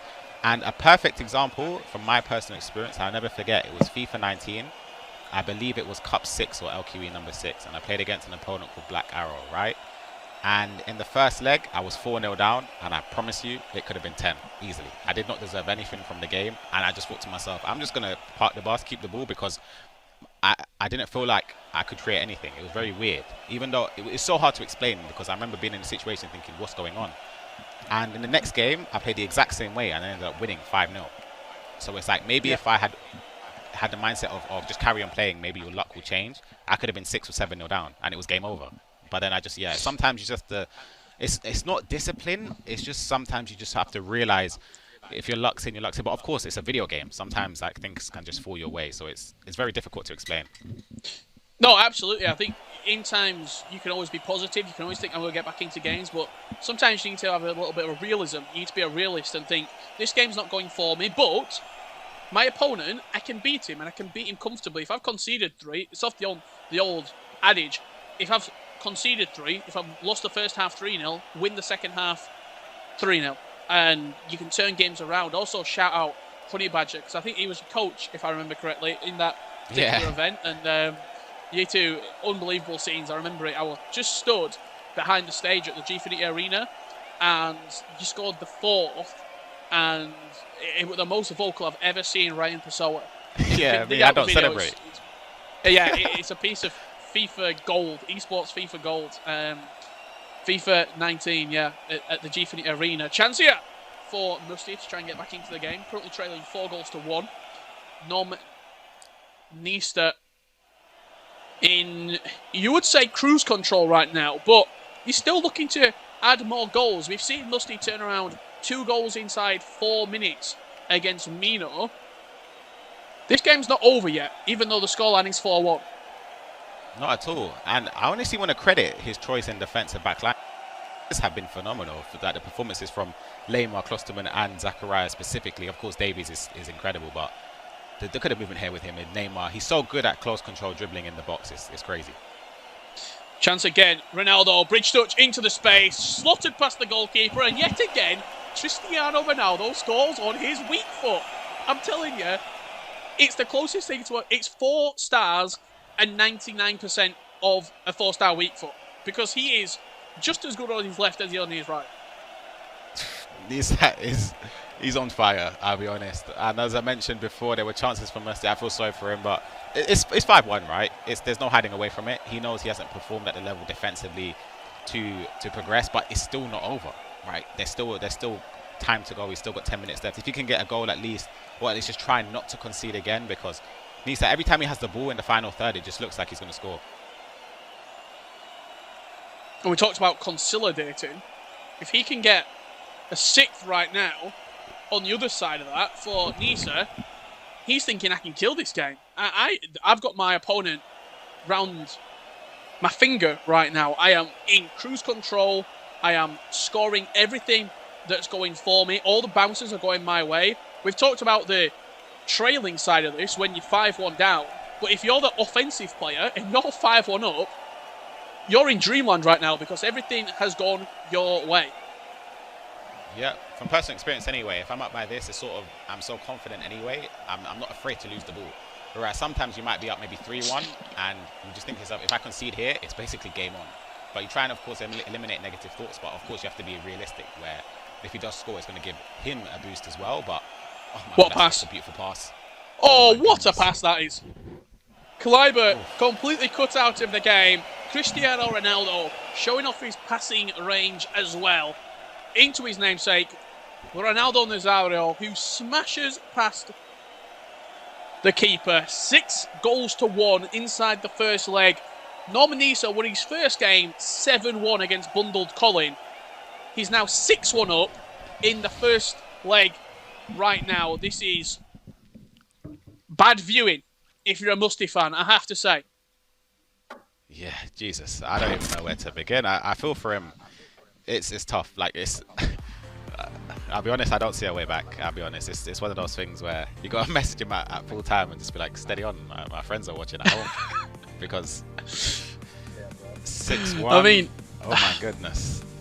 Yeah, it's tough. It is tough. Yeah, we'll get your opinions of it at half-time. 6-1.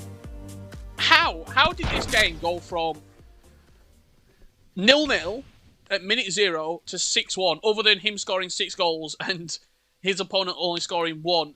Because I don't feel like, as crazy as it sounds, I don't feel like Nisa dominated the game. I don't feel like it was all one-way traffic. Musty had chances.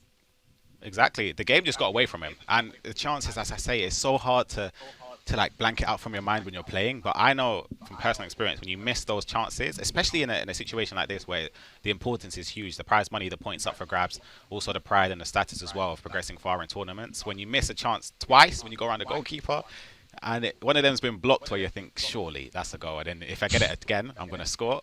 And then it goes wide. It's just like... Oh my God! I'll be honest, it does lower your head a bit, but then the key is just to pick yourself back up and just to try not let those things affect you. Maybe it didn't, maybe it did. Who knows? Only he would know that. But again, as you mentioned, it wasn't necessarily dominant, but it was a thing where every time he had an attack, it genuinely looked like he was going to score every single time. Yeah, it was crazy. I often talk about in FIFA esports having a short-term memory, not thinking back to times you've played other opponents, not thinking back to even previous legs. That is more important than ever for Musty right now, because a 5-goal swing is doable. You've done it yourself in FIFA 19. You turned over 5 goals in a game. He has to score 5 to take it to extra time. It is doable. Musty can have the game of his life. Nisa can be off the pace. But you have to forget about the first leg. Yeah, that's the key. It's so hard. Like it's easier said than done. Trust me. Like it's a lot easier said than done. However, if he's able to, in my head, I'm thinking, all right, I'm 6-1 down, so I need to score 5 goals to equalize, right? If I can maybe be winning by 2 from like the 60th minute or so, I will sort of have like a boost of confidence. However, if it's reaching that point and it's still 0-0, it's like, do I throw the kitchen sink now? But then it's very tough because you don't know. Do you go into this game as Musty? Do you carry on with the same tactics you were using? Do you change to something more offensive, more defensive, so you can just try and keep it? It's very tough.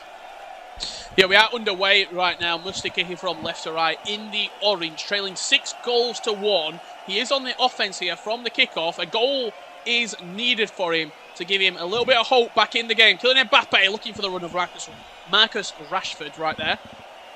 And it's Nom Nisa from right to left in the white kit. Nisa has to start quick. It's essential for him to get a goal within the first 10-15 minutes. Myself and Brandon were commentating the Eredivisie at the beginning of January, and Nick de Hamer turned over he was trailing by 5 goals. He turned over 4 goals and then missed a 90th minute penalty to equalise the game and take us to extra time. So we have seen it done. It is doable to turn over goal deficits like this. It is, and you spoke about like team press. I just don't see it happening now. It would be tough. It definitely would be tough. He had a chance there as well with Pele. Maybe he could have passed it, but then Nisat just... In my head, if I'm Nisat, I'm thinking, all right, my opponent is going to have to push players forward to contribute to attack, just to try and get bodies forward, to try and give him more chance to score, which means there's going to be more space opening up. So it's going to be end-to-end, this game, for sure. Oh, absolutely. Musty, we talked tactically, we talked about how he can potentially address this deficit in scoreline right now. It looks like he's still playing a 4-4-2, just having a quick browse over his team with Ronaldo up top.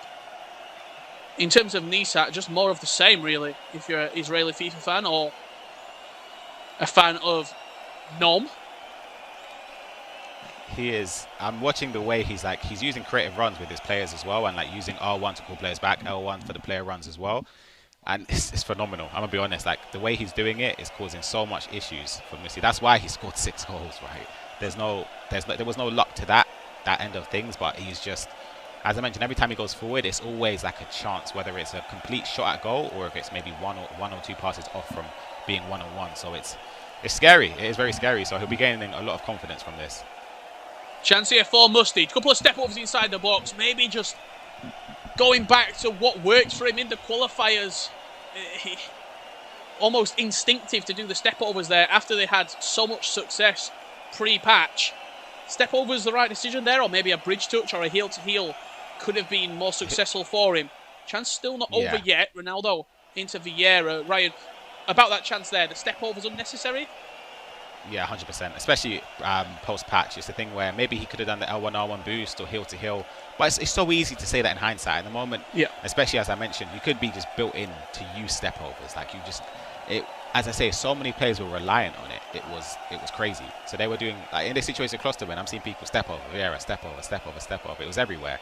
And that was an audacious ball that almost came off anyway from Neosat. But yeah, it's very easy to say that you shouldn't have done that, but again, when something that's built into your the fundamentals of the way you've been playing, it's so hard to knock it out of. Especially this patch only came out on Tuesday, so it's you've not had long, really not too long at all. It's only Saturday now, so if you're playing, if you play say average, you're coming up to a tournament 8 hours a day roughly. You've qualified. You do the patch on Tuesday, 8, 16, 24. That's only like 30 hours that you've managed to get with the new patch. It's really not too long at all to learn the intricacies of it and what is working, what is not working, because it was such a really, people built their game around the stepovers. That was people's attacking options. It was stepovers followed by other skill moves or then passing the ball off. Very similar to FIFA 20 where instinctively you get the ball and just do a ball roll. Some people didn't even know they were doing a ball roll. But you do a ball roll just because that is what you had to do. Pele, chance here on the edge of the box, looking for the through ball. Double tap of Mbappe. Smashes past the goalkeeper. 6-2. Do we have a potential game of the year on our hands? That's huge, that goal right there. He had a chance as well, the one where it just went off for a goal kick. It was literally millimeters away, and it would have been a goal there. But he's creating chances. He is creating chances. He should gain some confidence. I know he's still down by 4, but 55 minutes left plus added time. Honestly, you never know. And if he comes back from this, wow, like that would be crazy. Oh, it will be one of the greatest comebacks in FIFA history if he was to overturn this deficit right now. But we often say, when you are the attacking player, you put more bodies forward, you go team press, you put your depth higher, your width higher, maybe press after possession loss, press on heavy touch, even constant pressure. What does that mean? It means there is space in behind you to get counter-attacked on. And in all honesty, Nisa has looked incredible in the offensive third. Defensively, there's a few holes there. But offensively, he looks very, very slick. Chance here, Marcus Rashford inside the box. Scoop turn, sits his man down. 6-3 before half-time. Oh my goodness. Oh my goodness. That was extremely composed there. I was going to say if he gives the ball away, he'll be so annoyed with himself because he had a chance. 3 goals now with a half plus some minutes left. Oh my God. I'll be honest, I'd hate to be either of these players right now. It's scary because you don't want to be that person to give it away, but then you sort of would be annoyed as well at the first leg thinking, why did you let it get so off? Remember, did I not say that he should have kept it a bit close? Like, of course, 4-1 isn't close, but yeah, 4-1, 3-1, it's not close, but you're still in. Like, 6-1 is such an uphill battle. Well, I mean, if this game ends, if it finished the first leg, say 4-1, look at the stats at half-time. Nisa has had 0 shots, 0 on target. He's also been dominated in terms of the offensive stats at half-time in leg number 2. 6-3, the Israeli leads over Musty. The game's not finished yet, though. Do not go anywhere because you don't want to sleep on this match right now. Musty scored 2 goals in about 6 minutes against Mino to level that game up 3 apiece. He scored 2 goals in around 8 minutes. In this game right now, all he has to do in this second half is get aggressive. Show Nisa no respect whatsoever and press the life out of him. Exactly, and I think that Kleber sub right now could actually be very beneficial because you're going to need that pace when you're pushing players forward, just in case that the ball goes in behind. But wow, who knows what could happen here? This could be crazy. That chance right there, Nisa just squandering it. He went for the double tap pass. Musti managed to get bodies behind the ball. Cristiano Ronaldo making that run through the middle and forcing the rest of the defensive line to fall back. Kylian Mbappe isolated with Lema out wide. Cut back to Pele inside the box. My to turn onto his left foot. There was a pass in there, Ryan. No, God, as I say, it's hindsight, but it's like he made a mistake. He didn't expect that turn would work. That just the first turn would send him. But again, they're still so long. Like 3 goals in 1 half. Like, it's definitely possible. That has to be a huge confidence builder as well. Just a simple turn is getting away from your defender, but he cannot concede if he wants to make this. Nisa is overthinking. What? He is overthinking everything he is doing right now. Chance still alive. Neymar at the back post, heel to heel. God, there we swipes it go. across, and finally gets that goal in the second leg. That could be the killer blow in this losers bracket semi-final. I thought he choked it. I just thought he choked that chance. I can't believe that. It was literally like an open goal, and he passed it, but he done well there to work it around. Very composed. The goal. Now that should ease it a bit. He should feel it a lot. Well, to me anyway, you're 4 goals up. You have to resort to game management. When you get the ball, you just keep it slowly. Your opponent has to push players forward now. Like he literally has to. Yeah, 7-3 down. Vieira weaving through players like a prime Maradona right there. Chance does come to nothing though for Musti. That pause cued by the German as well. 30 minutes left to play on the clock. The winner of this will be playing Optello in the losers bracket final with a date with Dull and Mike in the grand final for the victor. Couple of step overs from Cristiano Ronaldo. Can he get a chance out the back of this? He's looking for a pass inside the box. Reverse elastico into Pele. Fake shot. Cuts back inside. And again, I think on the offensive, Musti just overthinking it a little bit. Both players have been sort of victims of their own success in the final third. They're getting too much space off the original dribbles and not expecting it. Yeah, exactly. And that's the worst thing I always say about this, right? I find it so hard to play against people that... Oh, that's beautiful. That's got to be... That's game. That's game. That's game. That's game. 8-3. It's 100%. It's 100% goal. No doubt about it. It's a beautiful goal with the celebration to match as well. And it's definitely going to be a deserved victory from Nisa. And you were just saying, before that goal went in, you're talking about you find it hard to play against certain players. Yeah. Or So, when in yeah, dribbling. I find it hard. Yeah, I find it hard to play against people that do the obvious, if that makes sense. Because it's like you always overthink things, thinking there's no way he's going to turn. Let's say he's going on goal with Messi, or like he's on the edge of the box with Messi. You're thinking there's no way he's going to turn on his left, right? Surely. It's kind of obvious. Messi is going to finesse it, or Robin, or whatever. And then they actually do it instead of like passing to like an open player. That sort of catches me off guard, if that makes sense. And those are the things where Musti had chances because Nisat was sort of overthinking it himself defensively and tried to mark the other runs or the other players in the box instead of controlling the defender right there. And Musti had it's not a goal scoring opportunity, but it's just a chance that could have led to a shot, which unfortunately didn't happen for him.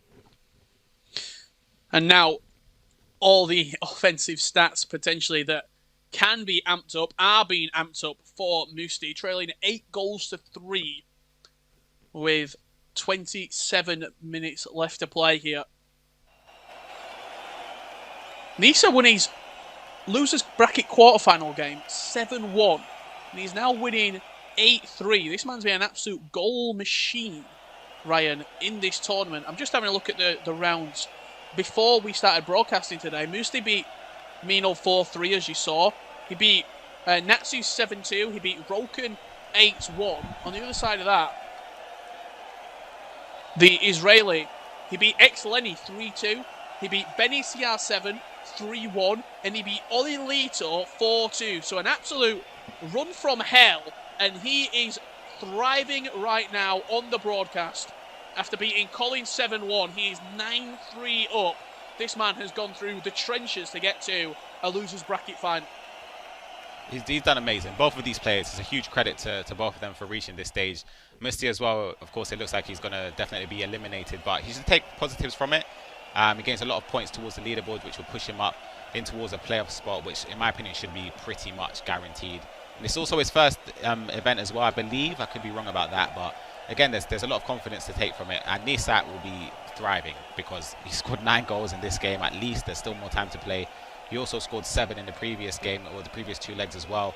And it's frightening, to be honest, the way he was attacking. And I'd love to see, there's no guarantees that he even makes it to play against Dull Mike, but I'd love to see those 2 play against each other. I mean, look, we said it in the first leg, just going back to our commentary, Ryan. 6-1, first leg scoreline. It were out of hand.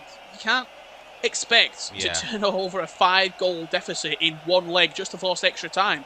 The game, in all honesty, we all had our musty hats on and we were wanting a comeback, but at 6-1 down, it's just realistically never going to happen. Yeah, it's so tough too, especially against somebody, as I say, he picks you apart every single. You commit that extra or those 2 fullbacks forward, and he's got the space on the break. Even like here, he isn't necessarily all-out attack, but it's like he's just breaking through so easy. I think, the goalkeeper Van der Sar's just got there ahead of Ronaldo, but yeah, Nisat offensively and counter-attacking this leg has been superb. The first half though, if I don't know, Musti had a chance, it could have gone a different way, but you never know. And as you said, we kind of wanted to come back just for entertainment purposes. And it looks like it will be a goal here, but it's nothing short of a consolation to make it 9-4. Yeah, we're all wanting that comeback for the entertainment value, but it just wasn't meant to be in the end. A performance, we often say, in the second leg will take you through the overall series, but Misty sort of fell apart in that first leg. Nisa just picked him off like a sort of a vulture picking at a carcass. There was holes there. He was still trying to attack in the game, and Nisa was so good with those creative runs at finding the gaps, finding the spaces that didn't seem to be there. Ronaldo ball past the goalkeeper. Kleiber just does enough. Maybe the only time I've seen Kleiber do something defensively sound in this series so far. Yeah, I've been bigging him up, and he's dropping a 0 out of 10 performance in this game. But it's, as I say, it's a foregone conclusion. The game's done and dusted. But again, both of these players should take positives from it, especially Nisat. And Musti, is he going to score here? No, he isn't. Klosterman, that's the again, story of his day. Tackle. Yeah, Klosterman's been phenomenal, by the way. Klosterman and Lema and Zachariah, and of course Dave. That whole backline has impressed me a lot, to be honest. They've been fantastic. Yeah, the unconventional Bundesliga defence really coming out on top in this game. Kleiber, I should say Lema, Zachariah, Klosterman and Davis, but he does the job.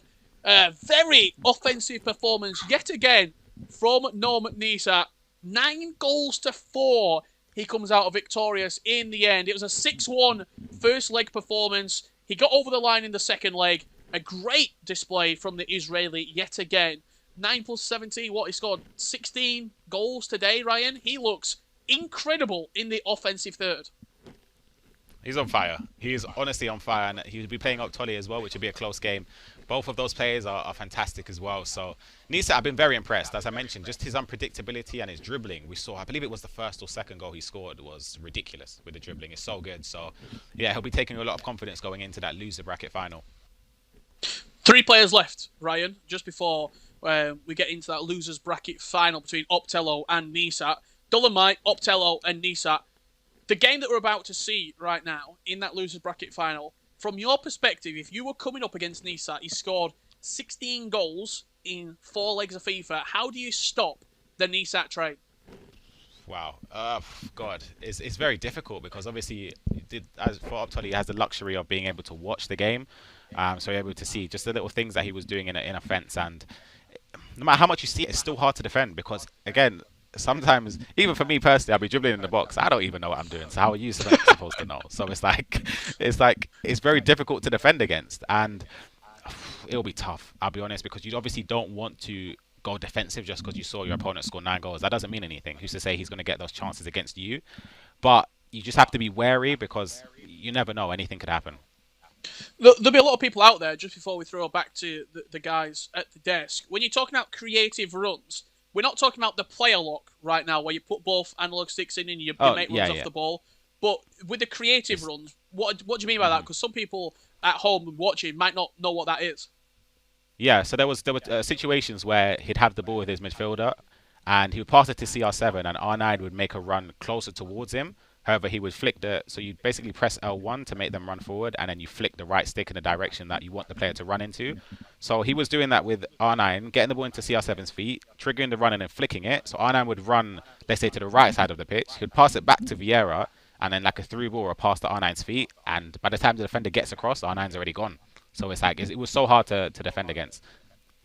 Yeah, I think I'm not counting out Optello whatsoever, but I would love to see Nisat with those creative runs against the 5-3-2 of Dylan Mike. But 3 players are left: Optello, Nisat, and Dylan Mike. Nisat putting on an incredible performance, 9 goals to 4 victory in the end, guarantees himself a top 3 finish. Jimmy, Mike, Spencer, back to you. Thank you, Richard. Thank you, Ryan. Great action there. Great game, again, from Nisa in particular, boys. I think that these guys were breaking down how you stop somebody who scored 16 goals over 2 matches, over 4 legs of FIFA at this point. For me, I think your name has to be Dylan Mike, and you have to play a 5-3-2. Spencer, what do you think? He's got a ton of momentum, including our tweet who's waiting for him in the losers final. Yeah, I mean, the momentum thing is definitely worth considering, especially when you're playing with a bit of confidence. But I still think, yes, my point from earlier stands, which is we had these 2 guys in that winners bracket that had been so dominant in qualification that have now, obviously we've seen Optola drop down. This is the big game now. We see what the gulf in quality is. You know, was it just a little bit of luck that saw Optola get to that winners bracket, or is there a difference? Is he the only one that can take on Dylan Mike in a potential rematch? You know, I'm looking forward to seeing what happens in the next one. Yeah, and then Mike, what do you think? How are you feeling about this?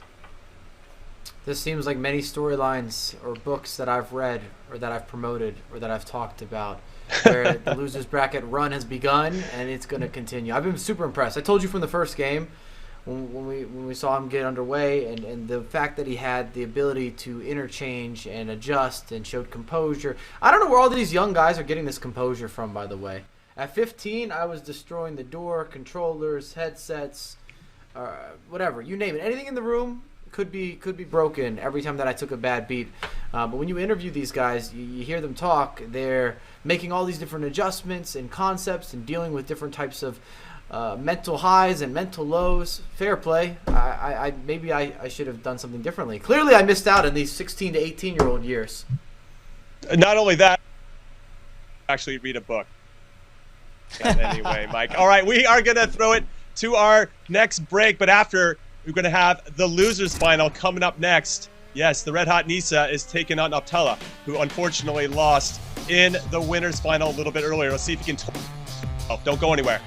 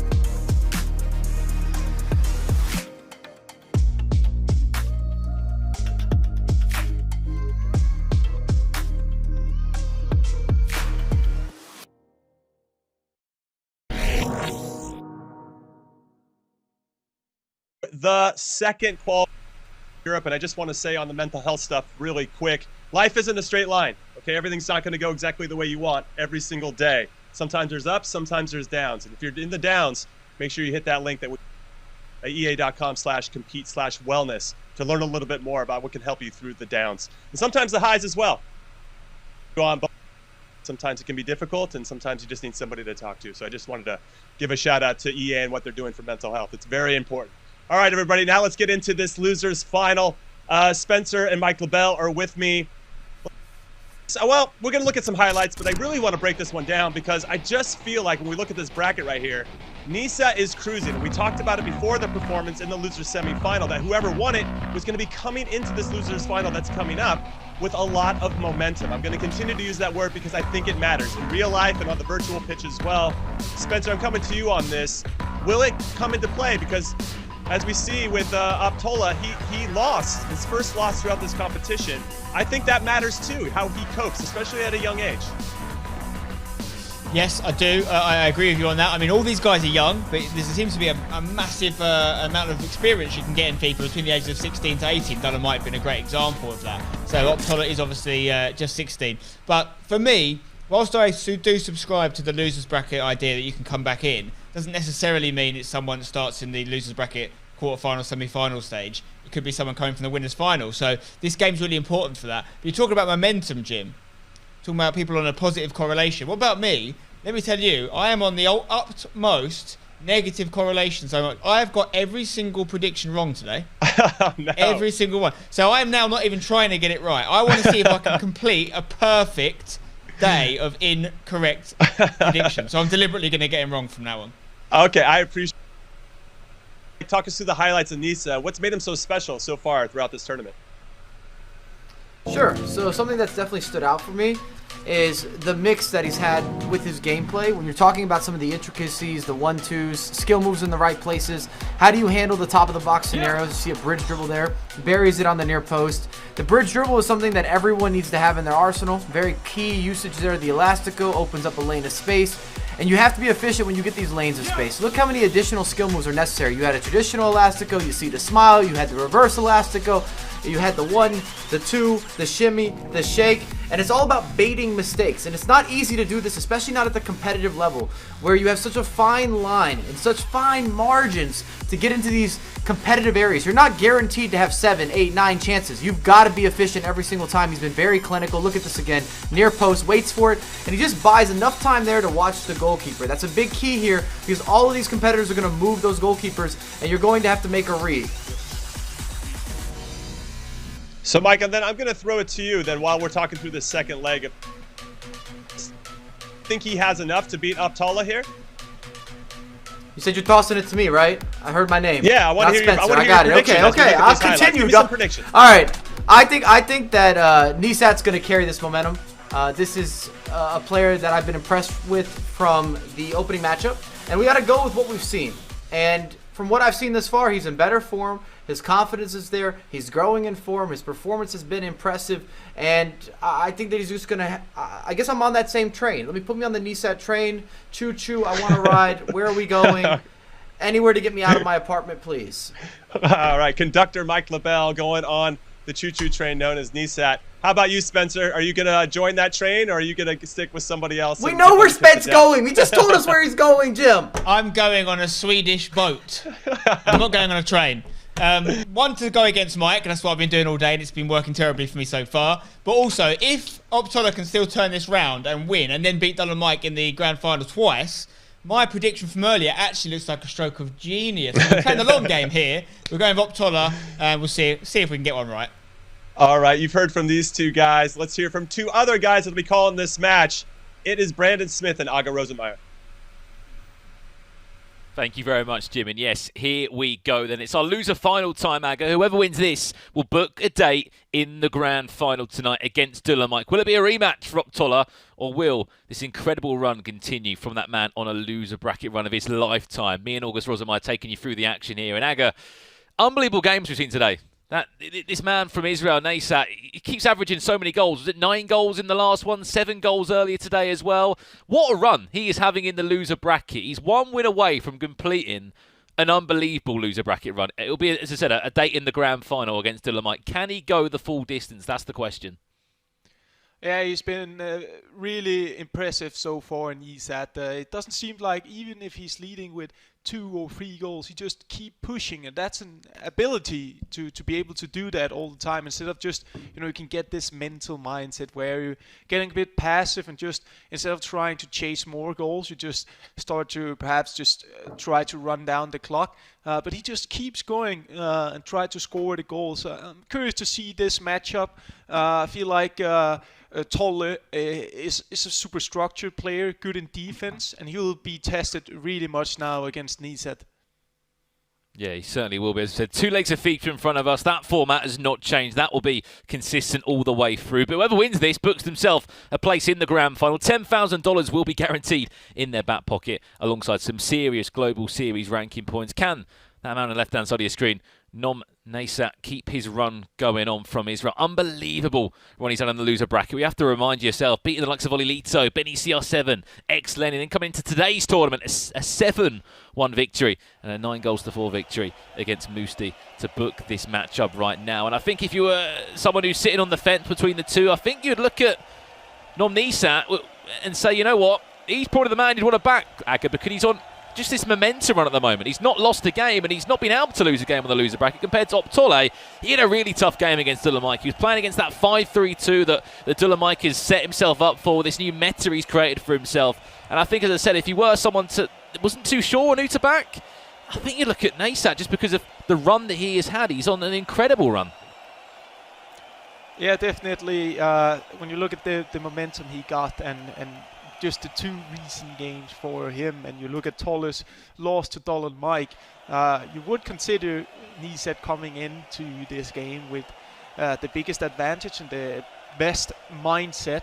However, Tolle only lost 1 game during this cup. The same for Niset, but Tolle still made it a bit further, while Niset had to climb and play many games in order to get here. So I feel like there are different things that speaks for both players.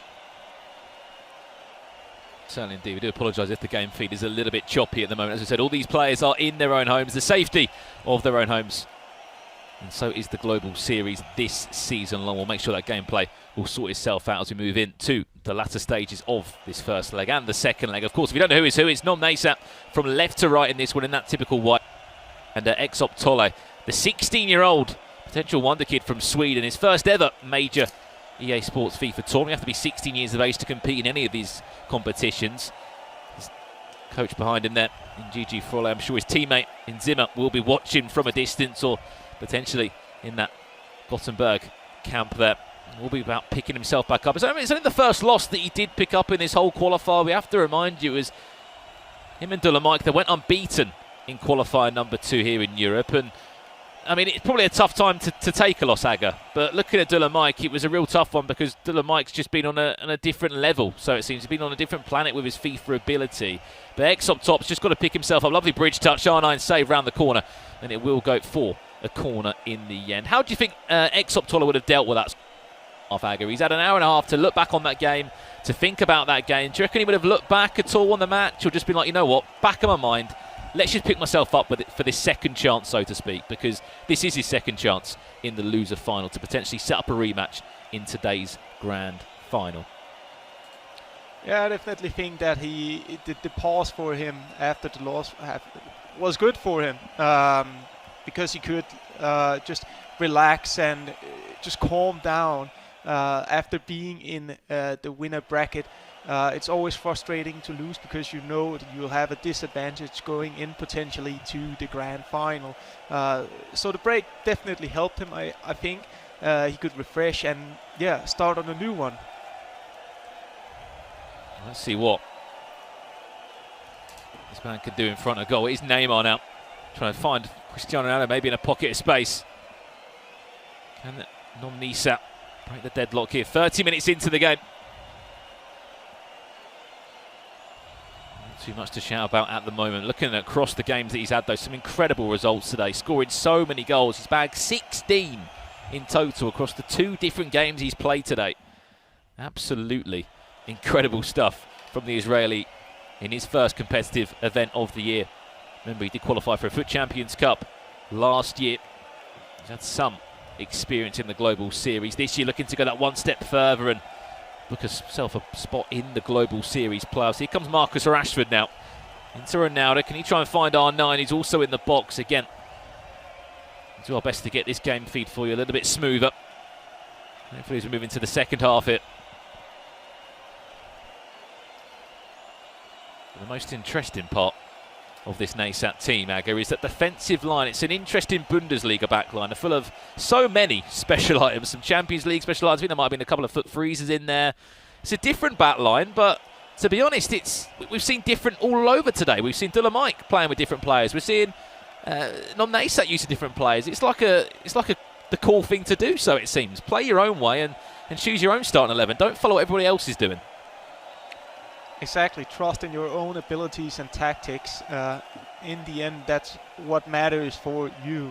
A lot of people, and I will say myself included, sometimes can make I'll not call it a mistake, but you can get a bit eager when you see other players use a different kind of players and feel like, okay, if he's using him, then he's probably the best player, instead of just listening to your own instincts.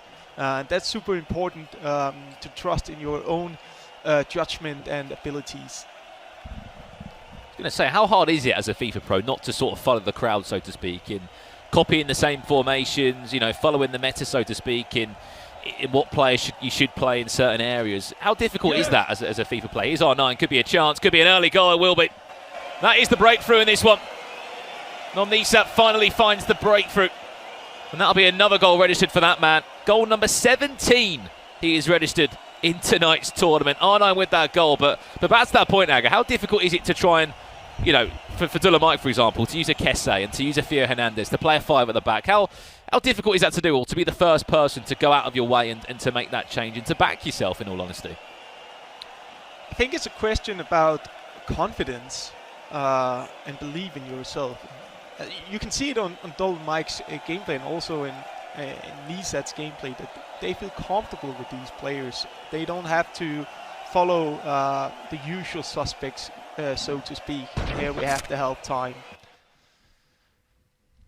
You can see the stats at half-time, Aga. Just one shot apiece, a very, very quiet first 45. Only a goal to separate the two. And that was from NASAT. It was R9 Ronaldo, who's been probably one of his top goal scorers today, popping up at the right time. And it was a great finish, wasn't it, Aga? A lovely little sort of intricate play between him and Cristiano Ronaldo. R9 got the pocket of space. What do we know about R9? He can go on his left, he can go on his right. That time, he found the left top corner, and it was a great finish.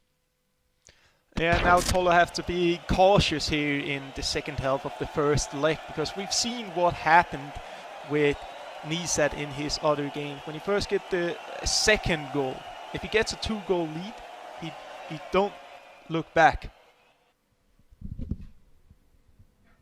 We can't look back, in all honesty there. We'll wait to get this game underway for you as soon as we can. Only a goal separating the two players. This is, as we've already said, our loser final. You win this, you go into the grand final, you're guaranteed $10,000, even more Global Series points. And you're probably thinking, Aga, Optole so wants that rematch against Dula Mike. He's probably, as I said, had about an hour and a half to look back on that last game, if he wanted to look back on it, because it was a real tough one. He was up against the 5 at the back. It was difficult to break down. Dula Mike is on, a different planet at the moment. He's playing such good FIFA. He would love to get a rematch, I can assure you, in that grand final. Yeah, definitely. I think he got a bit overwhelmed or surprised about how Dula Mike played, especially with the wingbacks going forward. I feel like he wasn't 100% prepared for this. Now we're back to the match again, but now he's back playing against a more a similar style to what he's perhaps used to play against. And if he could win this match, he'll be more prepared for what's coming in the grand final. But in the first half here, or in the first leg, it seems like NASAT is not looking back. There you go. Yeah, we got a nice clean game feed for you all now as well. As I said, do bear with us. We are working as best as we can. Everybody in their own homes, all around the... I'm sure this is the safest way to do competitive FIFA this year. And we're back underway for our second half in leg number 1. NASAT leads by a goal to nil. It was a goal just before half-time in leg number 1. R9 on the score sheet. And now Exop Tolle needs to try and create more chances than he has, because he only registered one shot in that first half. I mean, both players did. The difference was it was Nom Naysat that actually found the back of the net with his chance, and he was the more clinical of the two. Exop Tolle just got to find that rhythm again, but it sort of felt like him in this second half, Zago. I don't know what it is. Me and Rich often talk about it when we see players do a lot better in the second leg. It sounds crazy to say, but for Exop Tolle, it's like he has a really slow start in the first 45. His second half's are so good. You remember it against Lamike? He was, I believe, 2 goals down, came back, scored 2 goals. It's like a completely different player in the second half. I don't know what it is. Yeah, he's been very good he was very good at adapting, at least in that second half against Dolan Mike. He needs to bring out some of that as well here. Been solid defensively. Only gave 1 chance away, which Naysat took, but now he needs to start ask questions to Naysat's defense, which also have been very, very solid right at this tournament. Yeah, it's been an unlike usual back line. No Varane, no Mendy, no Kyle Walker. None of those players have been involved. That's an awful pass coming in there. We'll go into a pause for Exop Tolle. He's clearly happy with something, Kaga. We're going to see a couple of changes now. Rashford, is it your time up already? It is. Only a couple of minutes into the second half of this first leg. Adama Traore comes, and that's foot freeze. Adama Traore obviously comes out as a left back, going to be in his usual right wing position or right cam position on this occasion. But Marcus Rashford not cutting it. No, I feel like you could bring in Adama Traore as in any position, basically, perhaps except for the goalkeeper. I'm not sure if that would work out.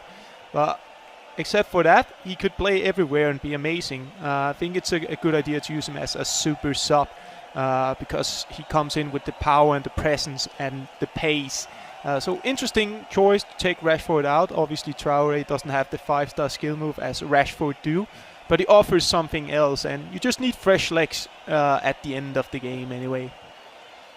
Yeah, it's all about fresh legs, adding that sort of injection of pace, and when players are starting to tire those fullbacks, hence where you're seeing some quite smart substitutions from pros as well. Normally they'll bring on a CDM late onto a game, they'll bring on a fullback just to ensure that you sort of you're countering whatever your opponent is doing. If they're bringing on a fresh new winger, or if they're bringing on just a good player that's always going to cause you a couple of problems, you've got to have a plan B to sort that one out. 15 minutes gone here. It's been a really slow game, this one, between the two of them. Only 1 goal to talk about, literally about 2 chances to talk about as well. We've got to see more attacking play from Exop Tolle. If he can try and break down his opponent, he's going to go into R9. He's not even going to get a chance because it's Klosterman that comes out of nowhere, just bundles over R9 and says, get out the way, I'm winning back the ball there for my team.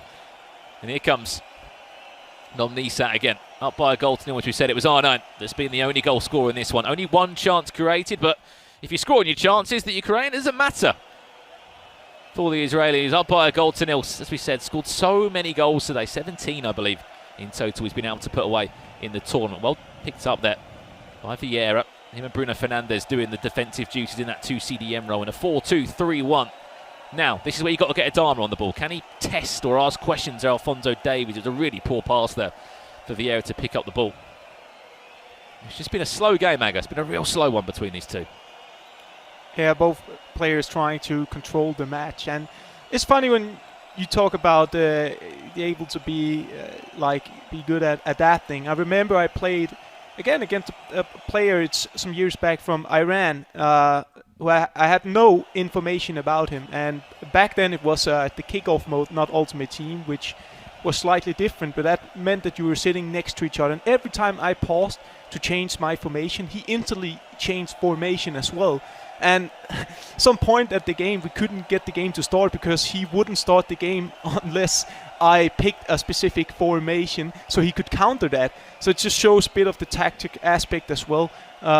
Interesting to see if Tolle perhaps can, get something here in the end and perhaps get a 1-1. Yeah, interesting point to Saga. I mean, it's changed, isn't it? The complexion of the tournaments, the FIFA Interactive World Cups, as they were called back in the day, where you were a champion in 2014. You were literally standing next to each other playing on the same screen. Nowadays, as you said, we're all playing from home at the moment, or we're at LAN events on our own monitors. And it's completely changed, to say the least. Yeah, definitely. I mean, you can just ask Mike about that. He's been to some tournaments where he used his strength and his tallness and his width to like get the edge when you were standing up next to each other. Nevertheless, it's 1-0 for Nisat here in the first leg, and yeah, cagey affair. I'll say not a lot of chances, and basically the only chance there was for Nisat. He ended up took it, and yeah, everything to play for in the second leg. Yeah, he did indeed. He got that result. There will be a second leg to come up in just a second. If you're at home and you're thinking, how can I potentially link my EA and Twitch account together to pick up some of those tokens, our very own Rachel Stringer has got a video to explain all you need to do to potentially pick up some of those all-important swaps. During the FIFA 21 Global Series, you have complete control of your viewership rewards. For the first time, you will receive guaranteed rewards for watching the best FIFA players in the world compete at the highest level. Simply link your Twitch and EA accounts, watch at least an hour of FIFA 21 Global Series competitions live on Twitch on select weekends, and you will receive one FIFA Global Series swap token per weekend. Tokens may take up to 7 days to appear in your account. These tokens are redeemable in repeatable SBCs in FIFA Ultimate Team, with some great pack rewards up for grabs. The more tokens you earn by watching on more eligible weekends, the more flexibility you will have to decide which rewards to get.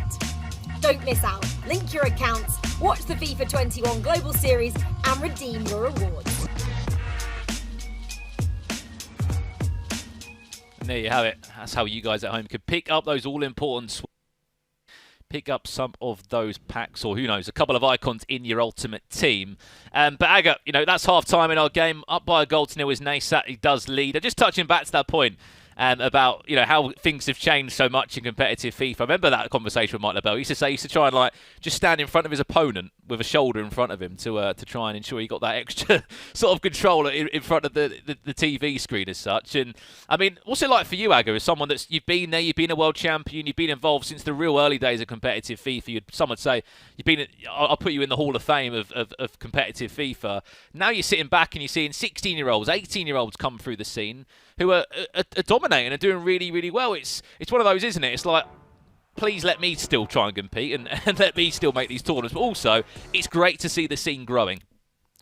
Exactly, and in many ways, I'm not really surprised that we're seeing this now. That's the result of how big FIFA esport is growing and how big it has become and is becoming. We'll get better and better players, more and more new players and talents coming into the scene, proving their worth, winning titles.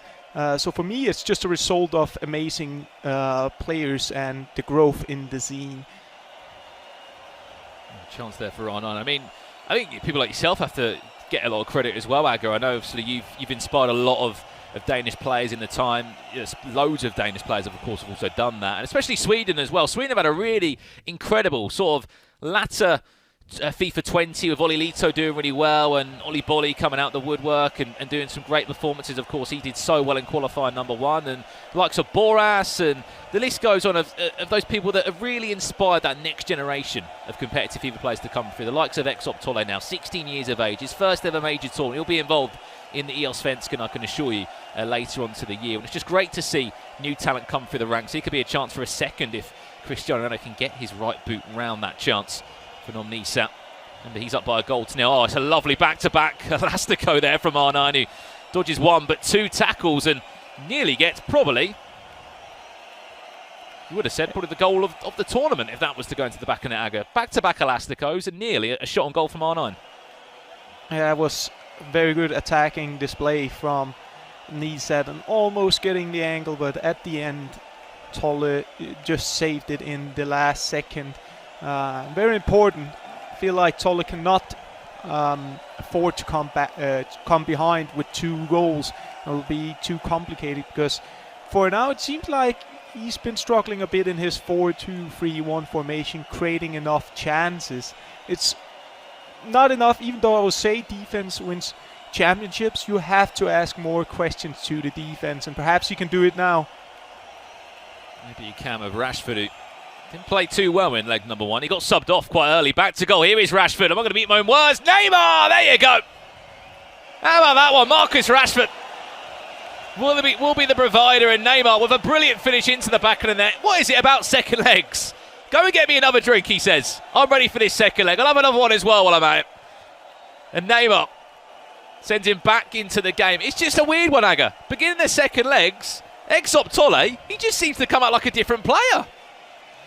I gotta say now, Tolle has made 2 goals that I would consider goals of the tournament so far. His passing display with the first touch passes has been amazing. He made some similar goal against Dolan Mike, and here he just really shows an amazing overview.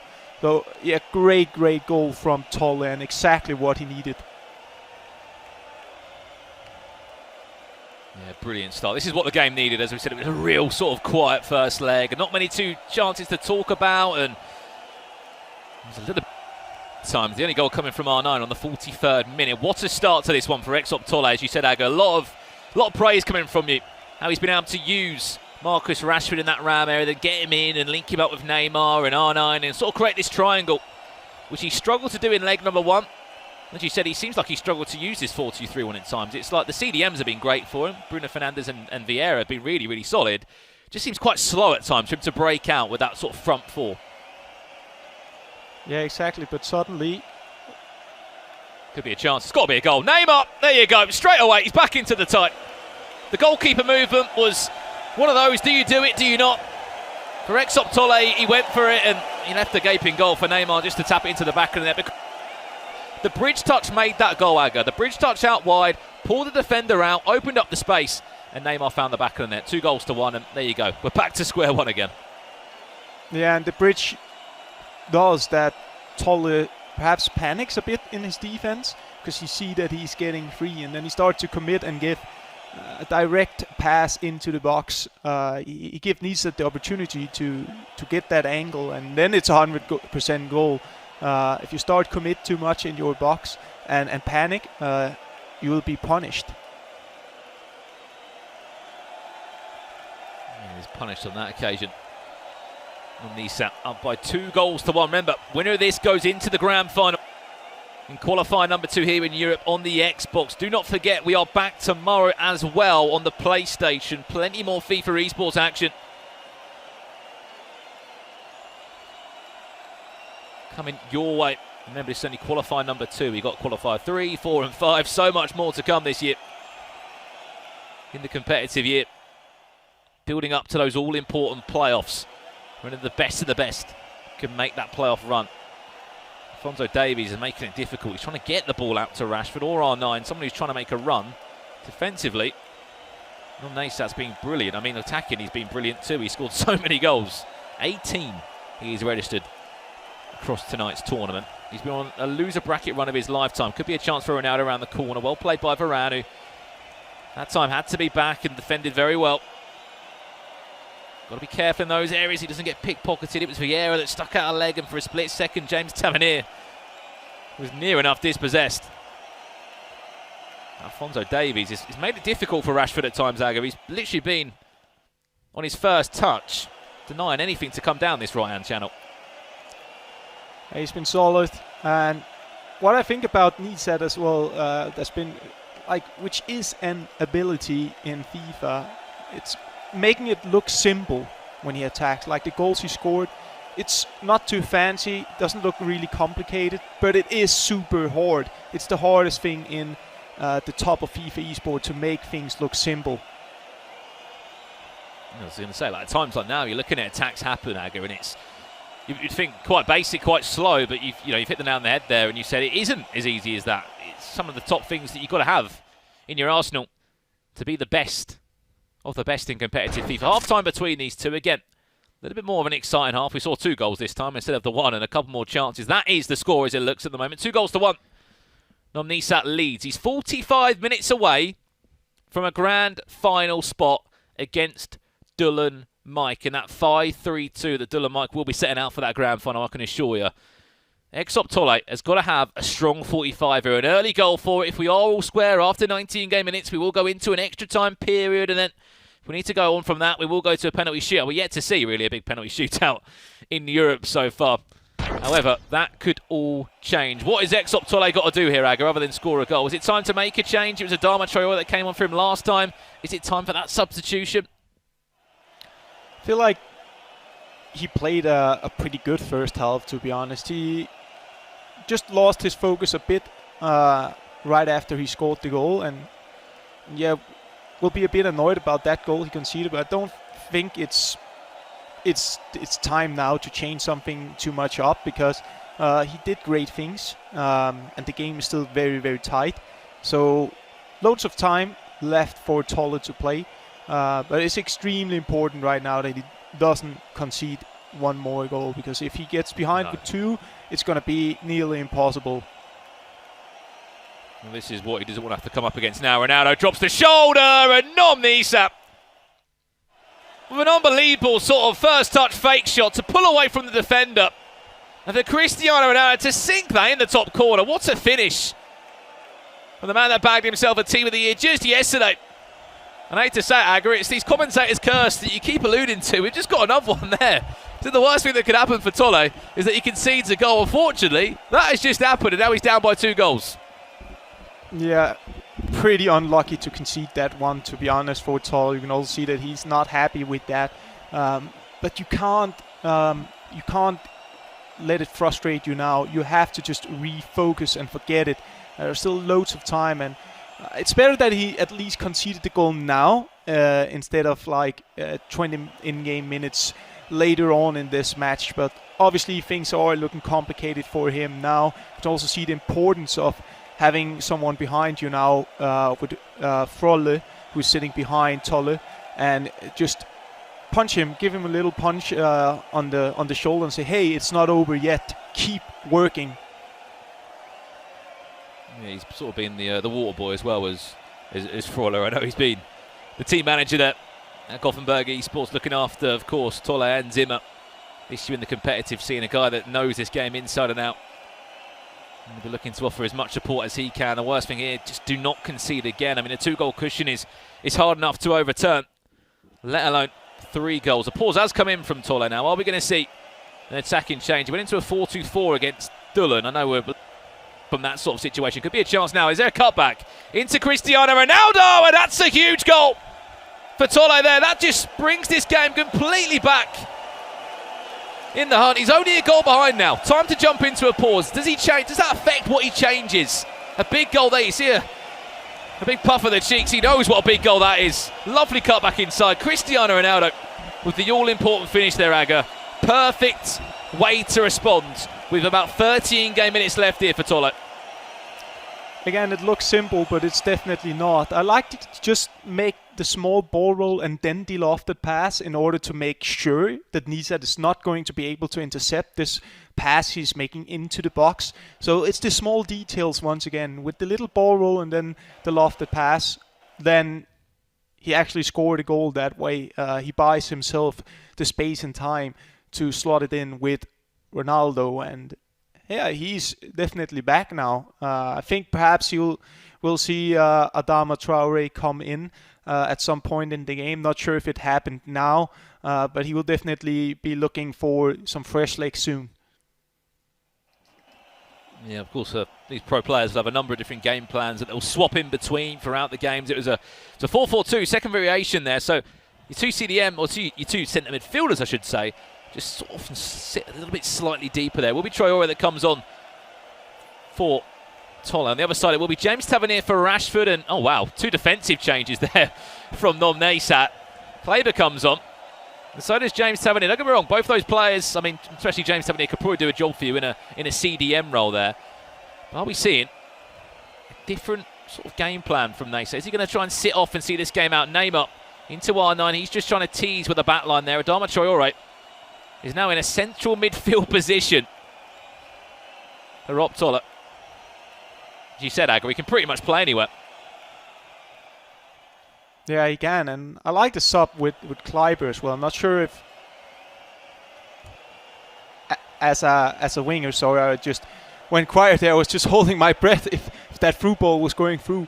I'm not sure Kleiber on the wing, but what I do know, which Ryan also can confirm, that Kleiber as a centre back is one of my worst nightmares. But he's on the wing, I think. I think he's in at fullback. I could be wrong, but I think he's in at fullback. All right. I just saw he swapped him with Neymar, so I thought like, okay, is he going to play Kleiber and Tavernier on the wings? Because then it's a very, very defensive approach he's going to take for the last 20 in-game minutes. Nevertheless, Tolle will start to chase pretty soon because time is running out.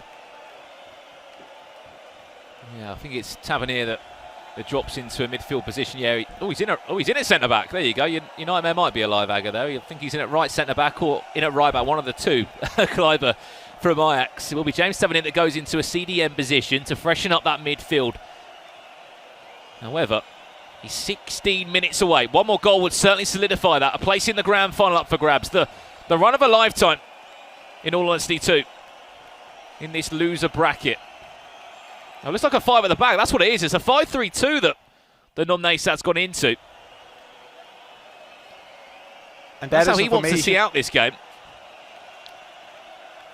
Yeah, and that is a formation he knows about Tolle now. He should know about it after his game against Dolan Mike. So he knows the ingredients is to open up this defense. Yeah, with 12 minutes left now, could be a chance. He only needs a goal. He only needs a goal, Agger. That's all he needs. Adama Traore, it's got to be better from you in those sort of areas. It's a 5-yard pass. He's sort of miskicking the ball and kicking the air. All he needs is a goal. And we could be into extra time. That could be the ball into Cristiano Ronaldo!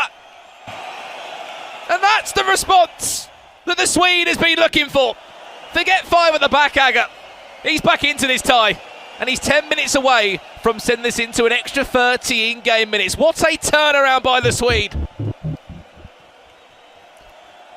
And that is mentality, high class. And again, the goal looks pretty simple, but it's not.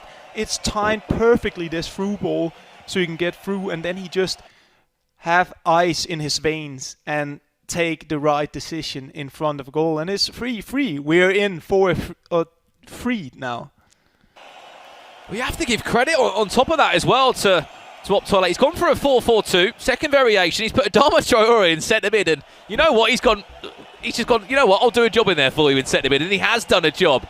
Change coming in now. It's a chance to freshen up potentially a full-back area. I don't know where he's going to play Alphonso Davies. Is he going to go into the midfield? I think he potentially... What was he going to be on the left wing?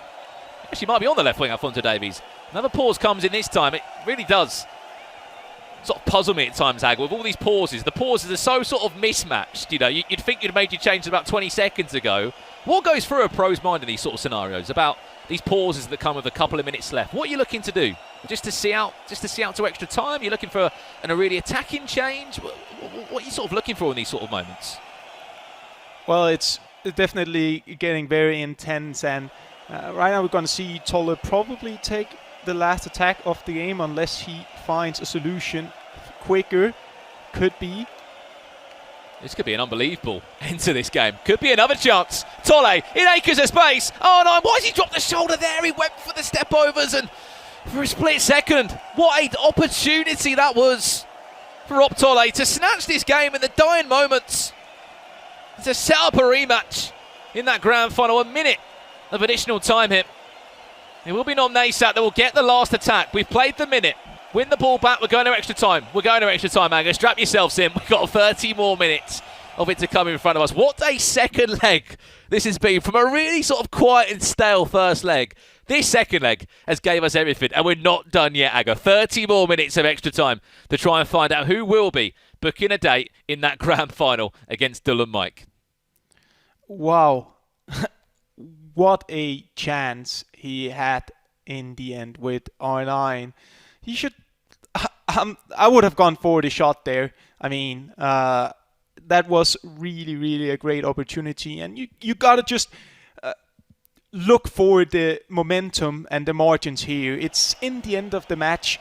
don't overplay it there. Just take the shot at the near post there. You have R9 in the perfect position, but nevertheless, I feel like the way the game has evolved, it's definitely up for Tolle now to get the win. He seems strongest so far, and yeah, Nisat needs to find his offensive repertoire back again if he wants to win this match. We have to remind you that it was 3-1 to non-Nisat at one point in that game. What a turnaround, and just a change of attitude there from Tolle to say, you know what, I am still in this game. I've had a couple of simple changes, a change of formation out of the 4-2-3, went into a 4-4-2. Adama Traore came on as a box-to-box midfielder. He did a great job, but that chance from R9, you hope it doesn't come back to haunt him. Here comes Nom Nisat. He's had a really quiet last 30. Can he turn around now? Lovely turn. R9 did so well. Back to the player. A scoop turn away.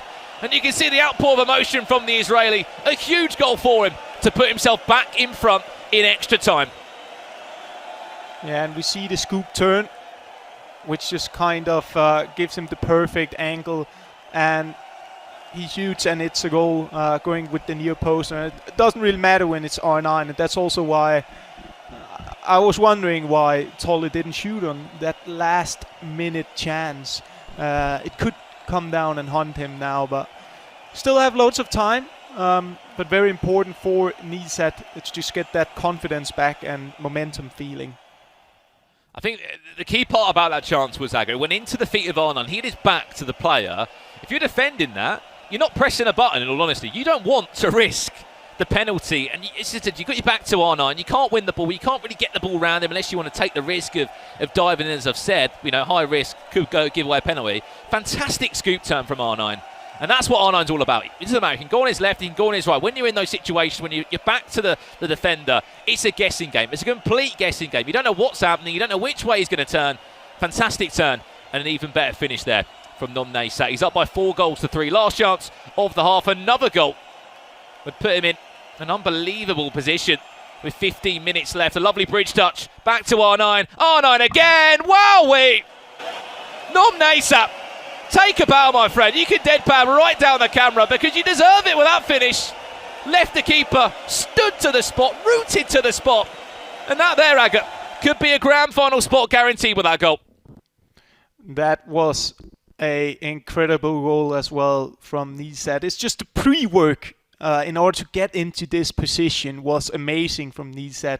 He's playing a bit unorthodox with, in terms of when he is in the box, not always doing the meta things, and then use the heel to heel to just get out to the perfect angle. But I really like this build-up play outside the box from Nisat in order to get into the position where you score goals. And 5-3 now. Tolle just have to risk everything now in order to try to even get it to pens.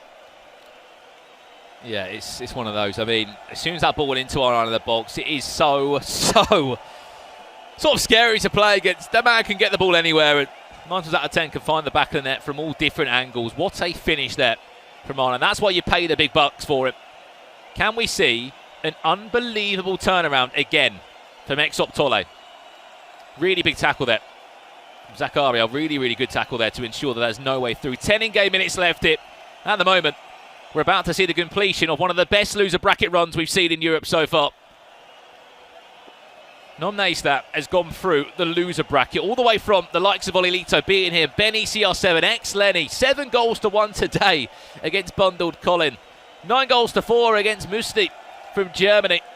And at the moment, he looks like he's about 8 in-game minutes away from knocking another name out in that loser bracket run. And it will just fall down to Dolomite now. It'll be, can Dolomite take him down with his 5-3-2 and the way that he likes to play his FIFA in a grand final? It's certainly going to be a good one. Indeed it is. It's going to be very interesting because it's two players who probably feel unbeatable. Probably. Both of them just really smashing their games and winning their games convincingly, kind of, even though I know this match has been pretty close and Tolle had the chance to perhaps win it. Still feel like Nisat's confidence has been very, very strong, and we can see it in his attacking gameplay as well. And this have to go to Tolle if he needs if he wants to still have a chance of winning, I think it's GG now. Yeah, it's a tough one. Optole, he came into today's tournament unbeaten. Let's not forget that. Came up strap against Dylan Mike, an experienced player. You know, ex-Optole, his career is just starting. He's 16 years of age. He will be involved, I can assure you, in many more tournaments this year, including the Allsvenskan. And he will be on his way to the playoffs as well with the performances he's already put in. He came into the tournament today in a fantastic position already. I mean, this guy came into today's tournament 24th. He's got more points that he will be added on. And that's pretty much job done for that man. He has booked himself a spot in the grand final. Nom Naysat has been on an unbelievable loser bracket run. And he's not done yet. He will set up a tie in the grand final tonight against Dylan Mike. The winner takes home that trophy and $15,000, Aga. The question is, who's it going to go to right now? It's so difficult to call. It's so difficult to understand which way this game's going to go. Yeah, it's very hard because, as I said, both players are playing on a super high level and have a major amount of confidence. However, it must be Dylan Mike who is the favorite still for this matchup. He has an advantage. He haven't lost a game yet, but it's going to be a really exciting match. And it's hard to separate these two players because their confidence and abilities today have been superior. Yeah, they've been absolutely incredible. You know, we are looking at the best here in Europe on the Xbox. It's commiserations to the Swede of ex-Optole, and it's a congratulations to Nom Naysat, who books a spot in the grand final. We're going to send it back to Jimmy, Mike and Spencer to break down that. But guys, what a grand final we have in store. Brandon and Aga, thank you so much. Yes, we have maybe the hottest player in the tournament so far with Nisa taking on Dylan Mike, who, well, I'll say it is. Dylan Mike, obviously the hottest player throughout this whole competition, even when it was off camera. Spencer, I'm going to start with you, and I want to talk with regard to Dylan Mike because, yeah, he's been sitting around and waiting a little bit, but he's been able to scout Nisa in, I think, a meaningful way. And obviously, since they just played a mutual opponent in Optala, he has an idea probably of how Nisa likes to play. Yeah, he's seen plenty of minutes, right? Especially, like you say, the extra time. But it's a tricky one because these formats, this tournament, if you do what Nisa has done, which is coming through the lower bracket, but losing your game, obviously, previously in qualification, winning all the games we watch you play, from an audience perspective, from a momentum perspective, as you've said yourself, it feels like he can't be beat. But then you've got Dylan Mike, meanwhile, I've only seen him play once. He's gone about his business so professionally that we feel like he's not really been in the tournament that much. So he could be caught cold. The good thing is for him that, you know, if he does lose the first game, he gets the ability to play a second one. And that's what Nisa has to do now. He has to beat Dylan Mike twice. Something that no one's done once, he has to do twice. So it's going to be a great final, but fair play to Nisa for coming through the lower bracket. Yeah, it's going to be a tall order there. Now, Mike, I want to talk to you about the Optala perspective and put your coach hat on right now because 16-year-old Swede came into this tournament today, haven't lost any game matches, and now he's out losing both of them. What do you say to him moving forward? Because clearly he's demonstrated he's got some talent. It's pretty simple. Optala got third place out of everyone, all of Europe. I mean, the most players that take part, so much competition. Many regard the Xbox end of being even more difficult sometimes than the PlayStation between some of the competitors that were always winning those cross-platform battles or pursuits or matchups throughout the years if you're going through a FIFA historic value standpoint. I don't think there's anything negative to say here. You got a lot of experience. You've guaranteed yourself some cash flow. You've guaranteed yourself a lot of global series points. This is great for the FIFA ecosystem. It's a fantastic start to the year for you. And you're 16 years old. It would have been a surprise to all of us here if he won the event. And that's not a knock. It's just new talent. Simply new talent. As Spencer was saying, 1 out of 3 Swedish people, apparently, I don't know, men or women or just men, are going to be pro FIFA players. I would have maybe made an argument that just in the Scandinavian region in general, 1 out of 3 maybe being a pro gamer. They create so many amazing Counter-Strike players as well, and just guys left, right, and center. They have esports organizations, you name it. But I really don't think this is a negative. It should be celebrated. Just getting to the top 6 is so difficult. Sure, maybe you would have liked to see that extra time a little bit different, but he battled to get himself into extra time. Fair play. And then he went up against Dylan Mike, who's been untouchable. Fair play. He's the reason he's undefeated. Yeah, so to sum up what you said, the future is bright. And that is a good position to be in. So keep your head up, Optala. we know you're going to be doing some good things moving forward. And speaking about moving forward, we have the grand final, everybody. It's coming up right after this break. Dolan, Mike, and Nisa. It's the matchup that we all want to see. So don't go anywhere.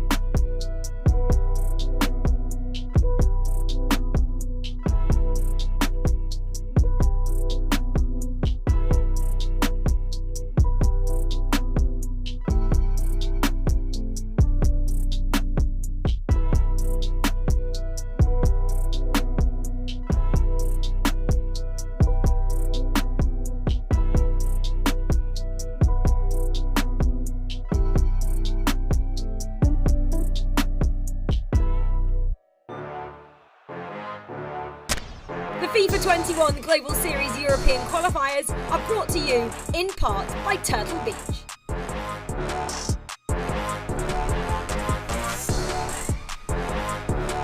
That's right, you heard Rachel Stringer. The FIFA 21 Global Series European qualifiers are brought to you in part by Turtle Beach. So make sure you follow at Turtle Beach and tweet using the hashtag HearEverythingDefeatEveryone for your chance to win a Stealth 600 Gen 2. All right, this is final time here on the Xbox console. I'm Jimmy Conrad, along with Owen and Mike LaBelle, and this is it. This is what we want to see. We want to see the big matches against the best players playing at the top of their game, and now we have it. Let's take a look at the updated bracket to see all of the matches we've seen so far and what we're about to see. As you can see, look at that. Nisat coming all the way from the losers' quarters. He has been on a tremendous run, doing it in the semifinals, doing it in the final, doing it in a lot of different ways, but always, I think the consistency here is scoring a ton of goals, and now he has a chance to take on Dolan Mike, who has become, I don't know, somewhat famous for cracking the meta in some ways with regard to FIFA 21 by playing this 5-3-2 formation and using players you don't normally see, so this is going to be a great matchup. Spend time now about Nisat, though, and just how tremendous his run has been through his 3 games so far. It's a tremendous run, Jim, especially as, you know, we see people go on lower bracket or loser bracket runs, and sometimes they've lost their game very early on in the qualifying weekend that was a few weeks ago. So he might have been on an unbelievable run, because once you're in that lower bracket, you can't lose again. We obviously have seen his last few games here, and we've seen how well he's put his opponents away. And not always doing it as quickly as he could. One thing he definitely likes to do is score the perfect goal. This is actually Optola scoring against him, though. In their game, which obviously went all the way to extra time, but yeah, fantastic stuff in front of goal. Composure, always looks for that extra pass. You know, it's a classic sort of move of the FIFA Pro, not rushing it, and he's definitely got that in his locker. Sometimes he's missed a few chances as a result of not taking a shot, but generally it's because he later finds a way of scoring himself. And you can see him getting clapped there by his opponent, which I rate a lot, especially coming from a 16-year-old lad in Optola. Shows a lot of you know, well, not experience, but for maturity from the lad. But Optola, using that maturity and that youthful exuberance, managed to take a very good player in Nisa all the way to extra time. That was the goal that clinched it. And at this point, I thought, you know what, I think it's this lad. He's going to do it. Optola, the Swede, is going to make it happen. This was the big chance. Right at the end, he did the step over. Was there an earlier pass he could have played? Was there an earlier shot he could have taken? He knew how important that was, that chance. He didn't take it. And then extra time, it was all about Nisat. He just took his opportunity. He knew maybe he was playing with borrowed time after that chance had been missed by Optola, and extra time was his time. You know, he made it very, very convincing. You see the celebrations, look straight down the camera. He's not messing about. I think he's here to win, Jim. He wants to go the distance, and we know what he's got to do, don't we? Yeah, well, he's got a lot of work to do, and I think what everybody needs to be reminded of is the fact that he has to beat Dolan Mike twice to actually be the champion of this tournament, because it's double elimination. He's already lost once. Dolan Mike has yet to lose. So there could be a lot of FIFA action, a lot of top-notch FIFA action in our future. But Mike, let's talk about Dolan Mike, because there was a play or two that you wanted to highlight, given just showing and showcasing what makes him special. I appreciate that, Jim. And that's right. I want to look at some of the most effective skills and how you can combine them. And Dolan Mike does a really good job of utilizing these skill moves. So in this freeze frame here, you have Pele. You got a one-on-one matchup. You're going to see two basic skill moves. Most of you at home can execute a ball roll, or you can execute a scoop turn. But when you combine them, it gives you a change of direction that is swift, it is direct, and it resurfaces. And of course, if you have a player like Pele, it gets even easier on the eyes, makes the game more simplistic. But he's going to hit this layoff. You're never going to miss from there. Bruno Fernandes, top corner, the best corner. And one of the most frequent questions that I constantly receive is, well, what skill moves do I need to master? What should I learn in FIFA 21 if I want to improve my creativity around the edge of the box? It always starts with the staple skill moves, the ball rolls, the fake shots, the scoop turns, the heel-to-heel flicks, the roulettes, and then it's a matter of how do you combine them in creative manners in order to unlock that space. That's why we're seeing the usage of the bridge dribble. There's two different variations of the bridge dribble this year. In fact, I was surprised, but Brian and I were talking about it. Pessoa, who you've heard his voice, lovely voice that he has there on the broadcast, he was saying 2 weeks ago he learned the secondary bridge, and Ryan is 30-0, professional FIFA player, spectacular, and he didn't even have that in his arsenal just yet. Okay, so we've talked about both competitors. Let's get into their lineup analysis presented by Turtle Beach. Spencer, I'm going to start with you. Why don't we talk through the team that we're about to see with regard to Dolan Mike? Well, obviously the big talking point here is his formation, right? The fact that he rocks this back five. Why does he do it? What is it about it that makes it unique? You know, he has the two strikers up top, and more importantly, those three centre mids. Obviously, this has changed in game, so you can see Kessie drop to be one of the centre mids along with Vieira and Fernandes. You're going to see Pele and Ronaldo. Unless you are the Czech Republic Football Association, people will tell you they're the two leading goal scorers of goals of all time. Well, apparently there's a Czech guy that got 850. Ronaldo's still got a catch. So it's a great strike force. Very, very functional midfield. With Vieira and Kessie doing the defensive work, if you like. Kessie being a bit of a box-to-box. But Fernandes, as Mike has said, is the all-important cog in there, the creative maestro. But he uses the wing-backs, meaning when he loses the ball, he becomes a back five. Very hard to break down. When he gets the ball, those two wing-backs can push up, and he can actually have those extra man in attack. And he obviously backs himself with the three centre-backs there. Hernandez from Milan playing slightly off chemistry. So it's a formation that I think if he wins this tournament, more people are going to do. All right, that is Dolan Mike. So let's take a look at Nisats. Talk us through what we're going to see with his formation. I like that both of these competitors have gone with unorthodox player selection as well. It's not normal to see Zakaria playing as a center back or a holding mid or any of those roles other than maybe a little bit in the weekend league. But in competitive play, it's just not a common maneuver. Obviously, Klosterman, who is an absolute transformer. You don't want to run into him. Limer, foot freeze, big-time foot item that a lot of people talked about. There was a little bit of hype. Plenty didn't knock it out, and they should have. Rashford's been the main man for me all year. The likes of the Vieiras and the Cristianos and the R9s, we're accustomed to seeing that. You also have the Champions League edition of Davies, who's now going to have a Team of the Year edition. That guy has the burner. And then Neymar, standard Neymar. 5-star weak foot, 5-star skill moves, the ultimate creator, the innovator, the maestro on the ball. What he's able to do down the wings or in the middle of the pitch in terms of very small, intricate touches. He's one of the best players in the game, especially if you're looking at standard gold foot items.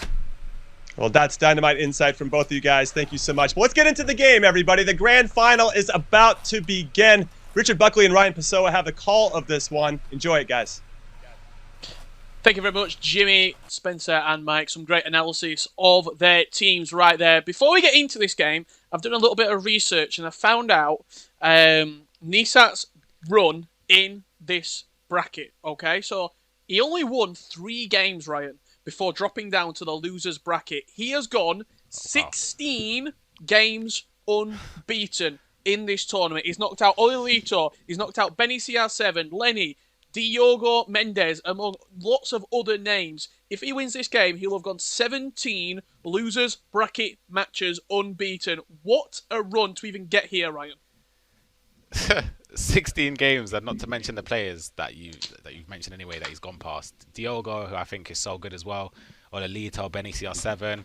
The players that have even made it today, of course, are the top 6 in the broadcast. So it's not going to be easy, obviously. He's got a task where he has to beat Dylan Mike twice, and nobody has beaten Dylan Mike. So it's going to be...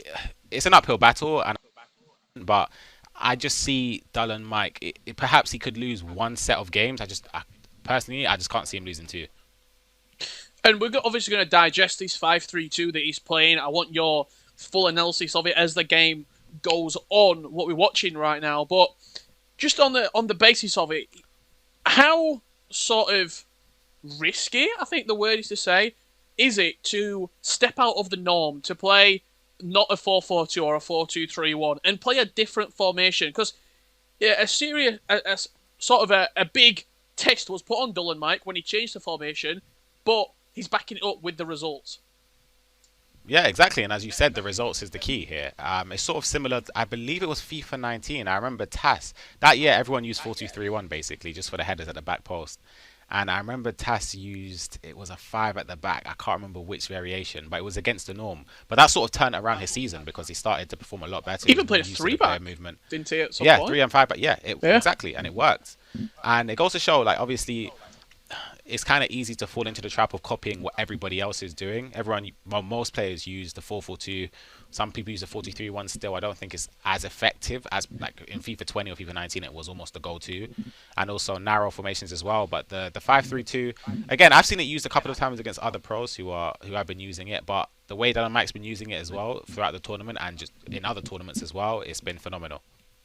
I think it's going to be a tantalising game. You look at what Dylan Mike's done, unbeaten throughout this entire bracket.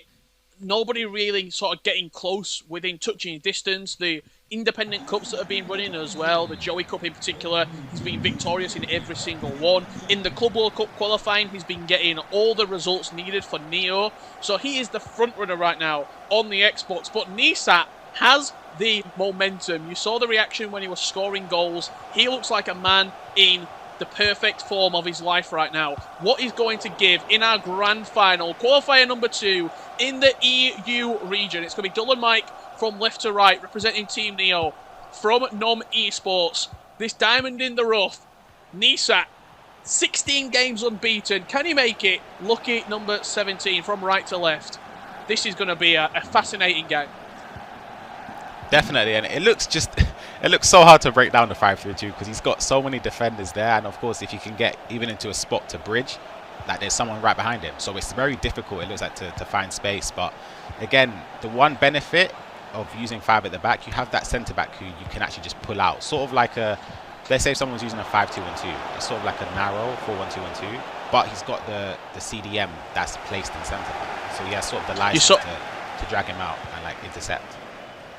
Yeah, absolutely. You saw that close control and dribbling on the edge of the box there from Nisat. He's just playing with such confidence in his ability, looking for the first time fake shot there, picking up a few things from previous opponents that he has faced as well with the first time fake shots. He's been watching all of the games. Dylan Mike's had, what, about 2.5 hours off from his game where he was victorious against Optello in the winners bracket. Would you rather be the player having to force the reset coming from the losers bracket or have the luxury of the winners bracket advantage in this predicament, right? I'd say, of course, the winners bracket, just because you obviously have that confidence knowing that nobody's beaten you thus far in the tournament. However, you could come in a little bit cold just because obviously your opponent has just played 2 or 3 rounds before, so he's played a lot of games already to get to this stage, and he's obviously going to be a bit more warmer than you are. That's not to say that Dylan Mike hasn't been probably playing or practicing off of stream anyway, but it's not the same, but there's still obviously ways that you can get practice in. Yeah, absolutely. We'll see if he is coming in cold. There's loads of bodies behind the ball there. That 5-3-2 just so hard to break down. You wonder, is there the attacking sort of options going forward, but it's in the left wing back and the right wing back area specifically. We've even seen Acuna get on the score sheet this evening where they give you the width as you push up and out of that defensive shape. Patrick Vieira now moving forward with Dylan Mike. Not too many options in front of him. Does play to Cristiano Ronaldo. That's a finesse shot into the top bins. Unconventional shot right there. I thought everyone assumed he was going to go across the goalkeeper, but just stuck it in the top corner. That dribbling was beautiful. He sort of forced Nisat to like back off because he was scared to like lunge in case he could have even double tapped like a lofted pass over. He could have elastic hold. He could have done a bridge, but he was smart there. He cut in a little bit, was twisting and turning, and I think it was it looked like a finesse near post that went in, but it's still a goal. He wouldn't be complaining about that anyway. And once again, Cristiano Ronaldo proving why he is the golden man when it comes to competitive FIFA. He just has to be in your team. You have to bite the bullet, whether it's an inform or potentially with new restrictions, a team of the year. Cristiano Ronaldo down the line, if the coin purse can stretch that far, he has to be in the squad. There's a few unconventional picks with team selection, defenders, midfielders, but I think all pros are sort of on the same wavelength that Ronaldo has to be in the team. Yeah, I can't remember the last time I played against someone who doesn't have him in like qualifiers and things, but it's a thing where he doesn't even necessarily have to be your main player, but he's just like having him as an outlet just for like if someone's pressing you in, if someone's using team press or constant pressure or whatever, so you can just spray the ball forward and you trust CR7 to win the header over pretty much anyone, because not a lot of people use Van Dijk, so there's not other centre backs that are going to be able to challenge him in the air. Varane occasionally, obviously he's slightly taller, but it's just Ronaldo in the air is dominant. Speaking of Cristiano Ronaldo, looking to turn there, but pressed by Kyle Walker. CR7 looks to be in behind there. Zakaria does get something on it. You see the possession stat flash up in the top left corner. A third into this game, already completed. 39% of the ball going to Dull & Mike. He's happy to soak up the pressure in this 5-back. Let the ball all be in front of him. There's nothing really in behind him. There's no runs being made in behind. As he looks to play R9 in there, but because of how he's playing, Ryan, he's already so deep that there's no space behind his defence. Exactly, that's the thing. So it's hard to, obviously you can bridge on like just the edge of the box or just inside of the box anyway, but it's still hard because you're twisting and turning. But usually when it's just 4 players back there, it's still difficult, don't get it wrong, but now there's 5 plus the way Dylan's playing, he's got the 3 just in front. You pretty much have to make the right choice every single time, otherwise you're just going to get smothered and lose the ball. It's another chance for Dull & Mike, looking for the bridge touch there with CR7. Vieira squeezing the life out of Niesa right now. No space on the ball whatsoever for the Israeli to try and show some cracks in this 5-back.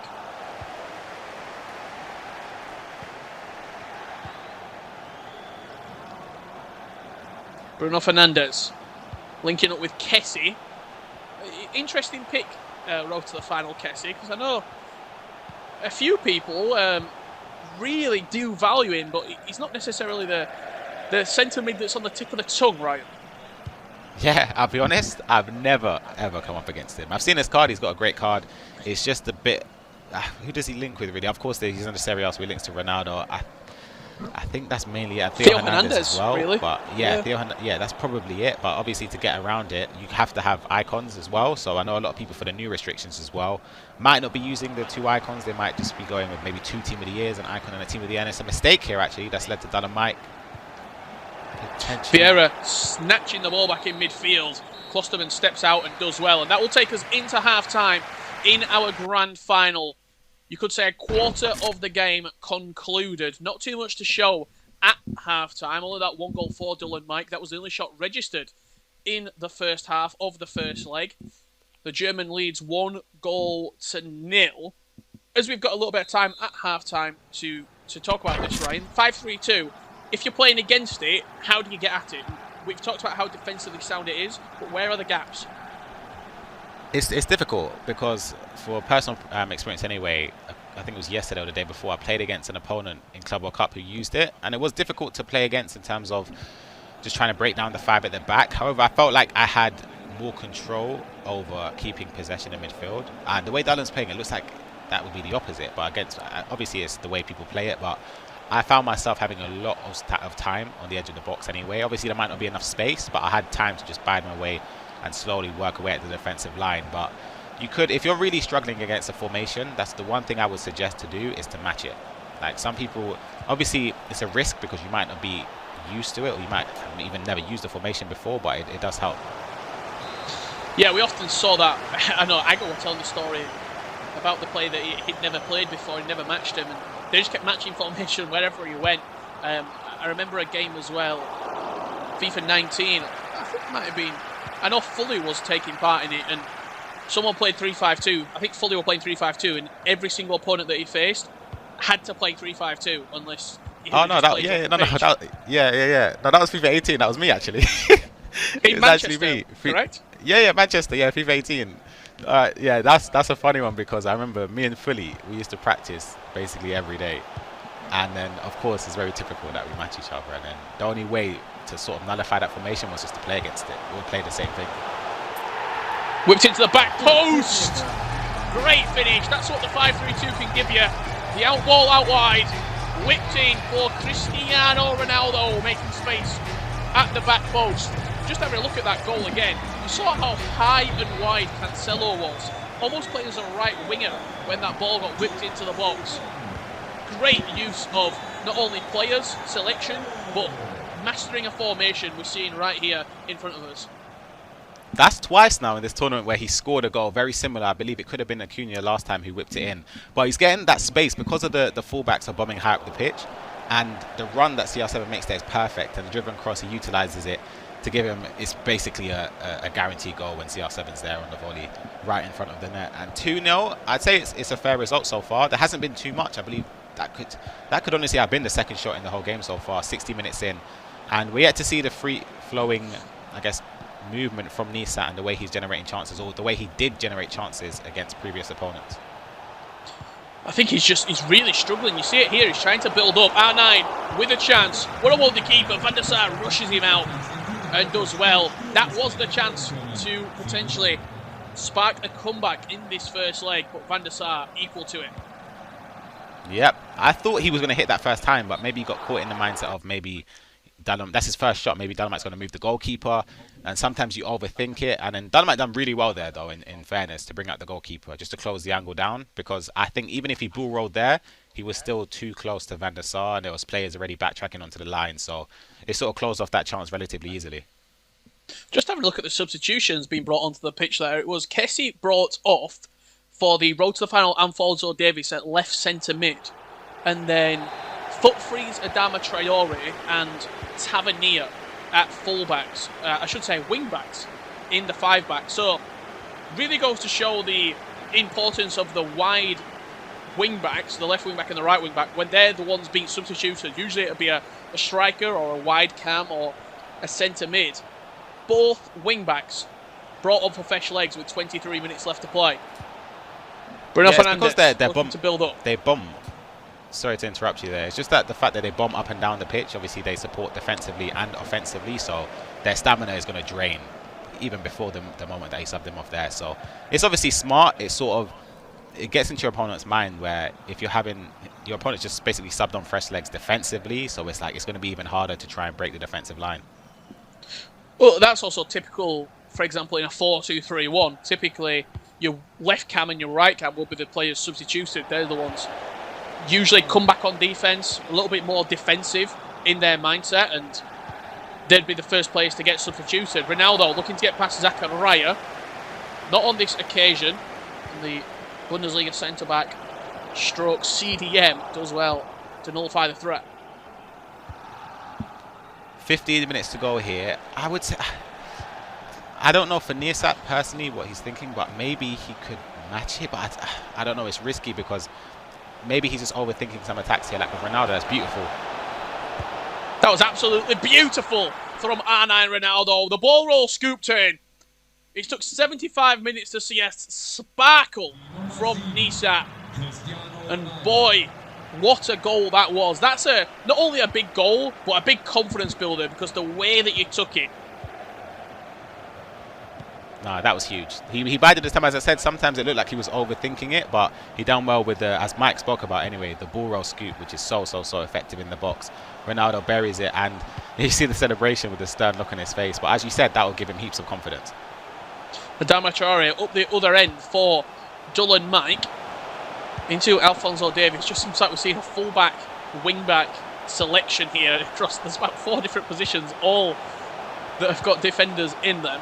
Just goes to show the versatility of the fullback and the wingback this year in FIFA. Probably one of the strongest positions in the game, you would say, especially No with doubt. the SBCs that come out as well, with Acuna. He's asking questions of his fullback right now. James Tavernier looking to steal the ball back off of Neymar. Varane does well. But so many fullbacks who can play different positions, whether it's a left mid or a right mid, even like a CDM or even a wide cam. They've got the stats to do it in that area. Chance, Pele, to make it 3-1. Instinctive from Dullen Mike. Found the extra pass, and Pele was clinical in front of goal. Definitely clinical. It comes off of an attack there from Nisat where he did make the wrong decision in hindsight, but it was beautifully worked from Dullen Mike. I thought the defender could have intercepted it there, but it was unfortunate on Nisat's perspective anyway. And Dullen Mike takes the 3-1 advantage. There's still 5 minutes left to play, but it's looking like if he wins the ball back, which he does now, he will definitely keep the ball for the last attack. Well, I suppose he would. But following on from what you said about fullbacks, I feel like they can genuinely play every position on the game. Like Tavernier, Alphonso Davies, they can play both sides. They can play in centre mid, like Alphonso Davies is such a good centre midfielder as well. Chance here for Cristiano Ronaldo. We'll just go out for a corner. Potentially last chance of the game for Nisa. Whipped into the near post. Ronaldo somewhat gets a flick on it, and it will be another corner. This will be the final play of our first leg here. Whipped into the box. Bruno Fernandes into the back post. It's bouncing around the box. Tavernier does well, and that will do us for the first leg here in your grand final. You're listening to Richard Buckley and Ryan Pessoa, and it's Dullen Mike with a 3-1 lead at the halfway point in this 5-3-2 formation. Nisa, it took him 77 minutes to sort of get the ball rolling, shall we say. Even though he is trailing 3-1, we've seen him score 7 goals in one game. We've seen him score 9 goals in another series. He does have the goal-scoring, attacking prowess to get back into this game, but I think he's going to have to maybe change something up formationally to try and get more bodies forward. Yep, as you said, it's been a fantastic performance defensively from Dullen, but I'd say in terms of vintage Nisa from what we've seen so far in this tournament, it's been sort of like a level short than what he would expect to be at in the final, and that's more so a credit to Dullen, the way he's nullified his attack, and he's sort of it's looking like it's almost impossible to get those chances what he was getting in previous games, because there's 5 defenders now, 3 centre backs instead of the previous 2, so it's like it's hard to find that space. But I feel like, as you said anyway, he might sort of think maybe he has to change something. He doesn't necessarily have to start with maybe a 5-3-2, but just have it in the artillery just in case. Yeah, absolutely. And having those sort of tools in the toolbox, shall we say, having those weapons that you can rely on. He's playing a 5-3-2, but I'm sure he's capable of playing a 4-4-2 or a 4-3-3 or whatever it may be. You're playing against a 5-3-2. Is there a formation that you can instantly think of that could counter that? I'm thinking maybe a 3-5-2. Yeah. Your 3 defenders, you might be able to get your wide players up, and you've always got your cam and your 2 strikers high up the pitch to try and counter. Because really, a lot of the time, you're isolating those 3 centre-backs. If you can isolate those 3 centre-backs, even if it's a 4-3-3, just to try and get something in the final third. Yeah, in all honesty, probably the best way I say is probably just to match it. However, in my opinion anyway, when you're playing against someone like Dullen Mike, the way his fullbacks are bombing forward on the attack, the best way to kind of score against that is sort of to counter-attack and attack very quickly, because obviously the fullbacks are going to be high up the pitch. So if he loses the ball, you can try and transition as soon as possible before they have time to get back. And we also saw, as you mentioned, the sub around the 70th minute, because of the fullbacks, how their stamina depletes incredibly fast because of the work that they do on and off the ball. So if he's going to get chances, he needs to just try and speed the attack up a little bit more, which is sort of different to what he's done in previous games. Even though he was doing it when he was winning by large margins, it's tougher to do it when the game is against you. Well, plenty to do here for Nom Nisa in our second leg of the grand final, trailing 3-1, kicking from left to right in the blue and black strip. It'll be Dullen Mike from right to left in the Neo kit, I believe. Big opportunity needed here for Nisa. Final point I want to make on the 5-3-2. The only reason it is so effective, you would say, chance here for Acuna up the other end, goes for a scoop over the goalkeeper. That's confidence. That is confidence flowing right there. But the only reason that it is so effective for him, you would say, is due to the instructions he's got on it. Pele into Kessie. You would not believe that Kessie potentially is the goal scorer to put this game out of Nisat's reach. Kessie again with a vital goal. It's not obviously the goal to put him in the lead, but it's sort of, as you said, it could put it out of reach. 4-1 against Dullen, who hasn't conceded a lot of goals so far in this tournament. It's going to be difficult, that's just to say at the least. And again, for Nisat, I kind of feel for him because it's very difficult to play against. It's like Dolomite's defending so well, and he's pressing really well as well manually, so it's a credit to see. Yeah, I think we've talked a lot about the formation, we've talked about why he's playing so good, but let's also not forget, he was a FUT Champs Cup winner. He's played in lots of different events. He was a grand finalist in FIFA 19, an E-World Cup grand finalist, that is. He's been an unbelievable player for a couple of years now. FIFA 20, he was there or thereabouts as well. Chance for Niesa and Van der Sar just standing up to it. But Dullen Mike, something just seems to be clicking with him right now. Exactly, and as you see there with the goalkeeper, the way he brings him out, it's commendable. It's sort of similar to the way Mino does it. Of course, the way Mino, that's a brilliant bridge there as well to catch them off. Oh my god! Oh my! I don't know how he didn't get something on that at the back post. I thought that was pretty much a guaranteed goal, but yeah, I was saying the way he moves his goalkeeper sort of makes your opponent panic. Like Nisat's panicking in those situations because he's bringing him out and he's also slightly moving him to either side. So it is messing around with his head a bit, and you can see he's gone team press as well. He's starting to drag players out, and he's got. Could be game over. Oh my god! Oh my god! Couple of chances being rude right now. He's giving a penalty. Bruno Penendez over. Oh my god! 12 yards out, slots it in the bottom left corner. I'm gonna have to try and watch. I think what happened, I've just seen it back actually on the Twitch stream. He's gone down the wing, and as he's whipped the ball into the box, he's slid in with Zakaria to try and block it.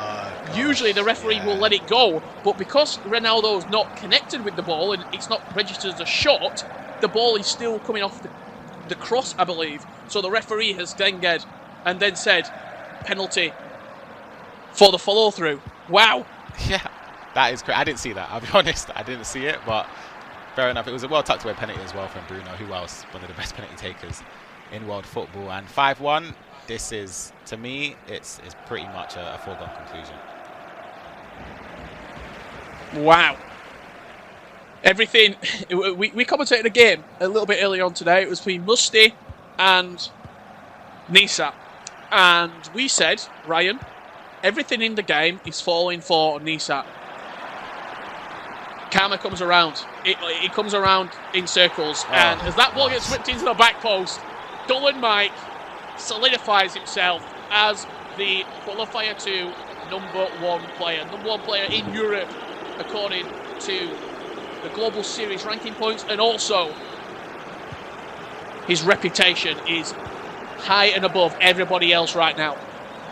Incredible performance. And something I noticed there when he was building up, he had his right wing back, which was sort of dragging his Nisat's left back to mark him. You can see it now as well, where it sort of pulls him out of position. So there's so much space between the full back and the centre back. And he sort of rotated the play, but then went straight back. So it's like a free through ball, whipped across, and again, Pele scores. But yeah, as I said, he's mastered this formation for sure. Yeah, a true professional with the mastery of a formation. Also, you see the way that he's playing into the formation. What I mean by that is, there's no point playing a 4-3-3 if you're not going to look for crosses towards the back post on the R1s or R1Xs, or whipping it into the box for a striker. There's no point playing a 4-4-2 if you're not going to 1-2 pass between your strikers. He's got the formation and he has the play style to boot right now, and we are seeing a demolition job in the final. This has been Nisat's on the receiving end of a pummeling which he's been giving out throughout this tournament. But yeah, credit to Dullen Mike. It's been, this second leg specifically has been so one-sided. It's crazy. It doesn't look like Nisat's gonna. Well, he hasn't really had any space to break through, and he's sort of. You can tell that he's sort of given up on it. It's the way he's playing, he's rushing his passes. But there is, in my opinion, it's impossible for Dullen to lose this game. Like, there's no way it's this over. And what we're putting this down to, obviously, goals are going to fly in. He's team press. He's so far high up the pitch, but the game, he's not been on team press the entire two legs. Do you know what I mean? Like, oh, of course, yeah. He's never really looked... I don't want to disrespect Nisak because he had an unbelievable run, but as soon as Dullen got a couple of goals in front, it was one-way traffic. Let's just be honest. He never really looked like he was comfortable in the game playing against this 5-3-2. Yeah, and that's a huge credit to Dullen because Nisak is phenomenal. He's been so good throughout the tournament. He's reached this stage. You mentioned the players that he beat to even reach here. Diogo, Olelito, Benny CR7, and the players as well who have also qualified here today in the broadcast. And to nullify his attack so much, we mentioned how many goals he scored in just a couple of games. It's crazy, and he's only scored one here. And in all honesty, it doesn't even look like he's going to score again the way Dullen's playing. It's crazy. Yeah, look at his results. 7-1, he beat Bundle Colin. He then went on to beat Musty 9-4. He beat Optello 5-3. He's now on the receiving end of a 7-1 beating with still a full half of FIFA left to play. This could be double figures by the end of it.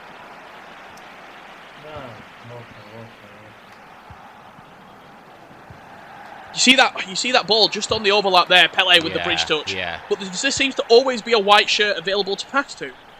Exactly, he's wide open as well. It's crazy the way he's using his fullbacks as well, and the instructions that he's got on them, and the tactics and stuff. And it looks like it's going to be number 8. Oh, he went for the Bravona. Corner getting whipped in straight into the box. Ronaldo with a free header bounces back to Kessie inside the box. He's looking to get a brace. Recycles the ball onto the edge of the box, but Lena boots it out. 7-1 down at half-time. We've seen some unbelievable comebacks in our time for esports, but I'm not sure if this one is going to be up there, in all honesty. Dullen Mike, 7-1 leading at half-time in leg number 2. It's over, as we said. It's done. It's done and dusted, no doubt about it. And it's a credit to Dullen, as we said, how well he's performed. Also a credit to Nisak as well. Of course, he's lost this game, well, as it stands, by quite a resounding margin. But as we said, to get this stage, he'll be proud of himself. And he's also gathered up a lot of points, a lot of prize money as well. And a good save there. Maybe that's something to take away. Good save from Neuer. But yeah, he would be upset, of course, and disappointed. But he should also find positives in his performance. This is 2 weeks in a row where I've had the opportunity to commentate the Grand Final. Last week in South America, this week in Europe. Last week, PH Zin won 8-3 in the Grand Final against R10's Rampazzo. Now, Dullen Mike is 7-1 up with 45 minutes left to play. I don't know what it is in these Grand Finals, but on both of those 2 occasions, it was the player coming through the winner's bracket who just dominated. Is it a fatigue, potentially? He's been playing for a long time this evening. It's hard to maintain such a high level if you're Nisa. Of course it is. And it's also, you need to remember that Dullen Mike hasn't even dropped a game. Like, this guy's won every single game he's been in. He's unbeaten throughout this tournament. So there's a reason why he's in the upper bracket. Or he was the upper bracket winner, and he's in the Grand Finals. And as I said before the game, it would be a tough ask for Nisak to win one of them, and it goes to show that Dullen is on crazy form coming into it, and also at this tournament itself. You got to say, best player in Europe right now, Dullen Mike. That ball, oh, no doubt. I mean, not only what he's doing right now, but this is a statement, and I can already see what's going to happen, Ryan. I'm going to load up to play Foot Champions tomorrow, and I'm going to get up to about 21, 22 wins, and as soon as I start coming into that elite category, everyone's going to be playing 5-3-2. So thank you, Dullen Mike. It's typical. It's typical, but he's done so well. Like, it's actually crazy. It's weird because we spoke about Nisak's attacking capabilities and the amount of chances he was creating. Like, I remember against Musty, every time he attacked in that first leg, I genuinely felt like he was going to score every single one, and he's had nothing. It's another Pele on the back post. Yeah, Pele. Oh, wow, boy. This is it's getting a little bit hard to watch right now. 8-1 up. Dullen Mike looks to the skies, just rubbing his face right there. It's been an unbelievable run from Nisak. It's been a truly sort of miracle-esque run to win that many games in a row. 16 games in a row in the losers bracket to get to the Grand Final. 16. It could be a record high in the two sort of bracket format. It is. Oh my God. It is remarkable. Just your thoughts on Nisat's run in this tournament.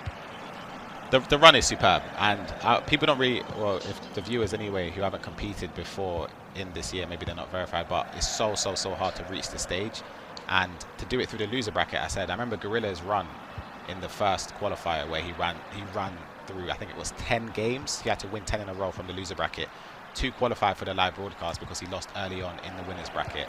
And this is against 10 players who are foot verified, so and some players who have reached latter stages of tournaments before, so it's no easy feat to do that. No, no, Mike. Don't do it. The rainbow flick. Please, Dallin.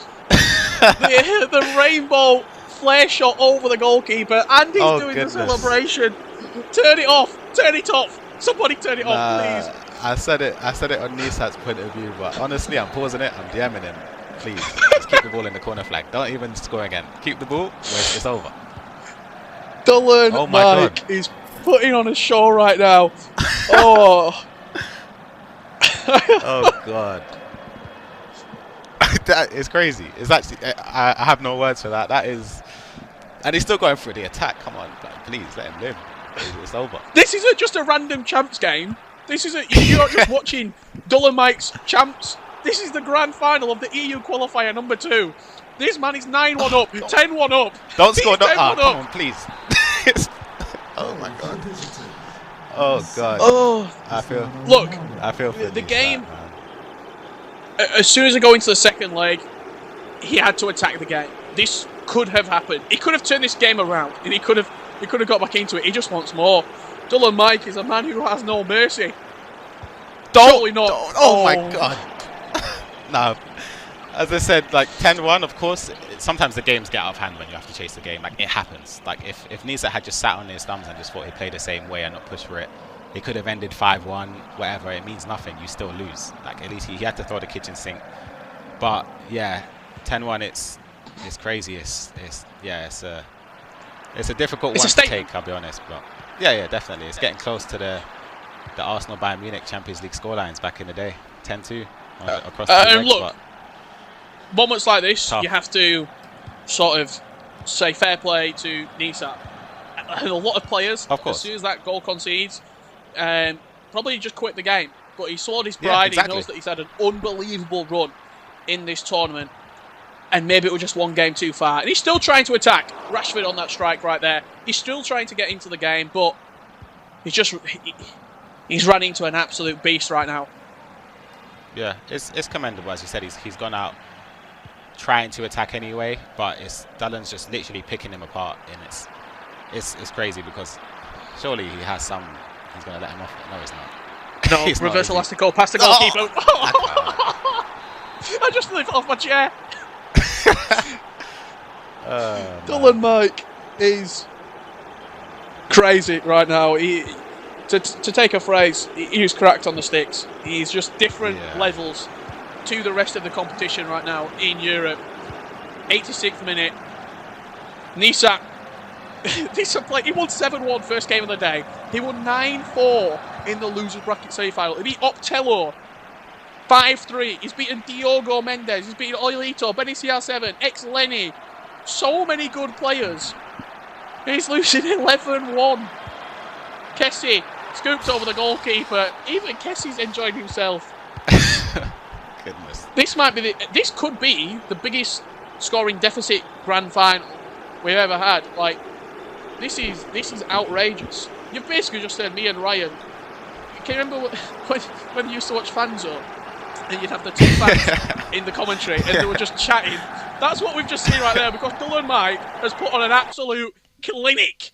12-1. Yes, you heard me right. 12-1 as he goes to lift up his FUT Champions Cup that he won in FIFA 19. What a performance. 2-time European champion Ryan Pessoa. What a performance. Incredible. Round of applause to Dylan and also to Nisat as well for reaching this stage. As I said, it's not easy. Like, finishing runner-up, you should take many positives from it. But Dylan, that was, oh my goodness, it was crazy. There was zero remorse, by the way. Like, sometimes when you're up in those games, like on FUT Champs, the guy's bringing out the goalkeeper, you just keep the ball. You just feel a bit bad, but yeah, Dallin went, and what did it? I think it ended 11-1, 12. Yeah, 12-1 12. actually, 12-1. He had 12 shots on target. Oh, in 1-12-1 overall. But Ryan, we've had an absolute blast commentating these games. We've only had the chance to commentate over Dull and Mike once, and he won 12 goals to 1. Just looking back at the tournament, he's got unbeaten this entire bracket. He has been the man to beat. A lot of people coming into the tournament said he is the best right now, playing in this 5-3-2. Yeah. Just a few words on Dull and Mike. Incredible player, incredible person as well. He's such a nice guy, and it's deserved. I said it before the tournament began, just prior to the tournament starting anyway, the last week or so. If you include that, the practice tournaments, he's won every single one. He's been a part of Club World Cup as well. He's also been phenomenal for Neo and Gorilla's teammate as well for that tournament. And it goes to show again in this tournament today, he's won it resoundingly as well and deserved. So a huge congratulations to him. And is this just a man who is got the perfect formation that he wants to play? The patch has suited him to a T, and also the confidence. Who's going to tell him that? Who's he ever going to go into a game and think, "Oh, this might be a tough game"? He just won 12-1 in a grand final. You put those three things together, you've got a concoction of a champion. Yeah, exactly. And you mentioned the confidence. The confidence is a huge part of it, and Mino mentioned it too. But yeah, Dallin must be thriving on it. But as I say, congratulations to him, and also to all the competitors that did reach the top 6 as well. Yeah, what a performance from Dull and Mike. Myself, Richard Buckley, and Ryan will be back tomorrow to take you through the PlayStation side of the tournament with Brandon and Aga. But for one last time, Jimmy, Spencer, and Mike, take it away. Wow, Richard Buckley, Ryan Pessoa, I just think you witness history in some ways. If we could find a likeness to maybe the 7-1 match, Germany versus World Cup semifinal, I'm going to put my flag in the ground right now, Spencer and Mike. I've watched a lot of FIFA since this whole FIFA Global Series started and all events. I think that the best player, not only in Europe, he's now on top of the FIFA Global Series points, but in the whole world. I have not seen a performance like that. Who was red hot going into it. It was ridiculous, Spencer. I want your thoughts. I mean, where do I start? Like, I don't know. It wasn't just the goal. It wasn't just the quantity of the goals. It was the quality of the goals. It was the fact that, like, I know this is being talked about, but we can't stress this enough. Like, Naysat was the second. He's currently, really, at least in Europe, the second best player on Xbox. That's if you use that ranking, this tournament, in the qualification process, he is the second best. That's the gulf between first and second. What the heck is going on? That is unbelievable. And you've got to say, I love the fact that he went and got his trophy right there for 2 reasons. First of all, remind people it's not his first major. He's won them before in other games. Second of all, I feel like he'd had it planned, which makes me think he planned to win. You know, he'd thought to himself in his room, yeah, what am I going to do when I win this? Because he knew there was a good chance because no one's beaten him. We're going to have to call this patch the Dull and Mike patch from now on because it is literally made for him, just like Buckley said, and everyone's going to be copying that. If you listen really carefully, you can actually hear the sound of FIFA players all the way around the world right now, getting rid of their normal fullbacks, getting wing backs in, and getting ready for 5 at the back. It's happening. Be ready. Not only that, they got to get Kessie in the middle of midfield. That guy is not the kind of influence I'm going to have on this community as based on this performance. I'm feeling very emotional right now. I've got a lot of emotions from watching that matchup. Looks like Mike's on mute right now. That is the most.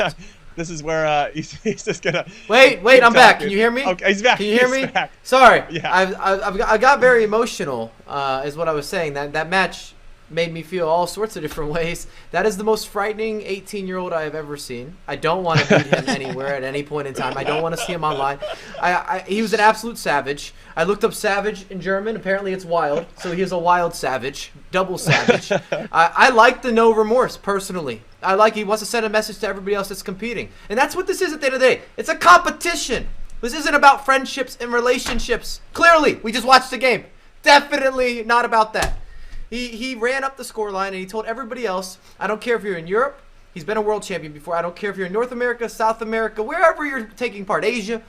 Pick a continent, pick a country, pick a state. I don't care. My name is Dull and Mike. I got the deepest voice, the longest neck, and we're getting W's. I'm not stopping today. I'm not stopping tomorrow. Run up the 5 at the back. Wow. I mean, imagine having 5 at the back to start and you score 12 goals. special in a lot of different ways. All right, Mike, I'm going to throw it back to the teleprompter. You got a little special down. I want to see what you got. I've got the closeout, and this is what we're going to be seeing throughout a lot of weekend league. And a big reason that Dolan Mike was able to dominate his opponents today, he utilized these wingbacks beautifully. João Cancelo, and I'm calling fullback assets because you got to find players. You got Cristiano Ronaldo, who is itching for an opportunity. Please whip in that cross. You're going to see the whip cross, new to FIFA 21. If you're on the Xbox, RB and LB plus X. If you're on the PlayStation, R1, L1 plus square. And he's going to whip this in. Going to run into that space. And Ronaldo's never going to miss from there. You see the volley. And this was the beginning of the end. That's when it was close and we were saying, oh, maybe there's a comeback that could happen. But no, that did not happen in the second leg. It was ruthless. It felt personal. He did not let up. He tortured this man. Congratulations to Dolan Mike. You deserve your title. Whatever you want for the day, for the week, for the month is on you. You should get whatever you like. I'm going to send him a postcard apologizing. I broke a controller out of respect. Well, he's going to get some stuff. He's going to get 1,000 series points, which puts him on the top of the leaderboard in $15,000. He's not going home with pride and influence, as it were, though those are valuable too. All right, Spencer, I'm going to come to you first. What's your storyline of today? And you're probably going to steal the best one, so Mike's going to have to figure out something different. Well, I mean, obviously it's easier to focus on Dolan Mike, but I'd say generally it's about youth. We talked about the average age of this tournament, of these last 6 players at least in this tournament, being very young. And it tells me that the future of FIFA esports is in good stead. It tells me that the older players, and by older I'm literally talking about 20-year-olds, 21-year-olds, 22-year-olds, they need to watch their backs. You know, Dolan Mike's done something really important there, which is he said, I don't want to call him the old guard because he's still only 18, but he's been around for a few years, right? He said, no, we can still win them. We can still win them. Don't you worry. I'm going to remind everyone I've won this before and I'll win it again. But there's not many people doing it, Jimmy. A lot of the guys we know and are used to in this scene are being replaced in these tournaments. It's very important for the old guard to hold on to their titles. But I'm really happy to see the youngsters coming through and showing what they can do. Team a lot. We'll see if it continues tomorrow in day 2. How about you, Mike? What was your top storyline here from day 1? I've learned that I'm going to go for a walk. I'm going to be running more often. Just in case I ever run into Dolan Mike, I got to get away. I have to be able to escape that onslaught of an attack. That's double digits in the final versus the most informed player. I don't think you realize how ridiculous that performance was unless you've been watching the entire stream. You understand competitive esports. That's not normal. That was something different right there. That was at a god tier status of finales. They never go that way. So congratulations. That is my takeaway. I don't think you can talk about anything other than Dolan Mike here after I witnessed that. I'm telling you, I was up, I was down, I was apologetic, I was excited, I felt bad. I've been all over the place right now. I'm an emotional disaster. I'm a wreck. No, I agree with you. I think we witnessed history, and let's see if we'll do it tomorrow. How many times did you say, Jim? You said, no, not again, not another one. No, he's not done. Did you see Ryan's reactions? Ryan's reactions like, my mic was hot. I thought my mic was hot when he it's all the goals, like the last 4 or 5 when you could see that nice at that point. But anyway, let's he has a family. He doesn't care about the family. And he's got does not care about the family. Dolan Mike does not care about your feelings. He does not care about your feelings. I wish we were going to see him tomorrow, but we're not. We're going to have to wait to see him another time. We got PS4 coming up tomorrow. See who emerges to be the Dolan Mike of tomorrow on the PS4 side of things. We got JRA, who we are good friends with. I think, Mike, you've called him the most handsome player in the FIFA scene. So tomorrow with his great hair and good looks. Dennis, Hezer, Adriman, Unsal, and then Hash. Lots of big matchups for those 6 players tomorrow. We look forward to seeing you guys as it all goes down. So that's it, everybody. I want to say on behalf of my co-hosts Spencer Owen and Mike LaBelle, and our awesome casters, Richard Buckley, Brandon Smith, Ryan Pessoa, I'm Jimmy Conrad, and I want to congratulate once again for a historic performance. He absolutely dominated his way. That grand final was something special. And I want to thank the amazing people behind the scenes who are making the magic happen. They are the real MVPs and all. Tune in tomorrow to catch the PS4 side of things at the same start time, 12 p.m. Eastern and 5 p.m. GMT. Thanks for watching. GG.